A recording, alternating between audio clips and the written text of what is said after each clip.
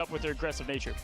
We show Duep here. Well, it's because of him. It's because of that guy, man. It's because of the guy you pointed out earlier, right? Yeah, I think he is very patient, but honestly, it's just like every ult is so impactful. Yesterday, we saw a 3-piece against Thieves. Honestly, helped them push forward on that domination mode. Granted, they did struggle right into Thieves, but I do think this team is underdogs. The sub, too, Nami. Oh, Karki's joining me, too. Into the team. Yeah, Nami's been crazy on Phoenix and on a lot of the hit scan type heroes. I mean, definitely been a standout player for this roster. Both duelists. What am I going to see here? Am I going to see some Jeff the Land Shark or what? Give me 2 seconds. Oh my god, everything's falling apart. That is a worry what's I have a tad with them, I'm streaming on TikTok and it's calling me. Play loose mentality. That's how they're going to get it done. Stop. And these guys, they grind rank. I mean, we went in and saw them the other day. They're just out there having fun playing rank on ladder and as a team, as a unit. That's what shows me pure championship mentality. Yeah, absolutely. And a lot of these players have that, right? We notice especially a lot of the young players, right? We talked to Nectar, which will come on later in the tournament. Right. Nectar said that, like, realistically, that I had to get YouTube restarted too. Not everybody because I was at 11 hours. Some people just want to go home, relax. You know, you Jesus, feel kind of bad. Dude, you stream so much. I'm like, I think I streamed like 20 hours in the last like 2 months.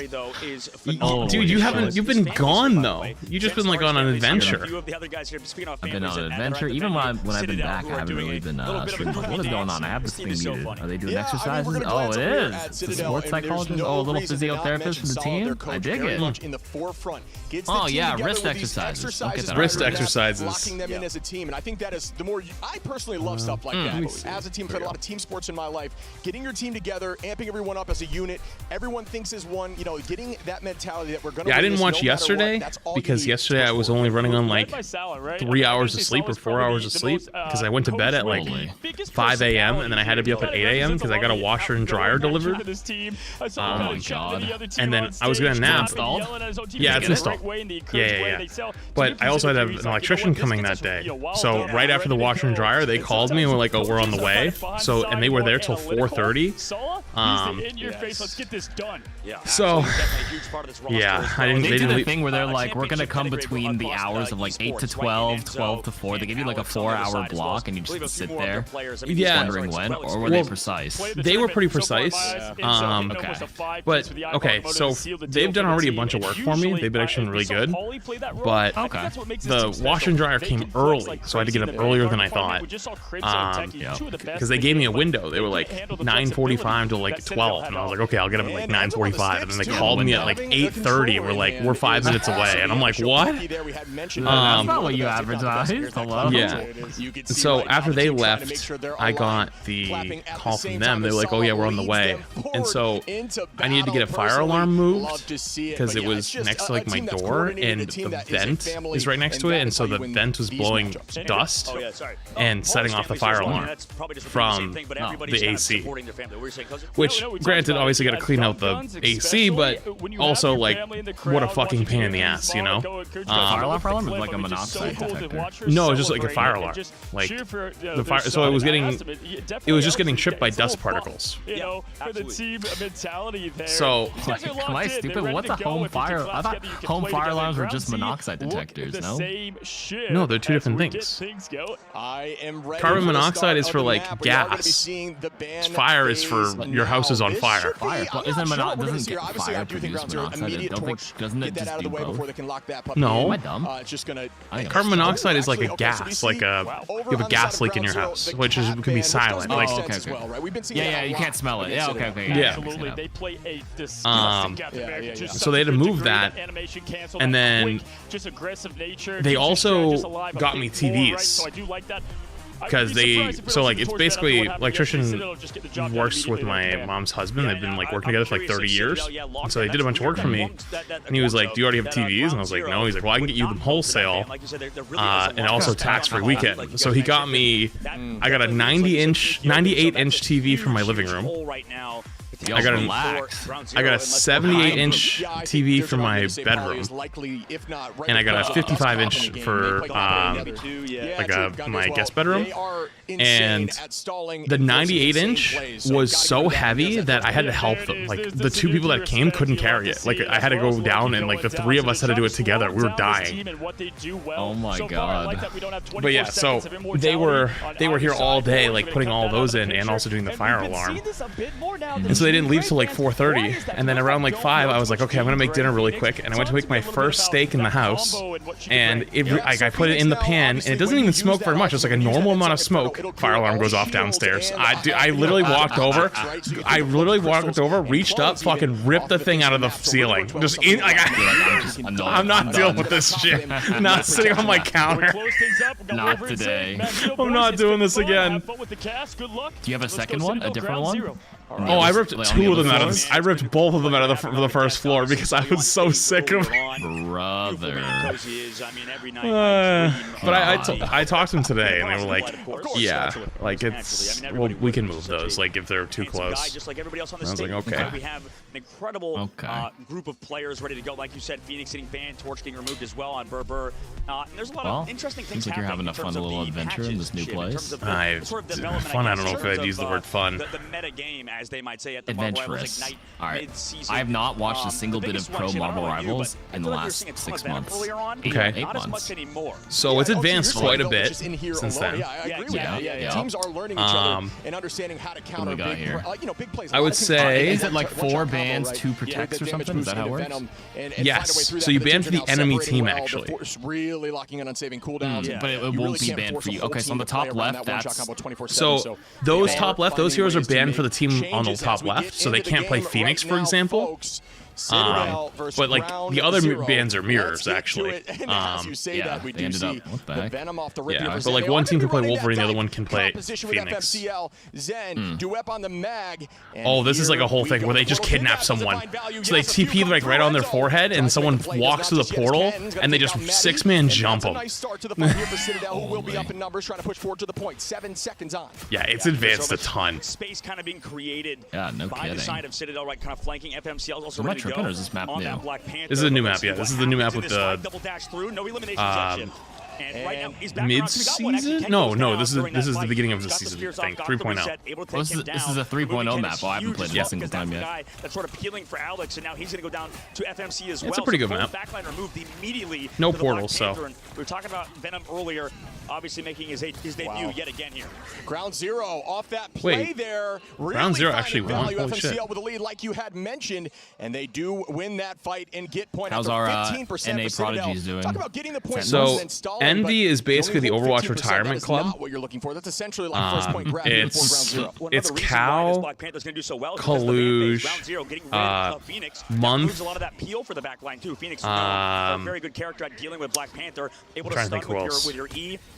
Make sure that Black Panther Window and Speedily. He renamed himself to Speedery now.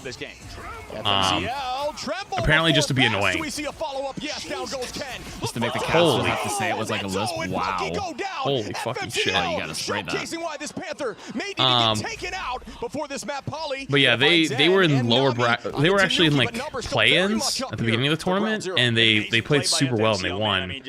And then Sentinels, which is like also an Overwatch retirement club, it's like Armory, Crimzo, I thought Crimzo was coaching. Is he Super Gomez? No, he started playing. He was coaching and playing. They actually just got knocked out. Yeah, they got knocked out apparently last night, but I didn't see it.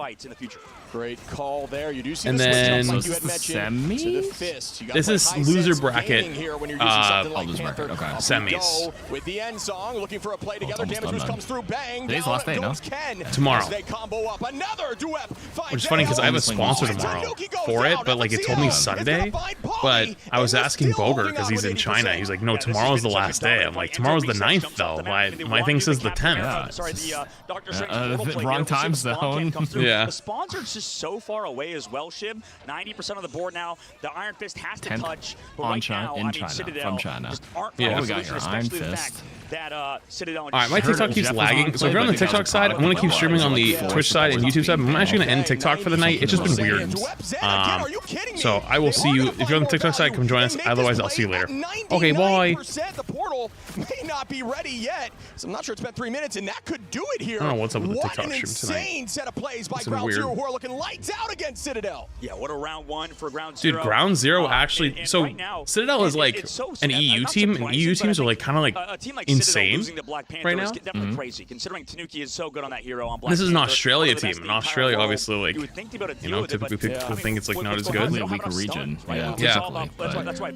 Like when we Wait, did see that the just- side of did that happen? I did. Yo, Phoenix, boom boom right? nuggets. You I think just it's feel one like for the shit. sun's on, you can do whatever you want. With Citadel, they don't have anything against that. I mean, you could play the Bucky, and you look, Citadel's trying to figure out something, right? Do they want to play the Adam Warlock triple res composition? I believe the Mantis did get through, right? So we could potentially see that. But also, Black Panther doesn't do that bad against that composition. I mean, he can just constantly dash back and forth. So right now, Ground Zero, at least on domination, we've seen Citadel do just as well with a similar comp with the Black Panther. Titan through violence for shit. Panther finds a lot of value, right? Obviously, until the next patch where everybody's going to come back with a ton of. Are they only? out there, What patch are they playing I on? do They agree. have I don't Mantis, think Adam, this Star-Lord? may have been a 3.0 banning phase win here for the side of Ground Zero. Getting rid of that Loki too. About to to say. help out. Yeah. This is a pretty smart play. I love what they're doing I was playing today. I enjoyed my my one Mantis game and my like 2-3 Adam games. Yeah. Kidnap. I feel like they're reading this. No, they should know this is happening. Oh my god. Does it get? You insta. It's really hard to you stop. Insta soul link. Yeah, you insta soul link and then you just like get tanky and just all in.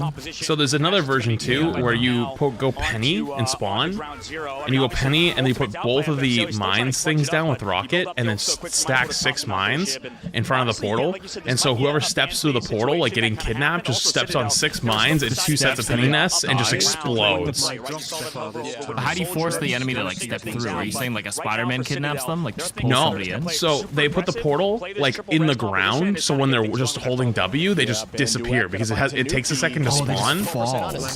Yeah, like it's like basically just walking straight through it. And we'll have some time before Yo, Mindless ain't 3 months.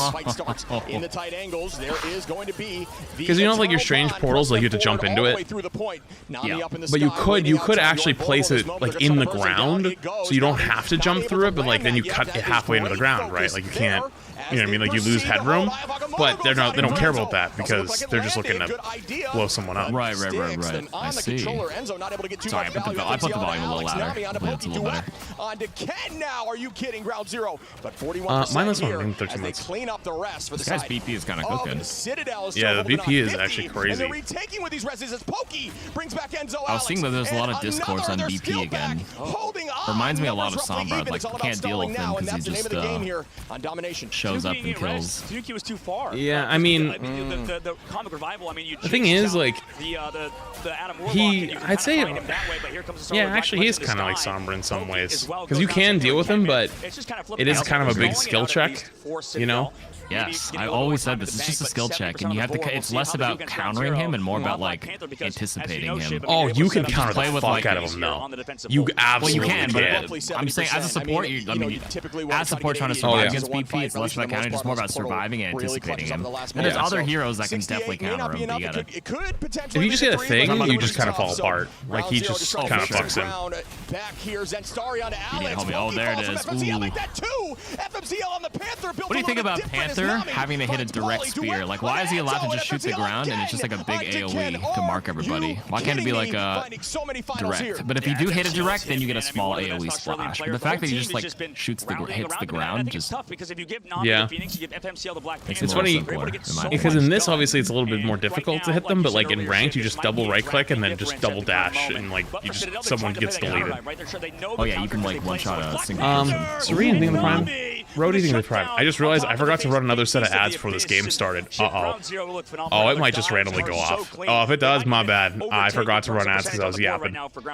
Yeah, ultimate advantage in terms of strat line will be. Don't forget about YouTube up here for Citadel, but I mean, you can see Ground Zero at least still having that dance floor ready. Maddie likely going to have it by the end of the fight, but we are going to proceed forward. Movie had things fresh showing. Appreciate it. Wait, did it just go off now? Oh no. 70% still for Citadel and 72 here for the side of Ground Ground Zero. These perspectives of VP remind me a lot of Tracer too. Just kind of just lurking around, waiting for your opportunity. Yep. And just going.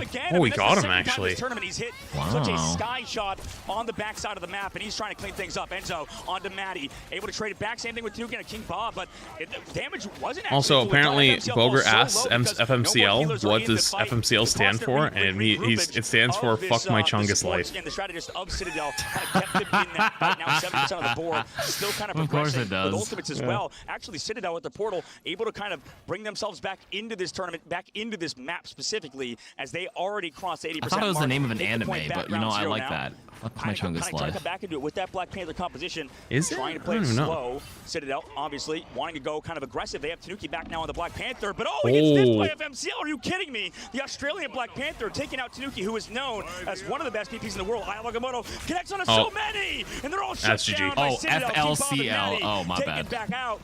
And you can maybe What's stall it out FLCL? Doctor Strange's portal. They didn't use it earlier on. I think it's like a music anime, if I'm not and ultimates mistaken. are up. This has to come quickly for Ground Zero.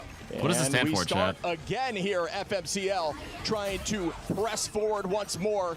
Will they be able to retake this? Chungus Life. I don't know. Wait, they're clutching. Oh, wait, the res is. Oh, wait, they're clutching. The res back set Starry onto Tanuki and Enzo. Gonna find Nami trading back and forth as Pokey brings back Tanuki. Maddie onto Enzo again. Can we see them hold on? Pauly, Tanuki. They are on this Panther match back. And they want this to break I think this it's to map 3. there's I'm not sure as they are panicking a now. lot of three-letter names. Is ticking, but it looks like Ground Zero do have the space. No Alex vowels gonna pop off with the Eternal Bond. Eternal Bond still maintaining Is it called that Pookie? position. Will they be able to play off? PKY. Good peel from King Bob there, keeping alive the strategist of Ken, last second to make sure he can build that Eternal Bomb. So Pookie, really good Ken, work from King Bob, and they're able to Enzo. take it back. So maybe they're coming back into this fight. I mean, earlier on, the reset's coming through from Tanuki, but they're staying alive on Ground Zero side until now. Tanuki with the 2 eliminations. Coming back through, showing why he maybe is the Black Dude, this Panther fight is crazy. It's still going. This is actually going on forever. Retake there for the side of Citadel, who showed up. And Oh, like it's you said, they're not afraid to run Fooly that is Panther FLCL. My mistake. Excuse me, Fooly. Tanuki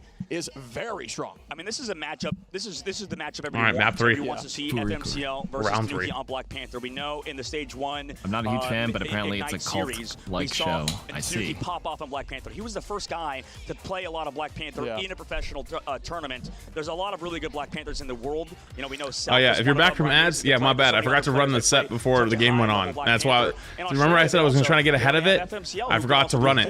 Whoops. I mean, this is like that exciting matchup that we all wanted to see. You know, 2 phenomenal Black Panther players go against each other, because we already know how much places like Reddit, social media really don't like Black Panther players. Sure. You know, a lot of the pro players are like, man, you know, oh, they're trolling. You know, maybe Black Panther's not that good. But, you know, at the end of the day, you go for these hard engages, hard dives, get those resets. This character can be absolutely lethal, and sometimes you don't have a lot you could do reaction-wise. Yeah, we mentioned earlier the high sense gaming, correct? Like when you're playing Panther, if you have that ability to 180 very fast, it's so difficult to react. It's almost, you know, it's almost too quick to even sometimes hit a Loki crystal out and just before you get bursted. So yeah, very scary in the right hands. But we will see Ken here. Wait, on the Jeff. We have an Ultron Jeff lineup with Jeff. Rocket. Very the Jeffy. for Citadel as we push it Oh, out. Ultron Rocket. Enzo onto Nami now, and that is 2 numbers up here for Citadel, who do want this there you quite go. early Get the Magneto to ease bubble. themselves in and feel more comfortable as Ken finds a Hit the third up heavily in numbers now, and the point should go their way. Yeah, they're going to get picked apart. I mean, the pace of play by Citadel is huge, allowing their strategists to also rotate. Alex is, by the way, over to Rocket Raccoon as well. So they have these reses, and they know that Ground Zero has to kind of go for these res beacons, right? Go back for that BRB. And right now, Citadel will probably collapse on the situations like that because they have this triple strategist composition, that triple strategist lineup. Thank you, buddy. Appreciate the 2 months. Both Nami and FMCL. So this rotation in terms of characters played is huge. FMCL was forced to swap over to the Psylocke because he's getting marked so heavily by the entirety of Citadel. I couldn't agree more, and here we go again as the Rage of Ultron from Pokey goes up. That's big. On to the back line. There is going to be a couple. Holy shit! And that is a that was actually wild.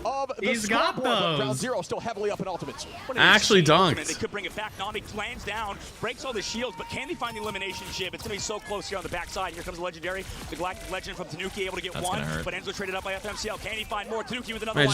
Yeah, that's Australia. When I was watching all the play-ins like 2 months ago, like every time I watched the Australia games, because it was like 2 in the morning, like all the Australian Maggie players were just so good at hitting Naggles that like they used to just have like LeBron memes for them all. Like one of them was named like Donald, and so the casters would call him LeBronald.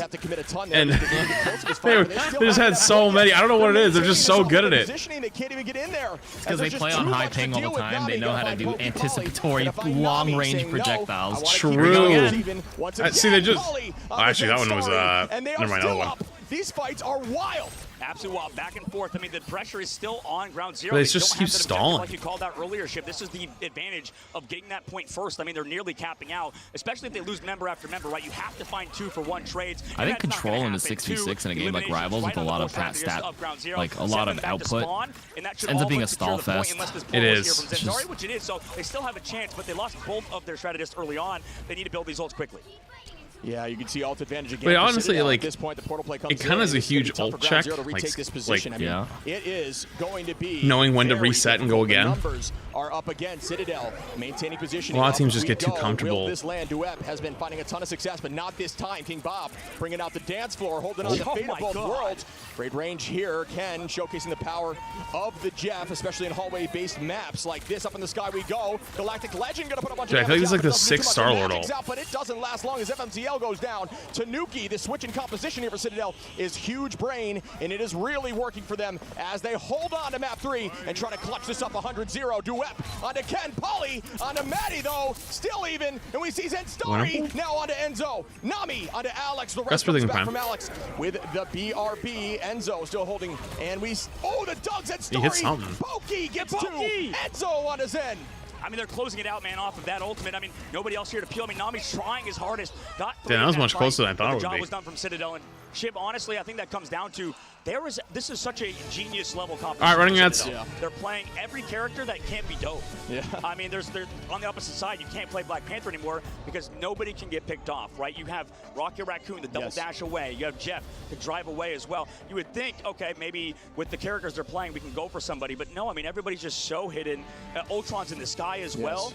There's no diveable characters, and that really kind of enables them to pop off, right? A lot of teams, I think, are not willing to think like that, right? They're just like, okay, Luna's so strong, we gotta play Luna Snow, but you can't peel on Luna Snow, or you can't live if you're being hard focused. There's not a lot of abilities to kind of live, whereas Rocket Raccoon has 2 dashes, you can climb up things, very annoying on domination. This might be the future of the meta. Citadel is ahead of the curve. I think that's a great call. I do think you need to rotate. I mean, this goes back to the conversation around having a large hero pool. That full swap, playing more defensible heroes with more movement cooldowns, getting out of up into the sky there. Pokey finding a ton of value even with the Rage of Ultron in the sky. I do think was a game-winning decision, and you need diversity in your hero pool. It's that simple. If you see something like that happening, they got dominated on map 1 in my opinion until they started making those switches around in 2, and then things started really looking more in the favor of Citadel. But I mean, map 3 was just an absolute steamroll there by Citadel. Yeah, Citadel's a scary team, man. I think this might be one of the, even though they lost earlier on in the tournament, this might be one of the best teams in the entire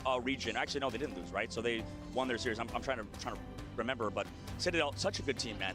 Like, this team is so clean across the board. I mean, they have really good dives, but apparently today they're showing that they know how to change up, kind of adapt to a team that is good at diving. Yeah, no, they did lose initially, the very first game against Envy, and that was went to game 5, but the final I've been map, right? Like, it was as far as it possibly could have gone. Probably the last couple minutes. Like I said, for me, it was like a finals match. I was having so much fun just witnessing that. So they definitely had the potential to push this the whole way. I truly do think this team could make she just came home and she's like, bro, you left the faucet running in our room. And I'm like, oops. In the bedroom?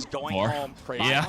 Oh, God. $160,000 GG's water bill? For first place. So you can do the math. I was saying how, like, I think in this game, it's... this team, I think you're right. Citadel is just listening to these casters. He just said Rage of Ultron on the ult, and I'm like, I had to sit there and think, is that his ultimate name? I think it is. They have to do the full names, by the way. You talked about in terms of that's crazy, because you know the team-ups have, like, a name for the team-up, and then the ability for each is different. Yep, they call it everything by name. You need to adapt between rounds. It's a lot of studying. It is. You can tell, like, in the beginning when they all first started, they used to be like, oh, Luna ults, Luna ultimates, you know, and then, like, with time they had to, like, learn all the names, and so, like, they would, like, you can tell it sometimes they would sometimes avoid saying certain ults if they could. They're like, they don't remember, so they have to say picking up, it was like so and so picking up a bunch of kills on the ult there, like. We saw him switch over to Magic at the end. Not sure how I feel about that completely. lately, although what is Luna's ult? Isn't it like a song of fire and ice? What, for Luna? Because it does it's Fate of Both Worlds. Which takes them out. So there is potential there. I like the idea. I think it was more Ultron focused, but Fate of Both Worlds. No, I mean, I think right now it's flats. What's Wolverine's ult called? This game, I think, you know, a lot of people over-prioritize, you know, strategist ultimates, right? Like Luna Snow. Couldn't tell you. Like this woman, they're like, oh guys, the ult is so OP. I know this one's the name of the movie, X-Men. Last Stand. I thought Last Stand was his passive. You can see on the opposite side for Citadel, they're taking a different approach. They're like, guys, there are other good intuitively, I can see where you're coming from. That's like a COD perk, isn't it? The fucking annoying one where you drop on the ground and they still shoot you with a pistol. Yeah. Sometimes it's about winning those neutral fights and not getting picked off, right? So if you're spending his passive is Berserker Rage. Like King Bob, or not I King feel like Bob, they could have swapped it. Last Stand totally could have been his passive.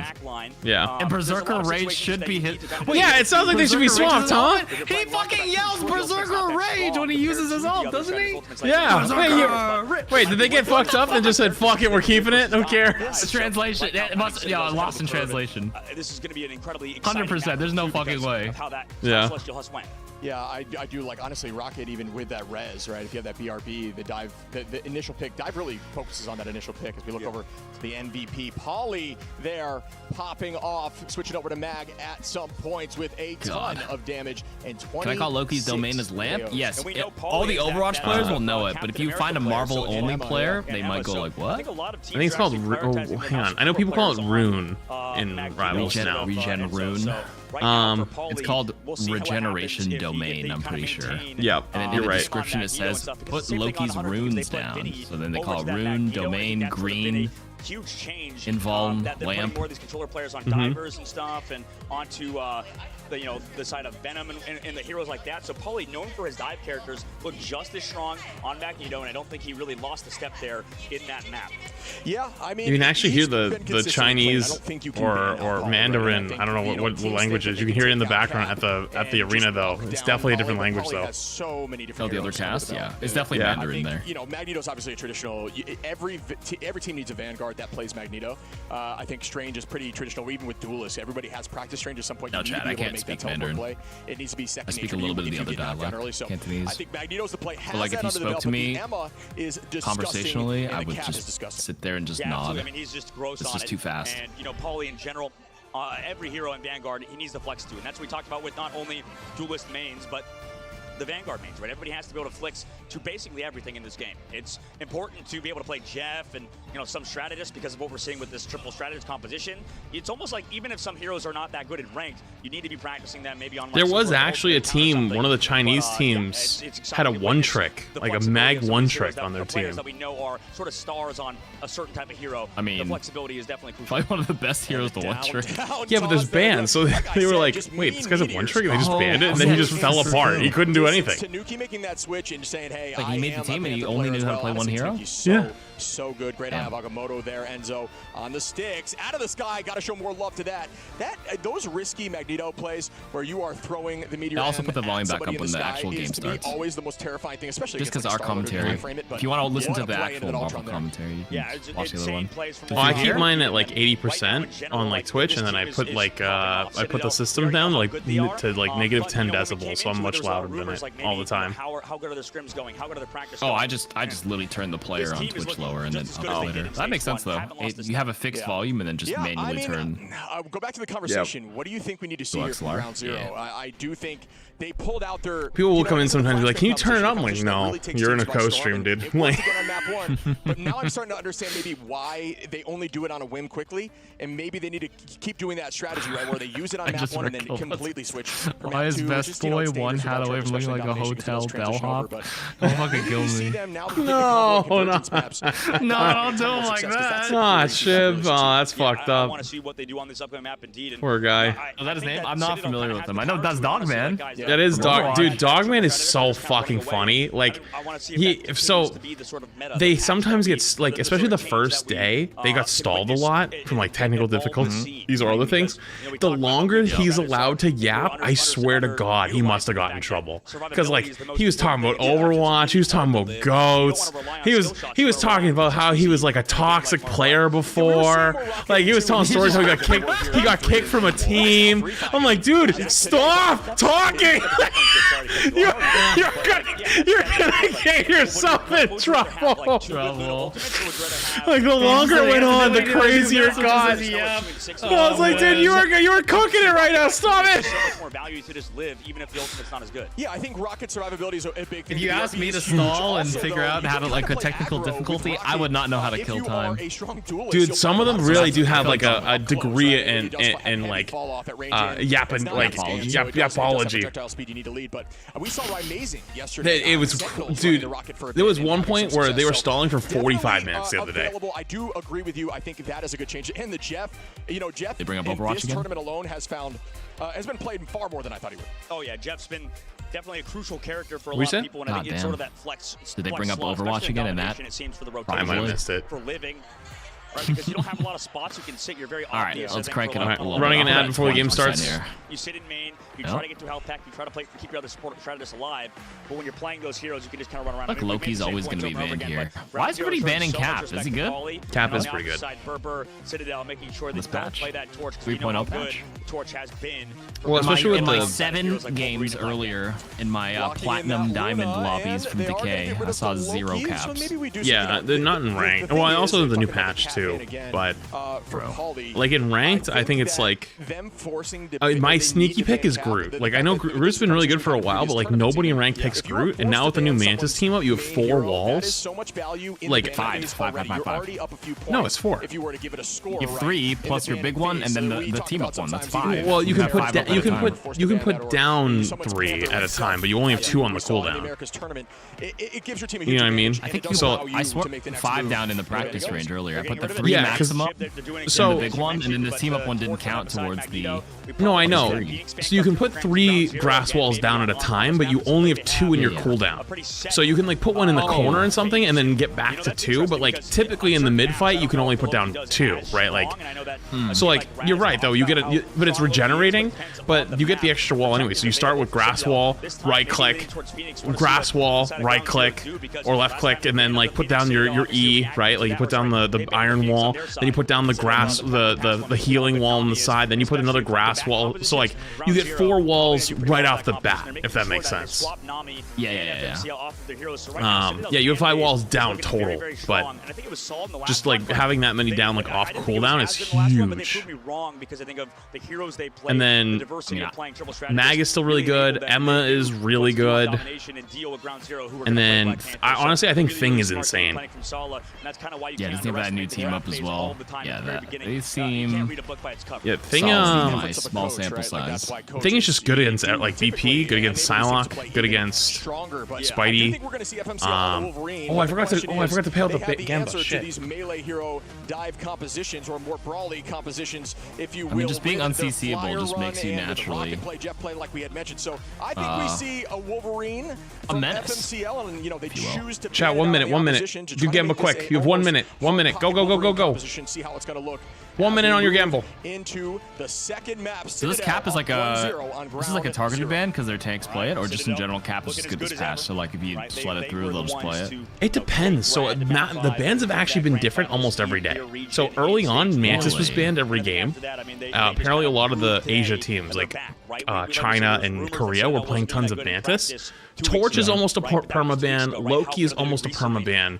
It's either, but like there was like certain days where they just ban all the supports. Like at one point, like I think Sentinels lost at one point because the team was just like, we're gonna ban all the supports, and so they would save Loki, but then they would ban Luna in Cloak, and then, so they would be stuck on Invis, and they'd run Invis Luna, or sorry, Invis Loki, and get cooked. Holding on right at the spawn door, and then he will teleport back as Strange is not banned out. We've had the conversation that maybe some of these maps, the ban of Strange could be worth it, although I don't think it's necessarily worth it on this map right here. These are actually even different like matchups than we saw the other day. Like we didn't see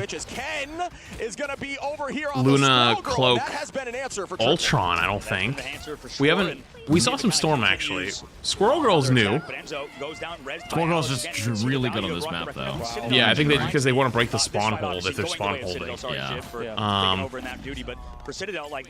Rocket's a bit new, actually. We haven't seen any Rocket. I know a lot of people in North America kind of underrated, but the fact that you're just getting that free. Chad, we ever seen much Rocket? I don't think we have. Hiding it well, especially against front to back, it just makes so much sense because nobody's been able to hunt that BRB. You're gonna have that resurrect, basically 7 versus 6. Because GZ's running goats. That's why they're running the Squirrel Girl, for the spawn hold goats. Have noticed this. Citadel actually only has one strategist right now, only running the Rocket to battle back this composition.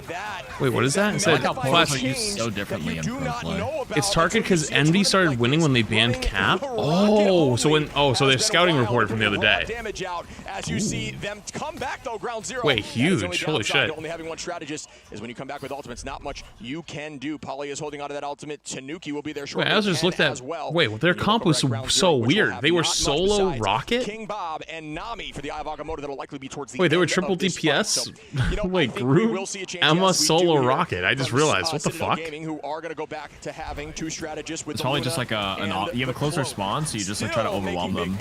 Yeah. One support. It's got to be to break the one res. Goats comp. Yeah, right now they're playing so well in this main side, right? 2 minutes on the clock, Citadel. What can they do here, right? Ground zero, they just need to hold, right? Play for a long time, build up their ultimates, how to take a lot of fights, Shiv, and here we go. Paulie starts it off with the Sonic Seduction. And we go again. Out goes the dance floor. King Bob trying to keep the team healthy, moving forward a little bit too much. Ayavagamoto goes out. Does Nami find value? A ton of damage goes out onto Alex. We see Tanuki though on the back line. Maddie goes down. King Bob goes down. Zen goes down. Throwing the spears as the Ultron Scott. Once again, yeah, right now, this looks so silly. Citadel in general is sort of pressing on through, right? Yeah, so they took too long. I think they died too late on first, so they only get 2 fights. Because normally we get 3 here. It's actually crazy. Compared to a Wolverine, but maybe with that damage boost, like we saw one right at the checkpoint, one around the halfway through the corner, and one right at the beginning. Yeah. As well for someone like Emma Frost who got through the ban phase this time around.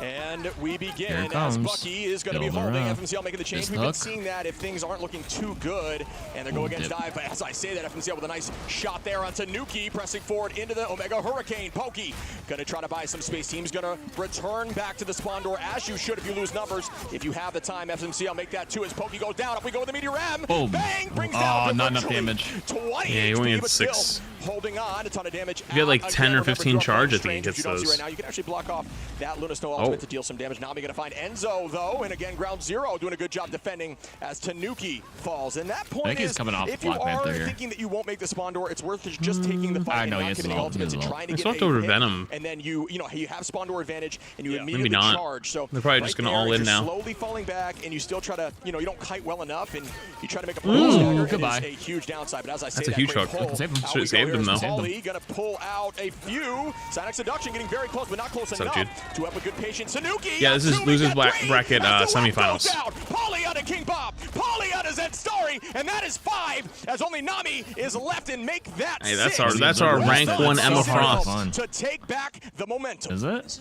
I did a spectating rank 1 on that guy. Back into these fights, right? Sure, you might lose 1 or a while ago. Extended fight, but they always end up on top. And right now for Ground Zero, sure, the time make could not be that bad, but look, they don't see him. Back, ready to go for the dive. That's actually something I wish we had in Overwatch, like back when Overbuff was still a thing. Like you could actually see everyone's profiles and see everyone's games. Again, we do have the Kraken impact ready for FMCL. Rank 1, spectate the replay. Good content. Titan in 25 months. Yeah. I don't know what's happening. Yeah, honestly, well, the Observer, it's so hard to be an Observer in this game. There's so much shit happening. 6v6. Yeah. Things are so fast. Like we just blink. You can tell they're still getting used to it too. Like the Observers are pretty good, but sometimes they miss stuff. Like right there, like the Groot's walking up looking for ult, and we miss the ult. Excuse me, as we try to see an escape, but it will not manage to happen, and they're just running now. Dude, that Venom has been there for like an hour. Did you guess correctly? Not sure if that was applied, but it was a good guess. Hey, they found him. Yeah. They did find him. If the stagger came through, but Venom's so hard to take out, they at least get that cooldown. Citadel reset in Ground Zero. The other cool thing is like there's like some controller players in this. the Bucky ultimate, like you mentioned, was able to get so much of that Kraken impact. If you end up looking at the bottom right, yeah, you'll see some of them. Some of them are controller players. Ghost, thank you for the fresh 2-1. Appreciate it. I don't know if there's any in this game. There's one. See him? See that one right there? See the Venom? Venom's a controller player. Well, he's playing Venom, so that makes sense fine. Yeah. If the day that there's like a hella Phoenix player, there was in the play-ins. One of the best. One of the like this was really good hella player was on controller. That's crazy. I don't think they made it through though. And Tanuki is just playing patiently now, looking to try to find some more damage here on Zen. Honestly, you find a lot of the time the crew does a pretty good job. Oh, you hate this shit, man. No. Tactical reset. Tactical reset. That happens so many times. Sometimes on Psylocke, you don't realize where you're going. And yeah, they're gonna TP on them 5v6 though. That sucks. Oh yeah, they're taking the engagement as fast as they can. The Strange is not afraid to TP onto point, and these guys.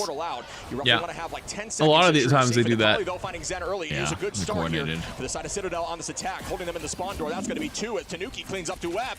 They are trying to run this down. Honestly, it even happens in ranks a lot. Fighting Maddie, no teleport left. Can they touch at the very end here? I'm sure it's advanced to that point where it happens in ranked, but I haven't played in like 4 months.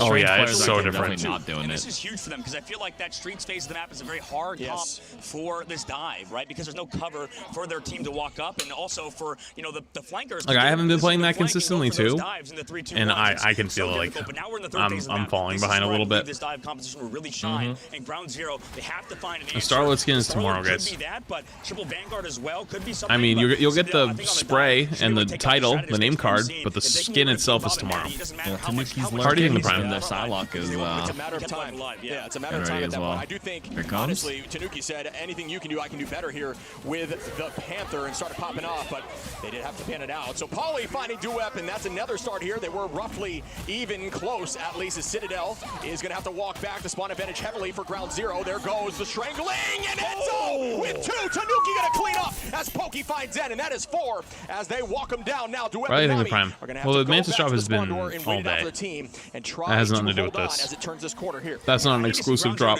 I mean, Magic Dragoning the Prime. I mean, you maybe could find the backline of Alex and Ken, but the dive is so much heavier. Zenstari over to the Venom. They actually want to trade backlines here, so they're actually going for their own sort of dive composition. We'll see if it pans out for them, however. I like to see the Magic if it works, right? We saw it work there for Sentinels against Triple, but not sure if we've seen it into a composition like this. You do have to play safe. Pokey, though, in the neutral once again. So we talk about how Pokey does they're kind of falling apart a little bit. In these picks, and then you're just down in the fight, and it goes in the favor. They were looking good for a little bit. Great play. Once more, Tanuki does have Bast ready to be unleashed. Pauly going to find FMCL, and Bast goes out. Make that 3 as Pauly cleans up, and they are walking. Wait, Retro, isn't this the guy that we're supposed to be getting a BP clip from at some point? On the first push, Pauly on his Zenstari. King Bob going to find Enzo. Pauly again, and that is it is? Okay. You know what? Citadel showing today that they can also play that dive to such an incredibly high level. And, this is unfortunately the aspect, I believe, for the defense is that once they give up that second phase on that front-to-back competition that they're playing, it's kind of over in that third phase. So they thought maybe switch to the dive competition, maybe switch to something more mobile, and that can kind of enable you. But regardless, for the side of Ground Zero, they just could not keep King Bob and Maddie alive. I mean, towards the very end, we saw Maddie and King Bob not even close to ultimates because it's been such a hard map. I mean, in the Streets phase, I can understand wanting to play that, but I really think Citadel are like the kings of evolving the meta. Yeah. Based on we saw map 1, I mean, that was amazing. They made sure they played heroes that were not diveable. Map number 2, they played their own dive. Ground Zero don't know how to react. No yawning allowed. Maddie and King Bob alive, and sometimes you it's 11 like we saw. I mean, you're dealing with a Cylon team up dive. I think I've been streaming for on Enzo. You're dealing with Tanuki on Black Panther. I mean, the all-in is just too much. And what? How long? 12 hours. That well, especially without the. I'm at 12 hours, man. Oh yeah, forgot running an ad by the way in between. I forgot. I'm going to do it now because otherwise it's going to go off mid-game. I forgot to do it. Shit. Good luck. And one thing to call out, which I think is a fun little shout out to our controller folks that are playing on PC or other. Enzo is playing that Venom there, and then you do know as well, like you can see. I keep forgetting. Has a very strong Magneto Magneto and Strange, but having the ability to play a very quick hero with very AFPS precise Prime. accuracy like Venom is a really cool, That's how you know that I'm not fully awake if I'm not min-maxing ads well. And now on the defense, we will see a triple run with Ultron and Rocket right back. We'll see how this pans out for Ground Zero, and I want to see if Citadel's dive, can kind of collapse on it, right? Is they have that still Enzo pressure on the Venom consistently. Yeah, the Storm gets played a lot on this sometimes too, because you just like damage boost everybody and stand there. So you play so much more like clumped, right? So everybody just benefits from just doing more damage overall. Oh, the hook. 180 turn? Nope. Does not work for them as another pick from Tanuki on FMCL. Tanuki's hero pool is an Ocean at this point. Hard to ban out an Ocean, but they will maintain this pressure and this presence and not have to use teleport just yet to come back and take this fight. So very close to ultimate we go. Again, Zenstari on the attack at 76. FMCL ready with a Kraken impact. Will it be big? Oh, the King is, or excuse me, Tanuki falls. The King does fall as well. As the numbers are roughly evened out now, we see the Beast of the Abyss. Dueb gonna find Alex, and they are trying to press forward, make that 2 more as Enzo goes down, and Ken. So well done by Ground Zero to get on their feet and start walking with 2 minutes and 46 on the clock. Well, they have ults ready to go as well. Ken's maybe gonna swap off of that Rocket Raccoon. Yeah, see, this is the way you want to do it. We TP so much sooner. Yeah, right away. Strong angle. Yeah. And the Rage of Ultron through the portal. Surprised their PCs aren't blowing up here. Looks like it's just a healing ultimate right now. Good strategy. Yeah, I know. No, not enough. As Zenstari and FMCL find Pokey and Must have got some juiced up PCs. And there is the combination. The Kraken impact on the Strangling to Oh my god. Beautiful play through the strategy. He's got another one. FMCL making 4. Well done here by FMCL. They made it out. 2 minutes left to go now. Citadel have to come back into this. He's not gonna get another one. Change up their composition, right? Because how Ground Zero are playing. Camera speed 2. Groot right now, there's nothing a lot of like counters towards the back line at the current moment. The dive was not there because Tanuki's on Ultron. Now that he's going to the Black Panther, he's going to set up dives. Darth Thing Prime for shit. I mean, the swatch switch from Ground Zero gives them so much damage for both Bucky and Storm. When you are trying to combine ultimates, make sure, folks, that you are looking down already. Go through a strategist line at the same time. We'll come back to that in a second as King Bob finds a pick here for the side of Ground Zero on the attack, putting them up in numbers right now. We do see the Omega Hurricane gets matched right back by the Eternal Bond. King Bob out with the dance floor, keep the team healthy. Ken, though, gonna find Maddie now, and now the numbers are evened out as the spawn is returning. Out we go with Bass. Dude, there's so much happening. I cannot tell. I can't even keep up. Especially because the switching perspectives really fast too, and they switch between teams at the same time. So I'm trying to make sense of the fight. But they're staggering. That's the unfortunate aspect of this Good stagger. Swaps. They got 3 fights after losing twice, right? So I mean, there's so much time chewed off. 1 minute left on the clock for Ground Zero, and they need to sort of just stay strong. It's so easy to get first point held on Spider Islands. If they can just make it to the second phase, I wouldn't be surprised to see a snowball and end on 3rd. This is my favorite spot, by the way. Chat. He's aura farming. Come up here. Oh, there it is. Oh. It's likely easiest to just depend on time, but second's pretty difficult. It can be at least. As Enzo Holy. Bob early on, and that is a good start. But it is Do you know what the one-shot combo with that? That is a huge pick onto a duelist. The We Are Venom? Is it with like a damage boost? It's damage boost, but also like you time the right click. Like when you right click them, you go underground, like with the ult, and you time it so that because it's a timer. Yeah, so when the right click snaps, like how like the vines, you hit ult at the same time and they'll explode. Damn. Oh, he's dead. Holy. FMCL though on a Tanuki once more. That's 2 in a row there, FMCL. Good pick as they are chasing down the back line. Pokey trying to find even more value. Nami still out of the fight, now back in. And will they be able to get back to the point? Not quite sure. Paulie is driven back. This could be point here. Yes, it will be. Oh, the cap. Ground Zero as they clean up Citadel and head towards point 2. Yeah, that took us such a long time. I feel like the unfortunate aspect of running this sort of composition is that it sometimes feels like you're butting your head against the wall. I didn't think the game was going to be this close. They're playing really well, though. It's ultimates where everybody's kind of shooting the same person. Once those ults are over, it can be hard to kind of collapse on heroes because you've spent so much time just kind of shooting into nothing. And right now for Citadel, these dives are looking clean. However, they did give up that first point eventually. Ground Zero sort of brute forced their way through. We'll see if they do in the second phase of the map. I think this will be strong for them. Yeah, I think the key, as we pulled up here with the sign of deduction, FMCL gonna find Pokey well done off the rip as Nami tries to make a play. But they're actually doing a good job of getting opening kills, but they have no card progress because they keep going to stall it. FMCL onto Alex. FMCL spikes so many picks here on Bucky through these fights. Yeah, like they're using all these ults and like they've barely moved. See, they went back and stopped him again. They just keep doing it over and over. Play there by the duelist line of Citadel, who just makes all that fight negated because you did not get the space on the card. I mean, to sort of refocus back on what we were talking about on the defense, right? It's the same sort of similar thing for Citadel. They're playing full dive. I don't think this competition really comes online. I feel like they turned down Dogman's head. That's like so quiet now. But in the second phase of the map, it's just like stop talking about Overwatch. From yesterday. No shit. Ooh, for the ult. That was so beautiful and big. No ult refund either. Full cancel. Yo, imagine Groot in the prime. That puts him a little bit down in favor, but ultimate's up from Matty. Yeah, I am 50% back. But no, not when Matty falls. Holy fucking shit. Tanuki says this is not gonna go to point 3 and shuts them down early. Nami on a Tanuki Pokey back on a Nami now, and Citadel is holding on. I mean, the angles that he's taking on Black Panther, I think we talk about like that middle phase, I guess, being longer range, but here, you know, I sort of resigned my original point. How he's playing and how Tanuki is positioning is just perfect. Pokey as well on these dives. Now they have to come to the choke point. This dive is set up, so they've sort of negated all that space that could be there. And FMCL, you know, he has to live. It's going to be near last fight territory here, maybe despite like a Doctor Strange portal.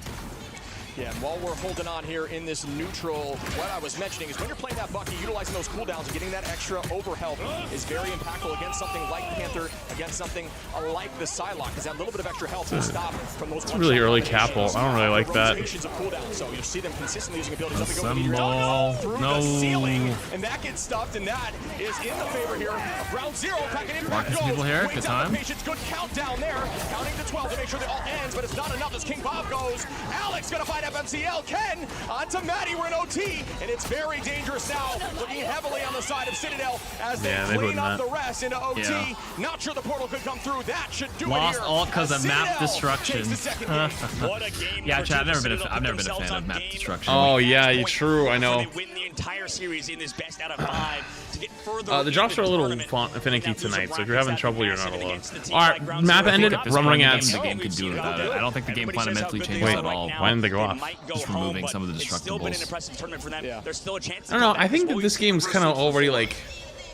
It's now cemented with it because like there's so many little angles you open up now with somebody said ads with destructible environments. You know, it's like I can't imagine it without it now. Does lend itself available for that, similar to something like Arako, which we have seen, you know, in the past tournaments. I think it has its identity, but maybe it's... I actually did like the Bucky play. I mean, I asked myself, have I been more frustrated, or like have I been more like, damn, that was a cool angle thanks to the thing? Or I feel like I'm more frustrated than having like, you know, good moments with it. I've definitely had it on that map where like the symbiote or whatever just like flies out when you shoot it. I forgot what map that one's called. Yeah. New Gambit, by the way. Go, go, go, go, go. Alt, and then like somebody New shot Gamble. a little vein. Dude, it's in between rounds. You're gonna complain about ads in between maps? Come on now. And he would have won the game. Here, have it. Yeah, one time I'm like, wow. Eat up. That was nice. I just got saved by accident. Quintar. That was the one. Yeah. Like that was like the only single moment I can think of where I was like, thanks for the thank you map environment. Yeah, and I do want to revisit something that I thought was really strong too, and I think those who are like a 10-to-1 ratio. If your team is losing a fight, yeah, no, I don't necessarily disagree. I have a hard time setting up for a strategist prior to a dive, thinking about or just it in now. general on an off-angle poke. I feel like it's like already ingrained.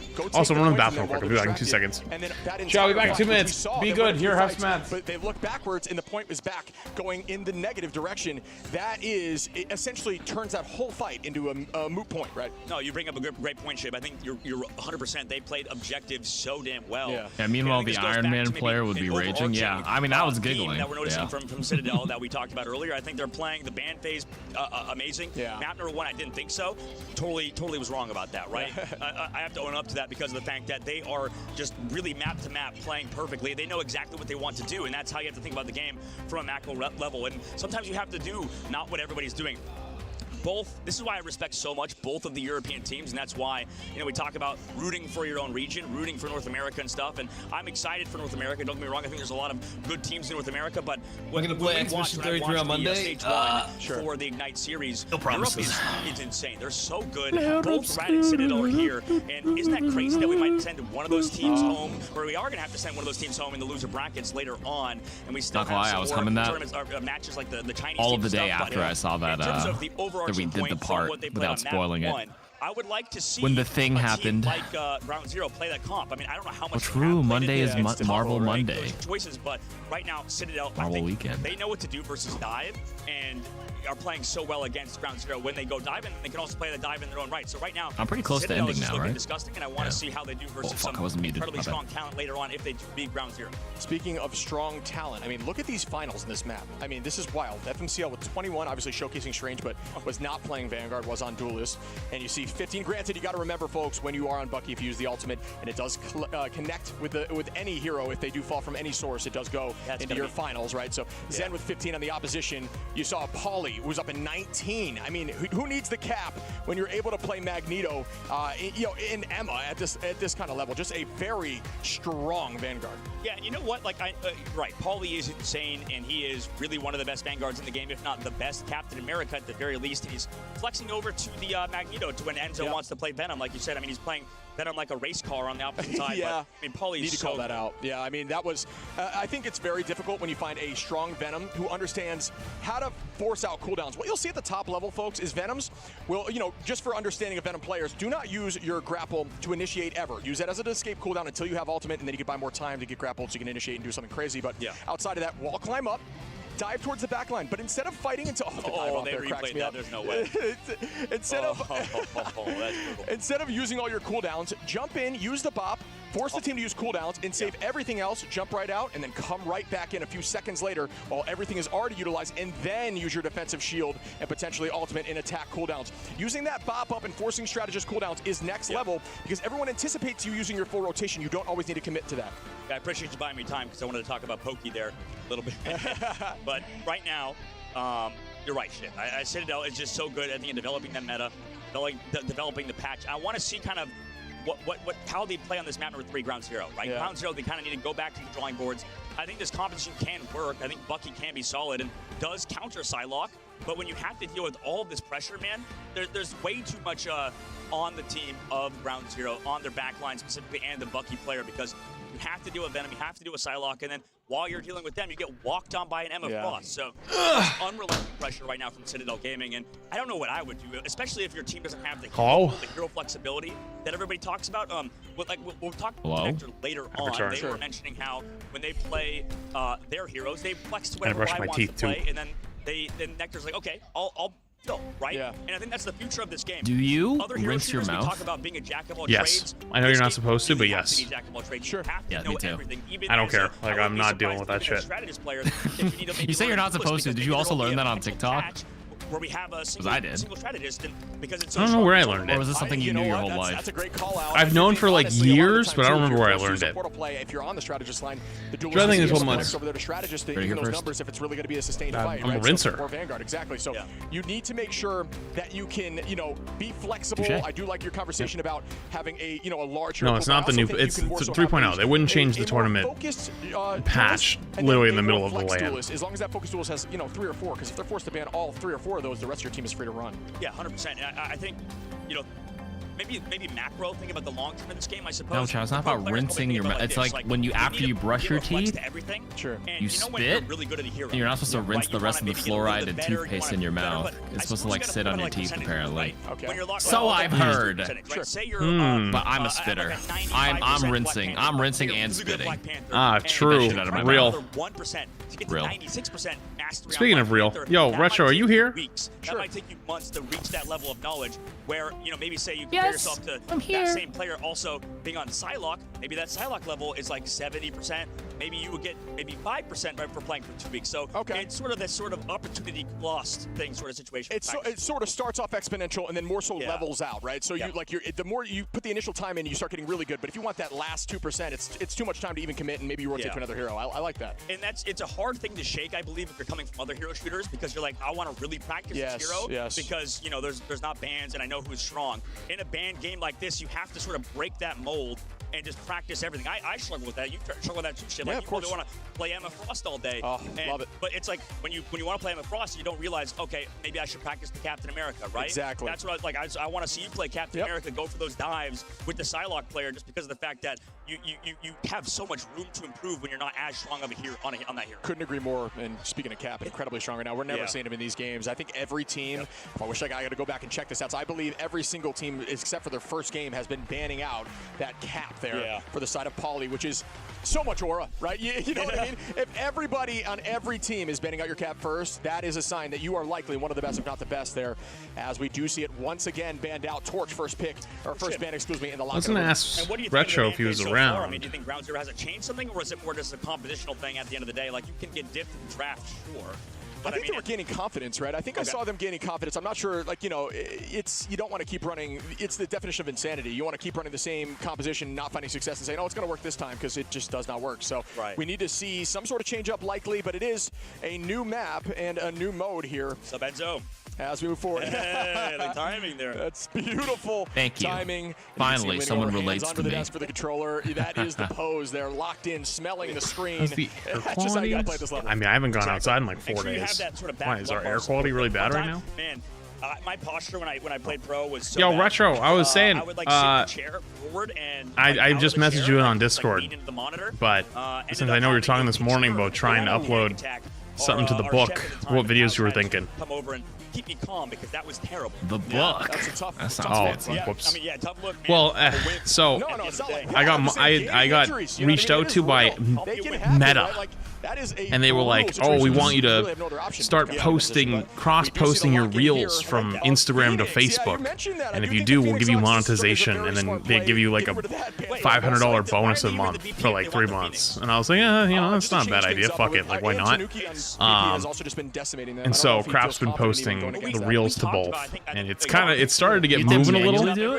We get to manually do it, or isn't there a way to auto-post it on Facebook? I should be using Facebook too. I don't know how he does it. Crap, do you do the auto version or do you manual? I've already seen Starlord from him in this match, so yeah, definitely not afraid to do it. Right, and I'm curious how this sort of happens, because they can sort of play the Phoenix. I know Tanuki can play that hero as well. Tell Karq how they wanted Penny's win rate to go. Oh my fucking Christ. So I had to have a call with them. They were obsessed with having a call. Like, they refused to do it unless I had a call with them. And I was like, I don't really want to do a call. Like, I'm like, just like turn it on and I'll do it, you know? Yeah. And they just have a script, and it was the most scripted phone call all time. And dude, I've never wanted to crawl in my shell and die more than I wanted to during this phone call, because they just pick like the most recent reel you've uploaded and try to describe and talk about it. And the most recent reel that they had picked was me talking about the win rates of characters recently, and it was talking about how Penny Parker has a 60% win rate. And like, dude, they described on the phone call, they're like, we were really impressed with how expressive and passionate you are in your reel, and using your facial expressions, connecting with your audience, and talking about the win rates of Penny Parker. And I was like, oh my god, please, like, let me go. It sounds like it's a lot of the template emails. Yeah, it is. It's exactly what it was. To a fucking T. And they ended, like, this went on for like 5 minutes. I wanted to cry. And then by the end, when they ended the phone call, they were like, thank you for talking to us here at Meta, and we hope to see Penny Parker's win rate continue to climb. I literally wanted to claw my eyes out at the end of this conversation. It was so bad. And like, they had no answers. I had like 2 or 3 questions. They didn't have any answers to any of the questions I had. The guy sounded like he literally wanted to die on the phone. I've never heard a human sound so lifeless in my whole life. And I sounded like, and I was even worse. I was literally sitting in my chair cringing, because I wanted to get off the phone so bad. Oh god, it was the worst templated thing. Like they could tell, like you could tell they didn't even know what the games were. Like they were not a gamer at all. They had no idea like what the fuck they were talking about. To try to convert people to post stuff. Yeah, exactly. Oh no, I know for a fact it was an AI. An AI is not possible. It is an AI could not physically make that conversation any worse than it was. Only a human touch is required for how awful the conversation was. You know? This is why I wore all black today. Unfortunately for Australia, it was so bad. I think I've actually put out part of it. I've already put in like suppressed memories. Like I don't even remember half the conversation anymore. The fact that they made it this far is crazy, and they know how to adapt. So, but they got your business. You're doing it. Yep. We made $100 this month off of like 60 reels. Yeah, that's what the top line will say. Is that the right word? The person up top will be like, "Hey, it worked. We converted them. Our phone call script must be working. Do it." Oh god. Meanwhile, it was actually just the monetization. Just give me paid. Give me money. And the last stand goes out as well. Do we see more huge. picks, or is it going to be held on, but not for long? Is Ground Zero the Luna damage boost Venom ult like combo just one shots. Gonna find a third. Pokey fighting 2, 3 more as Enzo cleans it up, and wow, oh, they actually Citadel pushed it though. Cannot oh, they're gonna be TP? Stopped right now. The portal comes out, but it's not gonna matter. Oh no! They didn't make it in time. I almost want to like sing the tap song, you know, like at military funerals. Like that kind of feels like this situation right now, Shib. It's pretty mean. But Ground Zero, I totally missed focus back on them. I think they have a good shot here on the third phase. Oh, the portal, the strange portal. Yeah, they tried to TP back, but they were too late. Oh man, they're on track for a 5-minute cap, 4-minute cap. Perfect, and Tanuki's always there to follow up. Yeah, this team is still holding on to even. Oh my god, that was evil. Rage. No, last stand. Oh, last stand. Will this be the play they need to turn the momentum? Teams last will change momentum, stand. find a composition that works, and come right back. And that's what needs to happen, but it does not look like it's going to happen just yet. And that's as why King, Duet, Maddie, FMCL fall once more. Are you not kidding me? Zenstari and Nami, the only ones still holding on as King Bob I comes wish. up with That'd be the kind of rest. cool. That's the nail in the coffin right there, Shib. I think it'd be a good They one. go for that ultimate. They go for that dive. I don't know what kind of character I could like do though. Tanuki, who just got one with that last stand when he falls so low before that Fate of the Worlds arrives. Someone low and raspy. You got to trade that at some point. Yeah. You have to with the kidnaps. Maybe you can find Polly. That's big. Let's see if they can continue that momentum. I mean, there's 4 minutes and 20 seconds left on the clock.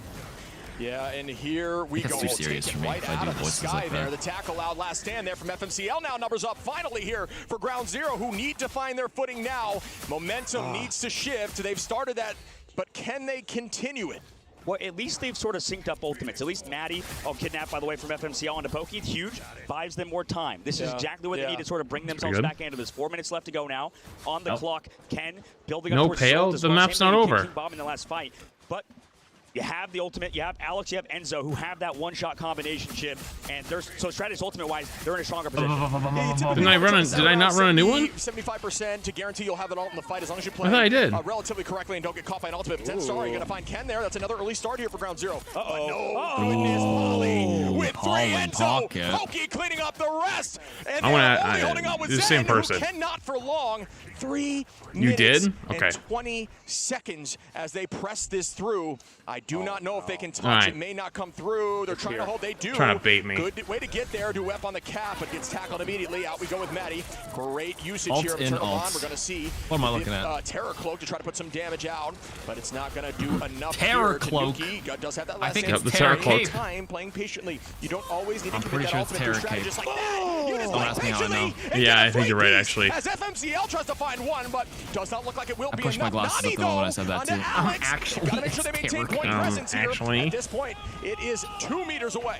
Yeah, I mean they're coming back into it. They got enough time to build ultimates. Yeah, that's crazy. Dancing around this objective. Tanuki's crazy, but the thing is, Tanuki's playing like the highlight reel heroes. You get a lot more screen time when you play stuff like Wolverine, Black Panther. It makes for better entertainment. Right now, Ground Zero actually put themselves in a good spot if they don't get picked up early by Pokey. Remember back in Overwatch, that was a big deal, and the supports would never get spectated, and people started getting really mad that supports was never getting spectated during like OWCS, or it was either OWCS or it was World Cup. FMCL, this team is just so lights out right now. They're just trying to clean this up. I mean, objectively speaking, like obviously I'm a support main chat, so I'm a little biased, but like I would like to see more support POVs, but we all know the Doomfist, the Tracer, the Sojourn highlights, the Genji players get more screen time, and here the BP skill is there, right? Because there's more like skill getting an ad in between so attack and defense. Good luck. this is like what I was talking about earlier. You can kind of tell a team has been losing momentum when they can't even trade back. LeBron highlights over Matthew Dellavedova. LeBron! Like that where our team is so tilted. We go after, Gator, the coach of Envy. He was a big proponent of when we were losing a practice and stuff, you lose 2-3 like Magneto's boring to watch until he pops his ult, and then you spectate him. Back? Like, what's going on? Yeah, true. Everybody has that feeling. Yeah, you played professional video games like 10 years ago, but that was the same thing. It feels so mentioned. bad when you're getting, you're in a situation like this. How do you? I don't know why. It's because somebody referenced him in one of the Overwatch games or something, and then now I just use him as like the bum reference, even though he's not now to kind of bring themselves back into it. That big of a bum.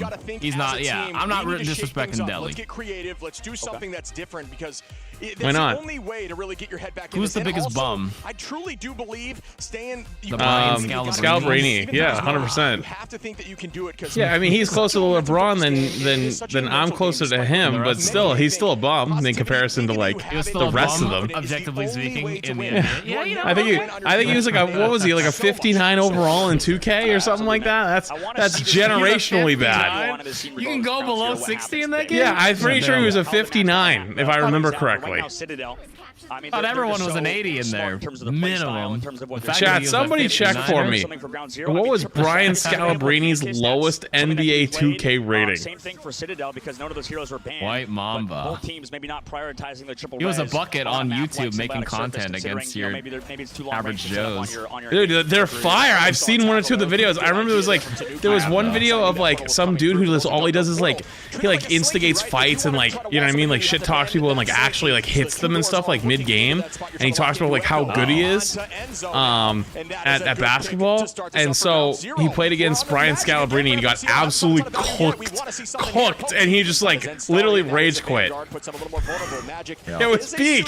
I loved it. Move him. Brian, he's still a big. Isn't Brian Scalabrini also? Yeah, he was like trying to like hit him and like punch him and like in like the kidneys and stuff, like trying to get him to like move out of the way, and he was still dominating. It's just a rock. It's like, what are you gonna do?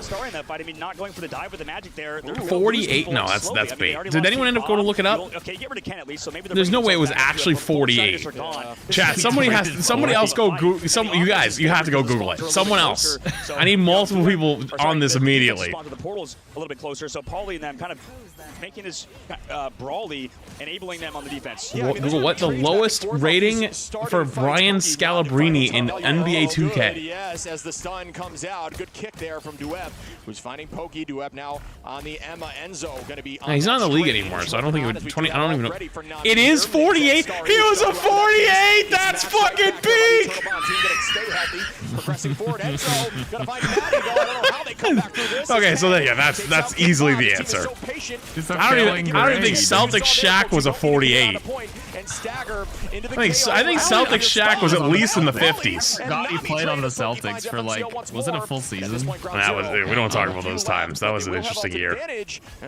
Not at the end of this fight, as Enzo and Alex will be there too. Yeah, King Bob will finally build that ult ready to go. I mean, they have both. That might actually be the lowest rating in the history of sports. Depending on if Enzo blocks off the Luna Snow heals all with his 2K games. Stuff, like all sports games, like NFL, MLB, that might be like the legit lowest. I've kind of shown that they have been struggling. That's so sad. And they already picked off FMC. But he owns it, so I respect that. I do respect it. I like the Magic pick. I think it showed a little bit of value. I just think it's difficult on off angling, especially against a team this strong. So, Duep gonna put Fluffy thing Prime, by the way. Fluffy thing will be Prime. We have Tanuki now, who does use that damage reduction. Pressing forward, Ayabagamoto gets shot. Oh, he got kicked out of it. Oh. As they do manage to find a ton, ground zero. Pressing through with a 5-piece. Pokey gonna fall from Duep. Oh, they capped it. And ground zero is showing flashes. I mean, FMCL. Black Panther, Magic in his tool belt. You can see that he loves to play this hero. I don't think Magic is necessarily as bad as people say. I just feel like when we watch. What do you mean bad as people say? I saw people going crazy because Necro said that Magic is good, and everyone's like, "Oh my God, and Magic! Everyone's gonna start banning Magic now." But then that just never happened. I do think Magic's like pretty good in rank specifically, though. Yeah, I know. I agree. I just remember like everyone thought it was gonna be the next BP, and then. Wow, and it just didn't happen. Just everyone just fucking freaked out over nothing. That jump classic. Find the immediate slam onto the back line, getting a pick on a strategist. I don't know.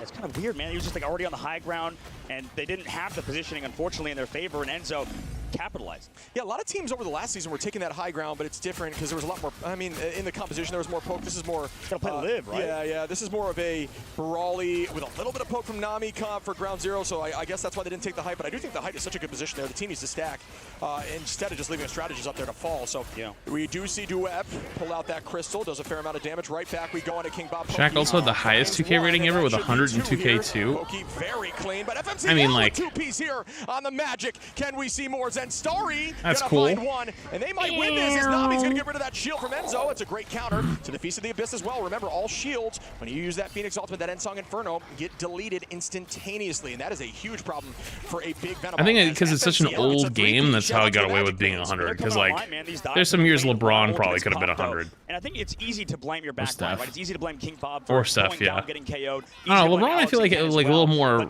overall, you know what I mean? Like rebounding, shooting. Yeah, like there's more points to go around, like more stat points to go around. Making sure they trade those backlines. Steph's already maxed out on certain categories, but he's not going to get maxed out on like in the post. And yeah, like ball handling 3, passing, like stuff. I can see all those, but like, is he really gonna get maxed on rebounding? Is he gonna get really maxed on post game? Like, I just don't see those. Free throws, Shaq's free throws. Yeah, fair actually. 1 pulling the average down, but he's still at 100 because everything else is insane. I'm not really sure how 2K ratings go. At this point, you need to either get back and reset. Was that a Lactic Legend? It was. It is. That's a little bit of an overcommitment in my opinion. And what are your thoughts there? Yeah, I mean, overcommitment for sure. 1 minute left to go. For Citadel right now, they're just setting up perfectly for these dives. It's scary. I think Akira is always decent. the Dark Child, they're going to go for these dives. You can potentially one-shot a strategist here before they can even build ults because Alex doesn't have his. Ken has to use the Eternal Bond. And it's not time! Come on now with the Magic! Out goes the Dark Child. The one-shot combo! Oh my god, one-shot comboed him. Holy shit. One shot, that's the charge. And that's why they pick Magic. Oh, yeah. Make that 5! FMCL popping off here and showcasing why Magic very much can be played at this level of play against an incredible team. Any hero is good, man. Any hero is good if you want to make it work. Those casters kind of hype. Who it is, except I guess you could say Thor, but even then, I like there's these some two heroes that like Magic that are just not talked about enough. Like you mentioned, third phase of the map though, I like this switch to Wolverine. We saw how good Magic is in the second phase because you have places to dive, you have angles to take. Right now in FMCL, he has to sort of slow it down for Ground Zero on this third phase of the map. We'll see if he does. Yeah, Magic, folks, for those who don't know, during a strategist ultimate, if you hold your right click to max charge, FMCL finding oh my god, just charged him down. Can we see some more picks onto Alex now? We see more, yes! Down goes Wolverine's slow slashes look so funny. And the momentum is shifting, folks. Ground Zero. The Chungus life going crazy. And they are going to find another as they walk forward. But for those who don't know on Magic, the right click, you charge up, use your dash, and you can actually frame perfect both connections of those abilities at the same time to insta-KO a backline mid-ultimate. It is difficult to do, but we saw it right there against the fate of both worlds. Big shout out there to FMCL, showcasing what Magic can do. Polly on the height. This is how you need to use Emma's ultimate on height, forcing eyes upward. Shields go up. It helps your team. So you missed the ground. So walking forward, yeah, but it goes through walls. Walking just barely missed them there. So like it won't do like the full damage, but it will still hit. Polly going to escape. Nami Duep. This could be a 3-3 as we go into OT. Huge. And they are walking now, but this is a huge ultimate on point. Yeah, I think just to stay on at this point, they are. Okay, wait, they're coming back. With 2 onto both strategists. They've got to play patient and slow here and just wait it out, get those strats back, and they are. Alex now is going to have that ultimate 30 seconds on the clock. This retake by Citadel would be wild. Alex onto Nami, Pokey onto Damn, they actually did retake that. That's crazy. Patient play, even through the strategist line fall. Chib, you always talk about a Feast of Abyss, by the way. They're trying to get elimination. Probably going to get picked off here, unless he can run away quickly, slow down. He's out of there. But Chib, you always talk about how these fights, you know, you clutch up as long as you have Wolverine, who is sort of a pseudo tank, and right now last fight territory for Ground Zero. Yeah, I think Wolverine does a great job of that, and also just the strength of that ultimate, that last stand, just to pull off strategy. Oh my god, he just got literally put in the fucking spin cycle. Back into their own form. 2 minutes on. Frozen, slammed, grabbed. The spin cycle. Just like that launcher machine's got to get some work tonight. Yeah, the new one. Couple spins here and there. Yeah, I gotta do some. I've been having to do laundry. Well, my mom actually took my laundry for the last like 2 times because I didn't have a wash machine, so we were just doing it at her house. Yeah. Damn, they actually capped. Showing some life, not giving up. Ground Zero are coming back. That's exactly what you need to see out of this team right now. Some sort of life. I mean, the last 2 maps did not look good. What do I think of the Prime? First round did, Appreciate it. On the first map, but now coming back into it, round 0, really regained that momentum, showed that they can get it done, and Citadel. You know, I can't count ground 0 too early, I suppose. You know, at the end of the day, these are 2 professional level teams that made it to the Ignite mid-season tournament. Both are incredibly exciting to watch, and Citadel, they still have 3 minutes on the clock. Right? Yeah, the bit rate probably kind of gets a little bad during those ults, because I see it too. Yeah. I want to see how they do, right? That's so much time in the clock, and we saw how Is it hard just this match today? What else are they playing? There's 4 games today. This is game 1. Holy. To keep himself alive. It's been so tough unless he has the peel from Nami and their Emma Frost player. It's this game. Then there's another lower bracket semifinal, and then yeah, I agree with that. And just shout out quickly, you're right. I think the dive. Wait, I think so, right? I think there's 2 are going in heavy with Psylocke, and then you also there's 2 lower bracket finals, semifinals tonight, and then there's the upper bracket semifinal, and then the loser of that game plays the winner of the last game of the night, which is the winner of this game and the other lower bracket final game. Does that make sense? Yeah. Exactly. Sometimes you have Tanuki, Enzo, and Pokey diving. It's like, what do you do? Yeah, the best of the best. A lot of marbling. As we do move forward again, Zenstari going to take this off angle. It looks like ground 0 not electing to do that portal play. Citadel, so like whatever team wins here, I think it plays one more time tonight, and then off the rip. Remember, it's a 3-minute cooldown. Yeah. It is a little tricky to find some time with 8 seconds on if they can get that portal through it. The big match of the night, I would say, is 100 Thieves Envy, which is match 3. I'm not making it that far. No, probably not. I don't even know how late. I'm gonna try to see how late I can make it, but will they ride this momentum from their push? It looks like they are. Because I know, I mean, tomorrow is gonna be a big day though, so I might not. That's like grand finals, right? So. Yeah, tomorrow's grand finals. I got sponsor stream tomorrow for it. There's more drops tomorrow. Alleyway, but good position here by Pokey. Teleports coming in right now from Polly off of that left angle. Remember, when you come through this map, you go left. It's actually a little bit quicker. Just remind your team that. King Bob finding Tanuki though, and at this point it is a stagger fest. They got to play around the other side of the portal. Good utilization there of using a portal as a wall, so you can try to get to your healers as you're back on your strategist. They are teleporting. He almost has ult. The Eternal Bond, excuse me. Teleport back, or excuse me, the last stand back right now. He might have. Nami coming in with a. Oh, he did kill him. He actually ulted him out of the cloak ult. Wait, they cap. Well, this all sort of culminated Life. when Enzo was peeking around the corner to try to get some healing. He thought he was safe. He was in the dagger storm at that sort of choke, and he didn't expect that much damage to come through. It was so much pressure from ground 0 because he got picked. I mean, he's trying to farm his ultimates. And Pokey, he could get staggered here. Oh no! Oh my God! The dagger storm saving him in the backside, and man, ground 0, they are coming back. They might actually win this map. Yeah, I mean, now the game on defense, which we'll talk about shortly, is just trying to get those ults and wait until they push their first point and just fully commit there in the hallway if you need to, if you're losing the first point. So I can see lots of things happening. That is nice on FMC. Wait, they got the Luna kill though. That's huge. On a Maddie, Duet gets 2. Tanuki falls. Enzo is going to find some value, and it looks like a 3v2 as ground 0 is up in numbers. Wait, they're going to keep going. No, Poopy's by himself.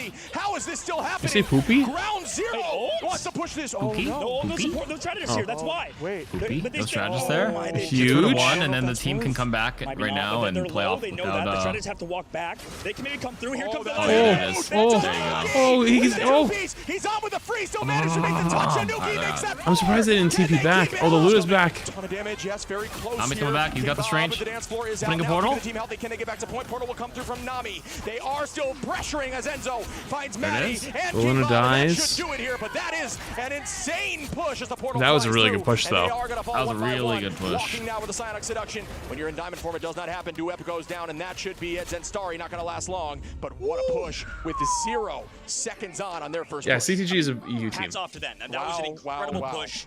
And I think when we talk about how that happened, with the Sonic Seductions from Emma Frost, you've seen it. Both times, first point, Duep had a huge Sonic Seduction. Opened it up for them. That's how they got picks earlier on. And later on in the street space, same thing. It's because Shiv, like you're noticing, I bet. I mean, it's just short ad between. Otherwise, they're gonna go off at the end of the game. Off tanks are playing Venom. I'm giving you a short one. I mean, how good does that feel on Emma Frost to just be able to walk past everybody and just connect onto 4 players? And that's why Emma feels good in the meta, especially as we're seeing developments onto Groot and Thing. You do have that ability to make far more aggressive plays. Yeah. Doesn't require you to take those height off angles. Instead, you can just walk right down the center line. I mean, You know what needs to happen here if I'm on the side of Ground Zero? You need, as a team, to build ultimates together in these next few fights. Do not lose this fight instantly. Play very patiently. Build ults, and then all you have to do is 6-stack ult one time, win the fight, and the game is over. That is how you need to play this, and the only way they can falter is if they try to make big plays to separately with those ultimates. You make a fantastic points, right? Don't make mistakes is what you're saying. And right now, Ground Zero are not making mistakes, so I think they can probably do it. For Citadel, though, I mean, they're a 3 minutes, team at this though. point, 3 right? minutes is a long time. There's a few rookies on this team, obviously younger, newer players. A lot of them are with their family because they're still not 18 yet. Yeah, right? 3 minutes is a lot of Coming time. here as well, and Citadel, let's see how they adapt on the main stage. Can they close it out? This will really prove a ton. CP? The portal. Here it comes. Yeah, I safe could not one agree this more. As we do progress forward, the portal play is out. Same play here on the high side. This is like how it used to play in the beginning. Full team is up here to Yeah, this is like a Dave Zero strat. That might be a good look for them, but we do have the Wolverine. And then I know there was one where like you do one underneath their feet and then they like sink through or something. Just gonna start that charge. Good play Maybe that was here. a Punisher only thing. Coming from the backside, finds one, and that could be huge. Will the pick come through? We'll find out shortly. Looks like they are healed up now. Enzo standing on the point, very low for the side of Zenstari, who escapes back towards the team. It does not matter if you give up a few ticks right now. It's all about holy, that Venom almost exploded. And that is going to be a pick. Nami, though, finds Enzo trading both of the front lines on either side. Numbers evened out. Ult advantage actually on the side of Ground Zero with numbers now. As Tanuki's at 71% for that last stand. Pokey finds Nami, and will this keep happening here? Can Citadel get the this retouch? Yeah, I mean, he's getting Maddie now. I mean, they're closing it out on this objective. Oh, they grabbed FMCL. Oh no. They needed to kill more time than that. I don't believe they did. They unfortunately gave it up first fight. That's not good. 2 minutes is going to be so hard. Now they can just set up. So much more important than Venom going down. Venom just is there to create space.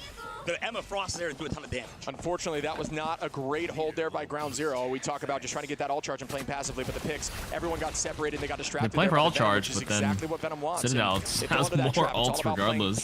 Yeah. Now, but the problem Last stand is ready though. A lot of commitment on the side of Citadel there, so they are going to match it right back, and Citadel can very well end this right now. They are built different in these moments. They show up at Opener Salakov to bait something out. Nope. More. The tackle goes out, shutting down Maddie a bit there. Alex going to use that ultimate. We see Nami up in the sky. Will it come through and get value? Trying to wait as long as he can. Oh, they got one. Can they keep this presence up? They're up in numbers. Ults are out like crazy here for the side of Citadel. King they don't have a wolf ult though. Psionic now. It's matched right back. Duep with a few walking. Will they be able to collapse? Looking back towards the Wolverine who falls. They grab the other wolf. That's pretty good.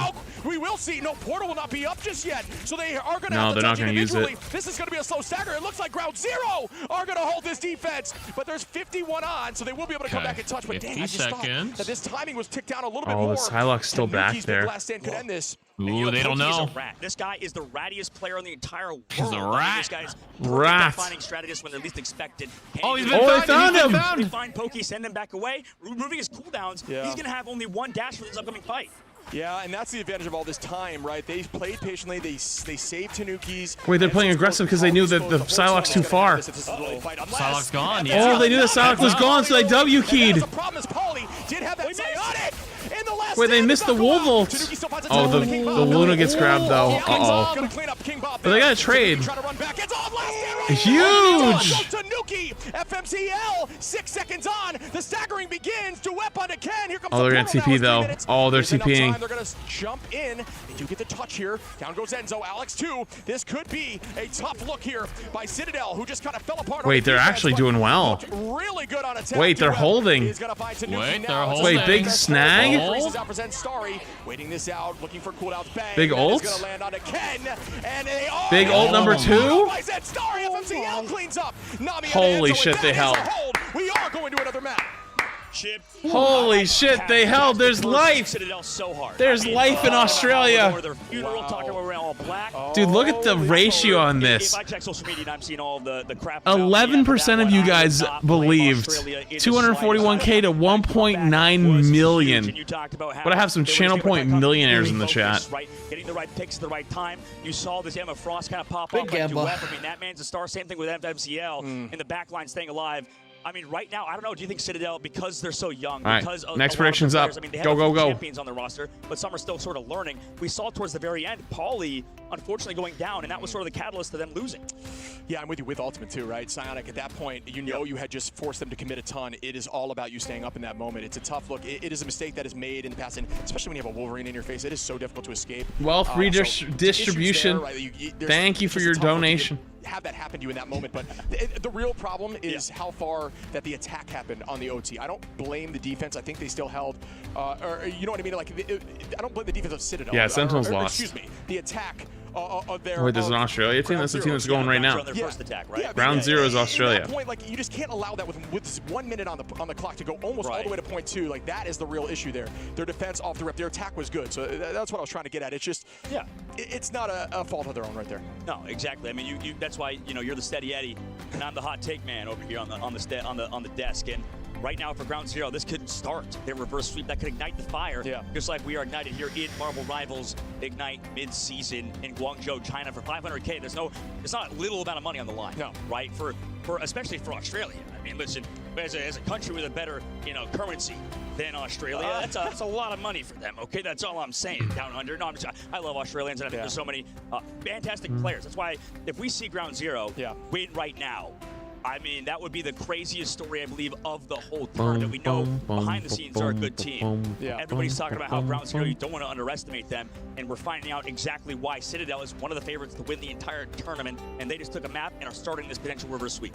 Yeah, and the funny thing is, I don't believe there has ever been a reverse sweep, at least in this tournament so far, after the second game that has not fully committed through, which is a crazy thing to say. If the sweep started after they got their second win, it always went to the team that had that sweep. All right, ABR, see you later. Talk about momentum. It could not be showcased more than that. Lots of yapping. There has never been a denial of the sweep once it has begun after 2, of course. Right? So, dude, I have no idea at this point. It's been so many years. And I'll say it right now, Shib. If Ground Zero reverse sweep right now, we're going to have to do a shoey, me and you, together, but not just adult beverage free. Of course. Apple juice, maybe, something like that, but we will apple juice. And I'll use your shoe, use mine. Oh, get anything with Prime. Really got me. I know why you're regret that. I know. This is what I mean by if you let him keep talking for too long, he just gets in trouble. Behind the scenes by freaking out. He's like, I can't wait. Oh, he's yapping. I tuned him out already. In between games. They already talked about doing a shoey now if they make a comeback. I'm surprised the Ground Zero were to reverse sweep because of what you said. They're sort of. I learned what the shoey was thanks to Custom. We did our team thing. Disgusting to watch. You guys know what a shoey is? The Magic play, right? I'm sure a lot of folks are going to be stoked about that Nami with the 20 piece too. And the big thing is not just stats from what we saw, right? Dwep was crazy. I mean, his only job, as you saw, was to shut down Enzo. Sure. Make sure Enzo's dives when they came in were grabbed every single time he's using diamond form. Rain Silver, thank you for queuing for 6 months in advance. Appreciate it. Thank you. I mean, this whole team, I think, is firing on all cylinders. Appreciate you. There's a single weak link at the current moment. Yeah, I agree. I think I almost want to say that about Citadel, just like they crumbled there. Running ad before the game starts. They might be choking it, man. Yeah, well, they are an insane team. I don't know. Momentum is so real. I just can't believe that. 3 minutes on there on the OT for the opposition. You are at 1. Yeah. And I mean, that first fight looked like it was going to go on the side of Citadel. It ended up not, and they just kept walking from then on. His team started overcommitting, and that is the issue. As we look here now, the push here from Citadel was flawless. It was clinical. Absolutely. And this is the start of the reverse sweep, but that does not mean the momentum is in back favor for Ground Zero. Would I try carbonated milk?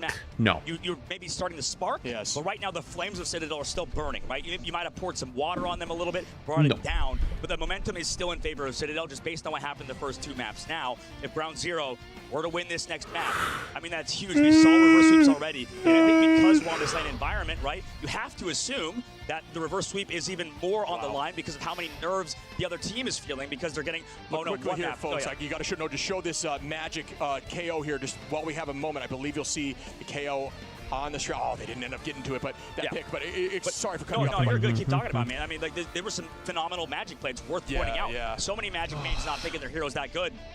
Yeah, I mean, it's just, you can get that. I mean, there was just so much pseudo-tank value on that fight. I think Magic is very much map-specific, especially position-specific. Maybe just like point-specific, right? Because and we saw the switch, right? Right, exactly. Towards third point, swap to Wolverine, saw how much value he had there. FMCL on Magic, maybe they also figured that too. Maybe they just switched to Wolverine, and like we saw on first point, maybe it wouldn't have taken that long if FMCL was on Wolverine. Yeah, that's a great call there. I mean, I do think that this team, they looked, the attack, right, consistently there for the side of Ground Zero was, you know, washy, right? Like the initial attack was washy, was consistently getting through an OT in very last-second fights, and they were just clutching up in those moments. So do they have the clutch gene? Yeah, well, what we're learning about the clutch gene, true, Australia is that they are scrappy.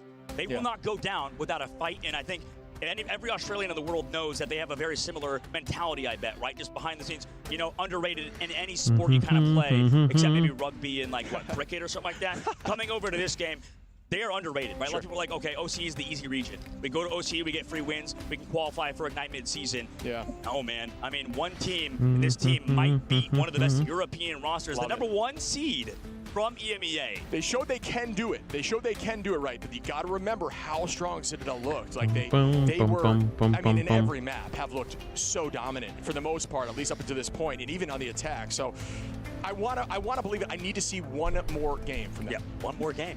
Speaking about one more game, we're gonna go to another break and see you back for that one game after this break. You think it's the best team? I haven't got to see 100 Thieves and Envy play. I haven't seen 100 Thieves play, but I saw Envy play. They look really good. Whoa, why'd they go to a 5-minute break? I mean, I guess they've done that already, but...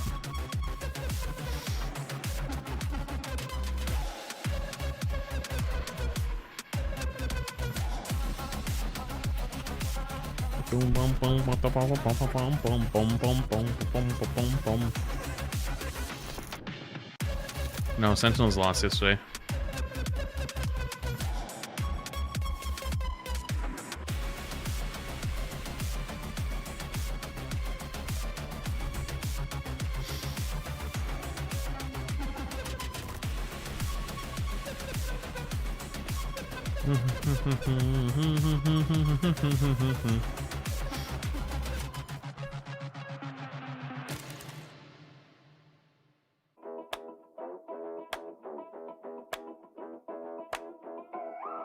Kind of a vibe.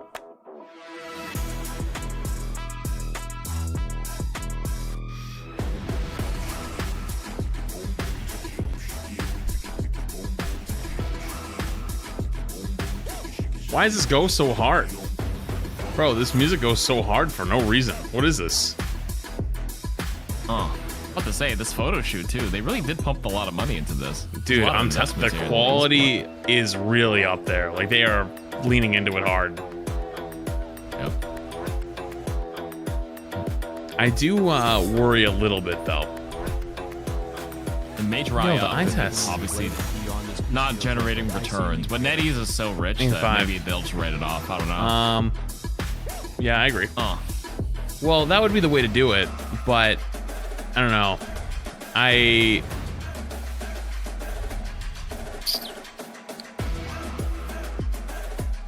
think that what's the business in you saying? This genre of game is so difficult to spectate.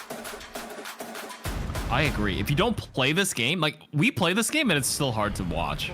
Yeah. And I feel like anybody here who obviously plays a lot, it's just. And Rivals is even worse than, say, like Overwatch at it, right? Like Overwatch, you can like watch like the DPS players 1v1 on the flank, and you're like, okay, I understand that, right? But this one is like 24 seconds of support ult, and you're like, what the fuck am I looking at? Yeah, just a bunch of people unloading. Yeah, and then the bit rate doesn't help either. Yeah, a little pixely. I mean, they'd have to make it like a cultural event, kind of how like League of Legends does with Worlds. Like, you'll watch Worlds even if they don't play League, because like it's like an event. It's an event. They'll go for the performances at this point. It's kind of like people don't watch the Super Bowl for football; they'll watch it for the halftime show. We're here to take over. Unless that's not what you're referencing. Like, you're just making. Like, it has to be like a whole spectacle. Anything less than first? I mean, honestly, if they did the Overwatch League thing where you get to do one person's POV the whole game, if you wanted, I think that could go hard. Because it's easier to watch like one person than to watch like everybody bouncing around. You know what I mean? Yeah, yeah. Like a league pass and just watch a first-person POV. Yeah. Some chase records, we set them.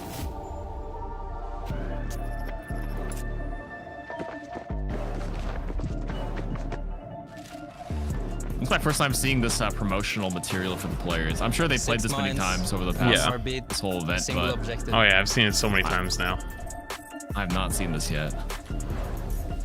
让世界记住我们的名字。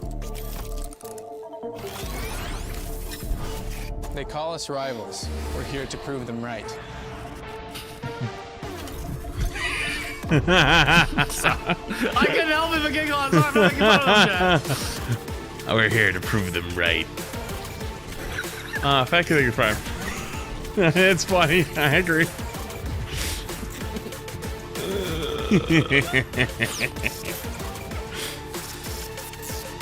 It looks like a water park. Oh, fuck. I think these lines, these serious hype videos work, but like, you just need the right person to do it, the right aura and the right tone of voice. Well, obviously they have to include everybody in the material, and they're just assigning people this and that. So like, I get it. Yep. I don't know. It's just funny to see. Welcome back, everyone, as we head. As long as they're all good, everyone's a good sport, so it's all good. Ground Zero and Citadel. What a battle so far. What a battle indeed, man. I'm excited to see this next map. I think this is what we talked about a little bit. This team's good.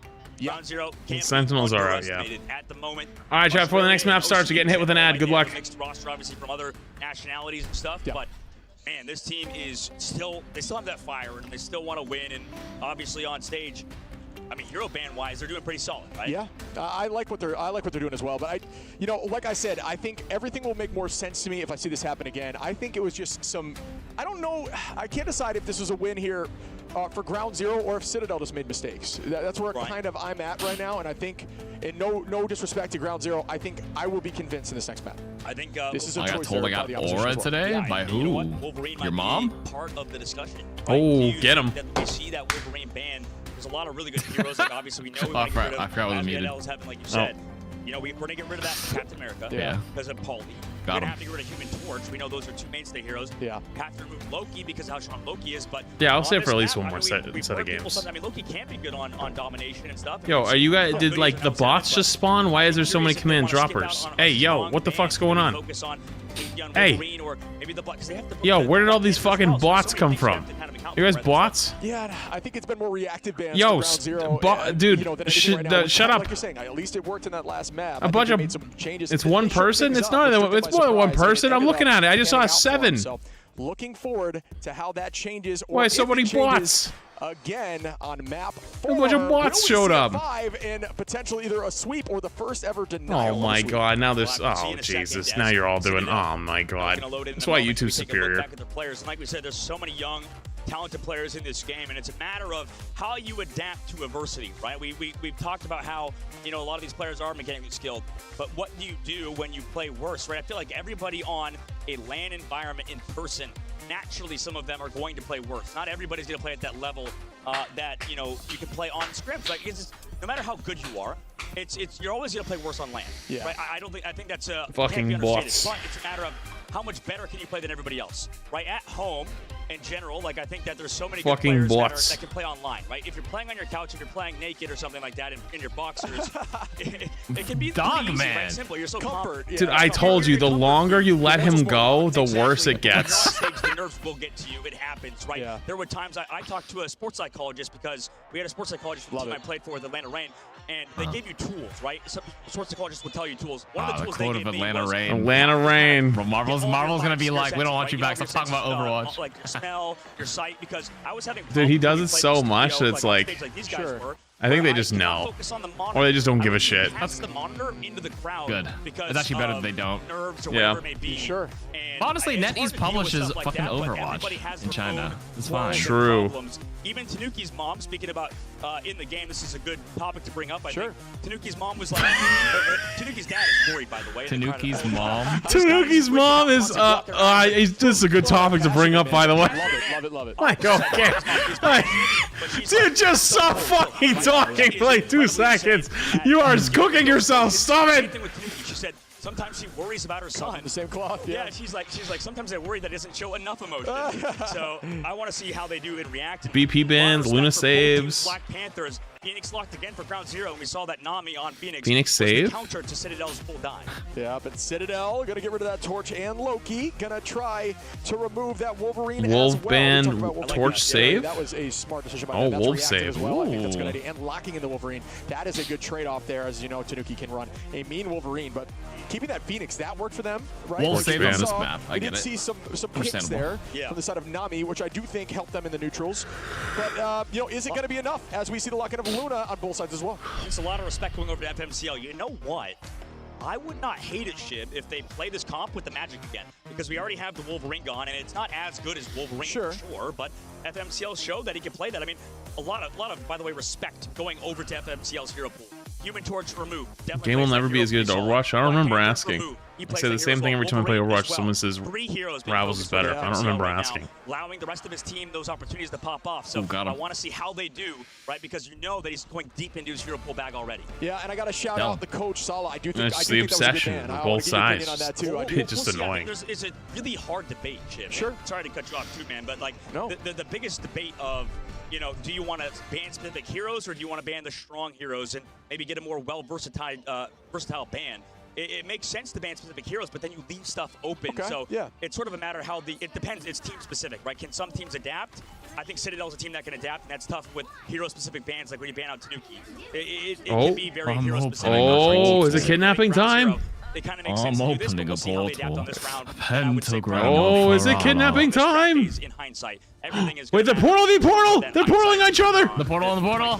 Portal, the portal! Portal, the portal! Cancel the portal there. They stole him! They yoinked! Oh, he got back in, though. Way to shut that down. Nobody gonna get caught there by the portal capture. Use that early on. And you rotate. He walked it all the way. Come on, casters. Come on, dogmen.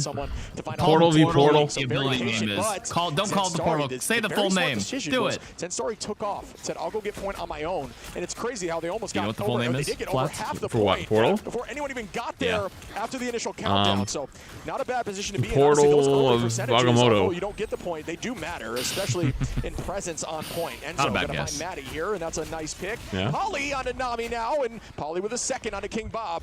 Citadel said they took that personally, and that is going to be a team wipe. As Zensari will fall as well. Pentagram of Florala. Part about getting Pokey Pentagram. Signature duo of that Psylocke and the Emma Frost. And Pokey with the team up obviously can go for one. But it's a circle. Why is it a pentagram? It's a circle. Peel now as FMCL is going to the Bucky, and well, why is it last stand and not Berserker Rage? We'll never know. Ground zero sort of adapt to this. Circle of Farala. I'm convinced that we just don't know our shapes around here. And we begin once more. Pokey gonna keep that damage out. Tanuki with the 2 pieces. Oh, he's gonna do the hokey pokey. That they allowed through. Doing the hokey pokey on their back line. Does he turn himself around? He turned himself around. Right now, as we see a 4-piece fall in ground zero back at the spawn door. Oh, it's 4-piece hokey I almost don't pokey. like the Venom in this comp because what does it really do? I mean, it adds a lot of pressure. Don't get me wrong, but if you're already playing front to back anyways, why not play like a? Because Magneto's not banned, right? No, Cap got banned, right? Yeah, I'm thinking we're getting some ice cream tonight, bots. No Vanguard's banned at all for ground zero right now. You gotta, I don't know, man. Prioritize. You have a brand new freezer and stuff too, or what? No. Yet? No, did I tell you I was thinking about getting a new fridge? No, but I assume new place, new fridge, smart fridge. I see all the memes. It's like, oh, can you run the game on my smart fridge? Yeah, it's true. Like, are you gonna be in a fridge that can run a game? So like you got it. It's kind of full circle now. Yeah. So the ice machine on my thing was broken. It's funny enough, I didn't talk to you tonight, obviously, about it, but my dishwasher wasn't working when I first moved in, so I had an appliance company show up to fix it, and then it stopped working like the week I moved in, like right after I got it fixed. So they came out to look at it, and they fixed it. And I asked the guy, I was like, hey, like, do you guys, like, do you know how to do, like, ice machines? Like, can you see if this is broken? And so the guy took a look at it, he was like, yeah, it's broken, like, you're gonna need a new one. And he quoted me a price, and I was like, oh, okay, good to know. And so I was like, yeah, I might do it, I might not. And he texted me earlier today and was like, I have the ice machine part, like, can I come at 1? I was like, whoa, I didn't say I was doing this. I was like, what are you talking about? And he didn't respond like the whole day, and then got back to me at night and started arguing with me. He was like, no, you told me you were gonna do it. And I was like, well, I'm sorry if there's a miscommunication, or you thought I meant like that I was gonna do it, but I said like, thanks for letting me know, not yes. And then he literally, okay, I'm gonna read it to you. I'm gonna read you the text, okay? He goes, Venom doesn't do I'm sorry. Like, in general, and we talked about the replacement Ice Maker. I told you it would take 3 to 5 days. We talked about price, 450 cash. You said okay. I said I remember, and I said you said that through the company it would be 650. I definitely said okay. That's good to know. Thank you. Sorry if there's any confusion. If that was taken as a yes, okay, let's do it though. But I did not say yes. And they said yes, correct. What time are you available tomorrow? And I said I don't think you're understanding me. I said okay, good to know. Thank you for the info. I'm gonna get a new fridge instead. And they said you text let's do it. Now you say not needed. Okay, no problem for me, but my labor is not free. And I said, can you show me the text that says let's do it? Because our first text conversation is today. And he screenshots the text from above where I said, sorry if that was taken as like, okay, let's do it, and highlights the okay, let's do it. And I go, that sentence clearly says, sorry for the confusion if that was taken as a yes, okay, let's do it. Yeah. I go, I'll contact the company tomorrow and we can get it resolved. And the guy goes, okay, no problem. We don't need anything. I don't need anything. Justin will return the part. If you change your mind, let me know. Have a good night. And I was like, oh, like the second I talked about contacting the company, he changed his fucking tune and was like, no, never mind, forget it. And it's because it was an appliance company that I think like hires third parties to like, you know what I mean, they'll go out. And so he was trying to undercut them. Yeah, and to take it himself, yeah. Outside of it. So, yeah, I'm probably gonna call them tomorrow and be like, hey, just so you know, this guy's doing this, you know, because that's fucked up. Yeah, I'm gonna call him honestly, if he wasn't a dick about it, he wouldn't have said a word. No, I wouldn't have said a word about it. Yeah, he like I tried to be like, no, I'm sorry, like I didn't like if you thought I said yes, like I didn't mean to waste your time, but like I never agreed to that. And then like pressing me on it, and then saying like, no, you said yes, you just said yes right here, and like highlighting a part where it's like, I'm sorry if there's a confusion that I said yes, and he highlights, you said yes here in the text. Yeah, and it's like, well, hang on, even if that was true, you had already talked about picking up the part, and I'm saying yes after you got picked up the part. That doesn't even make any sense. How would we have agreed to it after you had already started? That doesn't even make sense. Yeah. So the long and the short of it is, I was thinking about getting a new fridge though. But I don't know when. I need a microwave though. I have like I have like the wall microwave. You know what I mean? But I have the slot for it. I have that too. Yeah, but it's not actually that. It's just like they just put a normal microwave in there and just plugged it in, and so it looks really stupid. You know? Oh, you need it fully attached correctly then. Yeah. So I gotta get one. I want to do it this weekend because it's tax-free weekend, but I'm gonna be streaming the whole weekend. So. Okay. The stream will make up for the loss in tax-free. Do you have a convection oven microwave? No. Do you know what that is? Yes. Okay, I didn't know what that was till today. And back and forth we go. We see this. Appliances have gotten crazy. Dude, holy fuck, you're not kidding. I know, because I would know because like I had a phase where my shit wasn't working and I had to look. You remember this phase where like I didn't have a functioning microwave for like a microwave for like a year and you didn't have an oven for like half a year or something like that? Yep. If there's enough time, I'm not sure it does. Bob comes Hey, what's happening in this game? I wasn't paying attention, I'm not gonna lie. Yeah, neither was I. I think CTG is about to just clean up, actually. I think this was very one-sided. Yeah.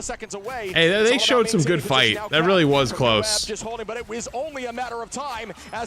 was actually really close. They did a really good job. Good shit. Good job. Hey, Australia, you did good. You did good. Satisfied with that win. And I think it wasn't as dominant with getting a 3-0 necessarily, but it doesn't matter at the end of the day. The endless stream of stuff coming up though, definitely annoying. We saw that in the stage 1. It's about changing up your bands at the right time and figuring out what the other team can and cannot play. I think that was a fantastic series from Ground Zero, honestly. All right, let me pay you guys out. Being able to, compete with the best teams. Wow, you guys actually flipped sides. Or at least a team similar to Ground Zero in Enjoy your points back. A region to take lightly, but to shine some light back on Citadel, man, the supports, the strategist players, the very end, you saw it. Big freeze on FFCL before that fight started at the very end. Yeah. I mean, they don't get enough shine for sure as well. Yeah, so I truly do think that map 3 there that would have clutched it up for Citadel was actually just a fault on them and not necessarily, although there were some insane plays. I don't want to slight GZ at all. I just think it was a, you know. Is there anybody in the crowd? It was all about not being able to no, it's hold on to the yeah, it's friends and family only. Just panicking, throwing out ults, overutilizing cooldowns. They just thought they had it in the bag. So well, I was wondering that the first night was so quiet. I was like, is there like no one there? And it's like, oh, they didn't actually sell tickets. It's just friends and family. Sure. They figured out the draft it's an online event, but just posted in a big area. Oh, it's a prior draft. Yeah, so the coach is not behind them, like talking to them and telling them what. In Guangzhou. So they have to talk about the behind the scenes before they come out. My mom was born there. I believe. Sure. Yeah, I believe that's the case. Really? Solo, I think they went back to break. They realized 2 hours away from Hong Kong, an hour away from Hong Kong, train. Was FMCL on Wolverine, getting rid of that. Enabled them, also letting Loki through on their side, right? I don't know how that happened before because they were getting a little bit of Loki before on that map. I mean, it was just so easy for Alex on this back line as well as on Luna Snow, and then constantly pressuring out everybody with Ken on that Loki. I mean, he was MVP. Why do you think Sentinels failed to make it to the grand finals? I had to watch their VOD. If I actually was a bit more invested. Oh, I can tell you about their first game. I don't know about yesterday, but the first game I have an idea. They got cooked on ban phase.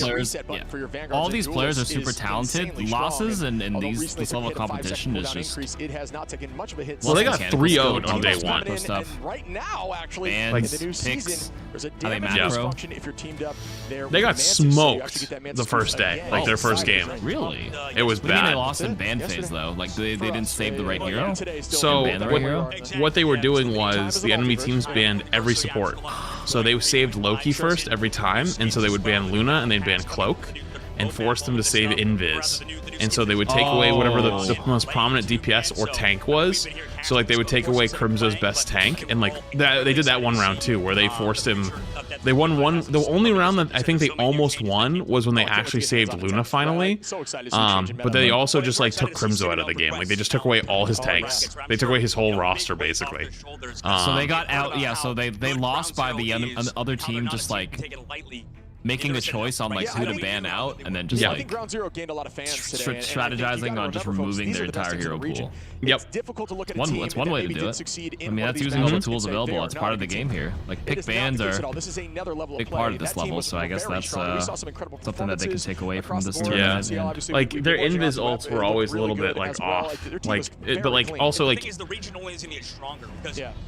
Cloak and Dagger / Luna ult lasts so much longer than invis ult. They just got outlasted every time. Yeah, 8 seconds on Invis versus. They lost the ban phase against Citadel too. They left Wolf open in the final map, and they left Guardian comp open, and it screwed them in another game. Yeah, I think that I only saw their first map, like their first game, and they really lost. Absolutely, that's what we want to see at ban phase, like badly. This level of arrival, so yeah, I mean, this was a absolutely dominant performance. Pokey with 12 finals. Because Envy was down, I think, 2, and they made a comeback and they ran a reverse sweep because they fixed their ban phase. Like they were getting cooked on bans the first 2 maps, and then they figured out like their formula to stop like losing, and they 3-2'd. Yeah. And nobody's who do you dive? Exactly. Yeah, because they dive onto Ken. Nobody is there. Well, FMCL was sometimes there for the follow-up, but if you poke out that Psylocke early, if Pokey just wins that duel, nobody's there to go for the dive, because that's what the pressure provided when you have multiple divers. But Berber, Citadel, really good at poking out flankers. I mean, FMCL was shut down. I mean, that was a tough series for him in general. Only 2 final hits in the series. On the opposite side, Pokey was the opposite of shut down. I mean, he was enabled with the Snowflake. He was enabled with the team in general. But playing both, this is the problem when you go against both strategist players, or both of the strongest strategists in the game. Luna Snow and Loki are seen as the 2 best in the game for a reason, and Ken proved it why. I mean, most healing in the game, nearly 20k. He had, I believe, 4,500 more healing than anybody else in the Yeah, I mean, I'm with you. It's tricky, right? Because it also depends on composition, but I'm with you. When it comes to Loki and Luna, they're the most traditional, if you want to keep your team healthy composition, right? Then obviously you get into the damage boost. Mantis, we're seeing a lot more Cloak now in these regions. But yes, traditionally these 2, if you want to play, especially in domination, and you want to sit and protect patty cake and keep your team healthy, they are impenetrable, especially when you are at this level and you know how to and when to use those cooldowns. You don't just bait them out for something light. You only use them when you need to. So it's all about minimal mistakes, and with Loki on your team, those mistakes become, it's a little more available. You can make more mistakes. mistakes when you have green ready. Yep, absolutely. And I think moving forward, Citadel, looked like one of the best teams in this whole tournament. They've had 2 close matches, sure, 2-5 mappers, but they were against some of the hardest teams in the whole event, right? You have on the North American side, Envy is one of the favorites to win the whole tournament, and then they also went down. Who's played? This is the first game. Had to play against Sentinels. Citadel and last time we were talking to Ryan Mazing in the Ground Zero, the Australian team. Ryan was on full tilt, man, and I love Ryan. Me and Ryan were teammates in previous titles and previous games, and I know how that guy gets. I know he's super passionate. So, man, he was full tilt. He's like, why do we have to play against both Citadel and on the lower brackets, or in the upper brackets, Envy? That is, or not Envy, sorry, Rad, I believe, earlier on. So it's been a tough bracket, I think, for for at least Sentinels. And I know that Citadel is a really, really strong team, and you saw exactly why. Yeah, that was another example of a game that went to Game 5 that was incredibly fun to watch and could have gone either way. Sentinels, we will be speaking to a Sentinel here shortly after the break coming up, and that'll be fun to have that discussion. But Sentinels clutch up in those moments, and they showcased that. They got to that point, but they just unfortunately could not push through, and Citadel is consistently available. They're consistently ready to make adaptations, like you're saying, and make changes, and it always works for them. And it's interesting, we didn't see it after map number 1. Like, we didn't see the Rocket, the Jeff, all of those healers later on in the series, and it's probably, I guess, just the fact that Loki got through. Loki keeps getting through, and they keep playing that Luna Loki backline, and it was available, so they just took it. Yeah, and you can't really play the comp they played on Domination elsewhere, I guess, because you need to still play the objective. And a lot of times, the reason why I think you could play that sort of super evasive comp with Rocket, with Jeff, with Ultron, I think is because, like, on Domination, you can just kind of stay on the point with your vanguards and then avoid ultimates everybody else. I suppose when you move more to a linear map like on any of these payload maps, I think that it's a lot more harder to play those compositions because you can't really leave somebody on the objective. Everybody sort of has to play. Touche.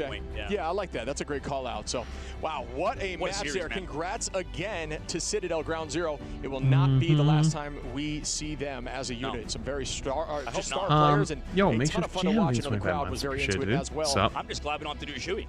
That is a beautiful call. Almost forgot about that. That would have haunted me. And absolutely. All the Australians on Twitter will be going insane. Yeah. Insane.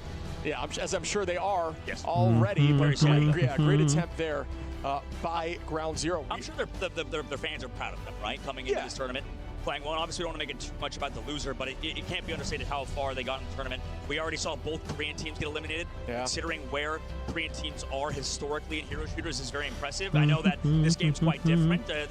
How many Korean players at the top level are really there yet, especially a lot of the more unknown, unscouted talent. So who exactly knows where that sort of scene lies at the current moment, but they're gone. OUGs now, we're going to see them next. That's into loser brackets. Yes. That's going to be crazy if a team from China also goes home.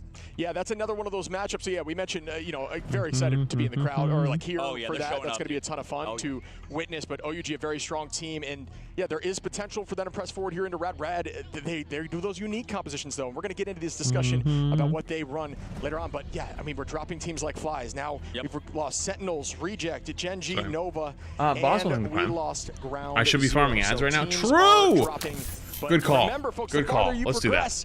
Let's farm. You get in your pocket, and everybody's getting a piece of that pie. Absolutely. Yeah, no, the $160,000 for first place, but second place not too shabby either, in $80K. So right now, a lot of teams farm, chat. In that running for those prize pools. And like you said, the further you get, the better, right? Everybody wants to make money. I was talking to Citadel's president of operations, basically. He runs every single esport for Citadel Gaming. Sure. And he was talking about how, I just want to see this. Like, I was like, you guys made it pretty far. It's impressive.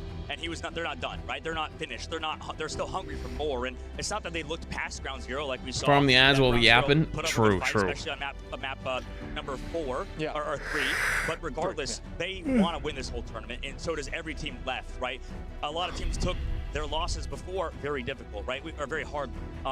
A team that took the prime subs are definitely better for you guys, but it's not like I get nothing from them. Like if you're an American, you prime sub, it's pretty decent. But if you live in another country and you prime sub, it's kind of like. But it's still something. Like don't worry about it. It's very sad, right? It's obviously for Rad's side, they wanted to win in their match, and when they were home, a lot of them were pretty hard. Chuck Rum's in the prime. Yeah. That's why we have loser brackets, right? Yeah, I mean, we talk about the excitement of victory, and we pan over to the victor after every match, and everybody's clearly amped, but it's brutal looking at a team that just lost, especially in the first lane. This is the history books, folks, and the folks that are playing here are very passionate about the game. We talk about the game developing over time, and there will be more and more incredible players making the switch over, or new talent being found here throughout this game. Regions are going to develop and grow. Everyone wants to be in the history books of this game right now, so losing at this moment is devastating, but, you know, we will see who's going to get to the very top and become written in the history books here. I will say we were doing a warm-up for today for the broadcast. Yeah. And they were doing, you know, the whole practicing the championship lifting trophy and stuff. That out. They were practicing it in, you know, just saying it said 100. How long is games going? I mean, that's a while. I'm sure they've got them all worked. I might stream this series and then see how I feel, because that might take us to like 2 a.m. I don't know how much I got in the tank for tonight. Dinosaur thing in Prime. Or it's a curse, right? Imagine you're the team that is shown on the main broadcast as winning the whole thing. But like, actually, you know what I should do? Almost happened when we saw Ground Zero get in kind of smoked on that third map, and they just steamrolled the way through. So you really can't count anybody out, especially a team like 100 Thieves later on are one of the most veteran teams on the block. Yeah, absolutely. I mean, I'm just happy to see a lot of these regions still represented. It's tough for OCE. Only one team making their way here. I'm sure as that region develops, we may see that change. What are your thoughts from the OCE region? Because this is the last time we're seeing them. We have more opportunities to talk about Citadel. Obviously, we'll talk to one of their players on stage in just a moment. Sure. But what are your thoughts? You know what I'm gonna do? I'm gonna go fill up my water and my CPAP in my bedroom. Basically, get my bedroom prepped to go to bed tonight. Go turn the AC down. You know what I mean? Get it nice. I'm not sure that's a major comfort pick. It seems like melee is their strong suit, and that is something that I'm sure they'll be willing to even express out loud. So FMCL looked incredible. Dwep looked great.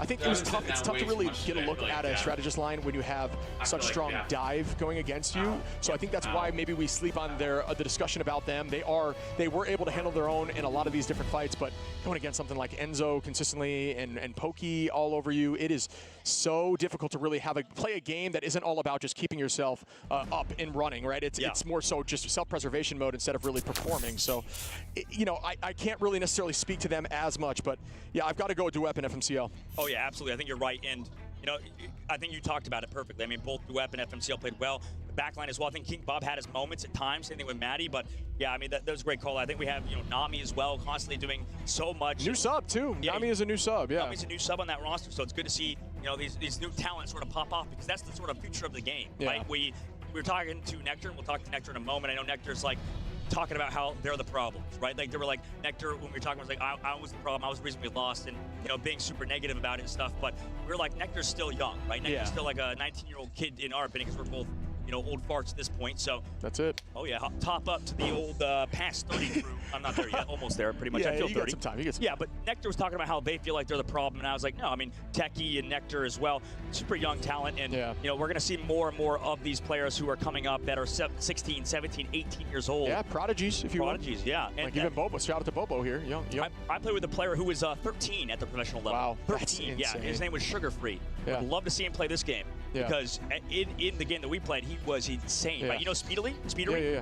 Basically him, but better. That's so insane. That would be awesome. And Speedo's still great. Sorry, he's probably not gonna like that. Speedo's like, huh? What the? What do you say? What do you say that for, man? Comes up here, beats us up. Yeah, I would not believe it. Speedily is a huge man. I saw him trip on stage earlier, so that's at least the combat.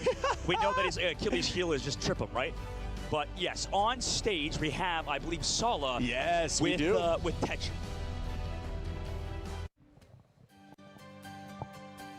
I am here with a coach from Citadel Gaming. This is Sala. And let's start off with a little bit of the more difficult question here. You started off a little bit shaky when Ground Zero brought out the Black Panther on map number 1 in the first round, but you were quickly able to adjust and recover. So talk me through the adjustments you made to bring yourselves back into that game. So we knew he was going to play Panther, and we knew he's good at it, but to be honest, he was really good on that first point. I have to give him credit. He didn't let us play the game for the most part. We knew that we're a team that prepares a lot, but we prepare differently, I would say, to other teams. We basically just prepare for all the situations possible and play more fluid from that point. So we knew that we had a lot of different options against it, and once we started cycling through them, the games got better. That's why we're able to switch even in between maps, even when we win, for example. So we were prepared, but he did catch us off guard the first point. I can't lie. And speaking of switching between maps, this is actually your first map, first series that didn't go all the way to 5 maps. You've finally broken the curse. But there's the question. Do you prefer 5 maps so that you can get a little bit more locked in, or are you grateful for the respite after this series? I'm grateful it didn't go to 5 maps, but I always do say that if you enjoy this game, who is this? We should be your I just came back. Team. We farm bangers. We make every game cinema, to be honest. So is this this is probably one of their coaches. Keeps me young, or makes me old. But yeah, I'm happy. The coaches Overwatch 11 esport, yeah, but it's kind of ass. It's nothing compared to the old product of Overwatch League. Overwatch League had its own flaws, though, and its own problems. But this new stuff, not as hype. Doesn't feel the same at all. Feels like a shell of its former self, for sure. Are we going to see any more surprises from you? Probably. We can play anything. My healers are better than most teams' DPSs, so at DPS, so we can play anything. I think this guy's coach of CTG. Already I see. 7 or 10 characters that we've never played in scrims on stage and won and beat teams with it. So we can play anything, and we're the team that will always kind of have fun and do anything we want to. So yeah, probably you'll see more surprises.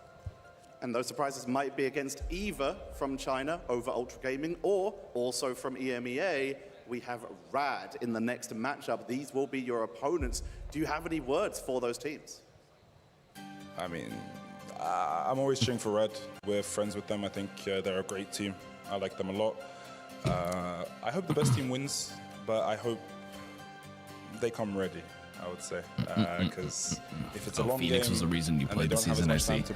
Okay, I feel like the new Overwatch esport has too little teams and not enough attention. Yeah, a multitude of other problems. I mean, they cut the cord on previous Overwatch League resources and everything went down, and they outsourced everything to another third party. Face it. It's not an in-house team anymore, so just the product won't feel as consistent or anywhere near how it used to be. Oh, the big game. Envy versus 100 Thieves, third game. Damn, that's gonna be so much later. 首先肯定是有点小小的开心吧，但是也比较担心。但是我相信我们不管什么样的困难，在我们齐心协力下，应该都能很好的去解决。感觉自己第一次离世界冠军这么近，想要拼尽全力拿下这个冠军吧。首先让大家先冷静下来，先思考一下。10-minute countdown? Goddamn. Oh my god, it's a 10-minute countdown? Oh my Jesus. Overwatch only has 16 teams in the Overwatch League. Their current one, OWCS. I actually think, like, despite the problems with the whole, like, individual city franchising stuff, like, it did give some teams a place to root for. Like 5-10 minutes. I wasn't sure if you were here, but I assumed you were. I was gone for a bit too. I went upstairs to pee and stuff, and then. Oh yeah, I went to go set up my bedroom for bed later. Just ready to just fucking frames as soon as this is done, just first frame into bed. Well, it's got its own thermostat, like it's on its own section. So I'm like getting the room nice and cold. Regulation. Yeah, so I set the temperature a little lower. I get my CPAP ready, brush my teeth, you know, like all that stuff, like good to go. Damn. Damn. You've slept here already, right? Does it feel weird? Quiet? So at the moment I'm kind of fucked because I have this big ass Cyclone fan, but something broke on the inside, so it's making crazy ass noises. So I'm stuck with this like really tiny desk fan for noise. And so last night I actually had a hard time sleeping because I went to bed at 8:30 at night because I only slept like 4 hours or 3 hours. And I woke up at like 2:33 in the morning. I couldn't go back to bed. I was trying everything. And so I tried to turn on the fan, like the AC fan. And because it wasn't enough like white noise. And one of the vents was like, it rattles a little, you know what I mean? And it was driving me crazy. But at some point after about an hour, I got sick of it. And I was like, I'm gonna fix this. And so I started playing with it. I got a screwdriver. I tightened it in more, and then I got it to stop. It actually stopped after. And so I was like, all right, this is better. And then I laid back down for a little while, still couldn't go to bed, went downstairs, grabbed a snack, came back upstairs, and like the sun was starting to come up, and I was like, okay, I'm gonna try this. And so I built a pillow fort around me because I don't have blinds yet, I don't have like curtains, and so the light of God is coming. Yeah, so I shut my bathroom door because it's in front of me, so the wall in front of me is off, and then I built these like pillows around me, and it actually worked really well. So I'm gonna do that again tonight. It like creates a barrier against the light. I think we will be able to beat any You just order like anyone is able to blackout curtains. Well, I do need to do that. I just haven't. I think we need to put pressure on ours. Because I need curtains in my whole house. Need what?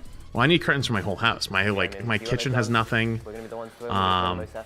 Oh, it's one of those, so you have to kind of like go and measure and just do everything. It's kind of one of those like tasks you have to like do. Instead of just like, oh, I just need one for my bedroom, because it's like a quick order, but it's not. I have 4 in my bedroom, and then I don't know. If I just shut my bathroom door, it's fine. But there's like a giant window in the bathroom, you know.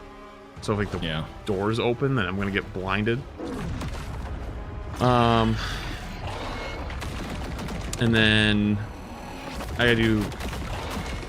Let me see. I don't have to do this room. There's a giant blind for this room, so I don't really need a curtain. But I need to do downstairs. The kitchen, there's like a door. There's like a back door, like for the living room. That needs a curtain because like it's probably gonna get reflected by the light when the TV is there. The front's probably fine, and then like one or two of the bedrooms upstairs could use curtains too. So like I just want to do it all at once. Like actually, I was looking to see if like there's like a company that like comes out and does like a consultation for free, you know, and like measures all of it, and then you can buy all of them at once. That'd be fire. Just do everything. Just like the convenience at this point. Yeah. Just making sure everything's just done.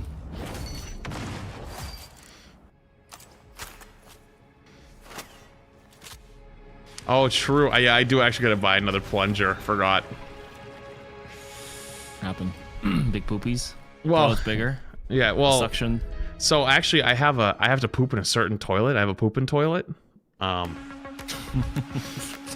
gonna be TMI. This is gonna be TMI.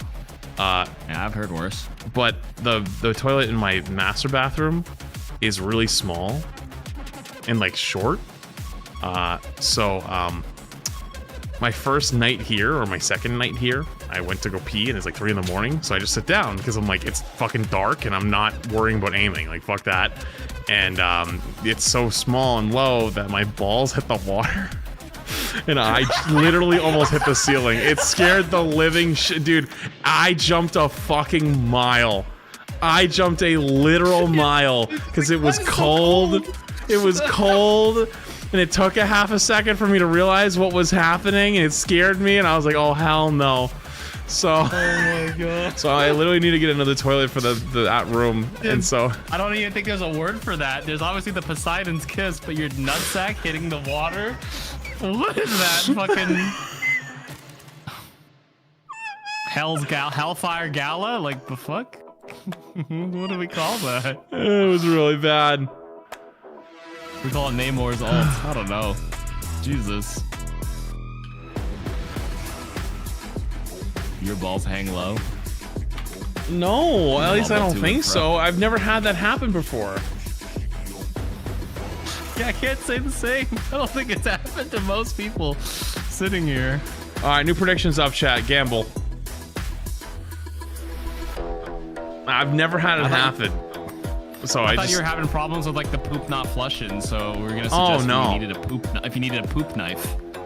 Oh god, no. But I am gonna, when I get a new toilet, I'm gonna do a bidet in that toilet, in that bathroom. Oh nice. They call it the kiss of Jeff. Okay. Okay. Come on. Yo, Job with the 25 gifted. Yo, W Job. Yo, can we show some up for Job with the 25 gifted? Much love, dude. Appreciate you for the bidet fun. The Venom's lick? Okay, stop. Venom's lick is fucking insane. We're asking me prime.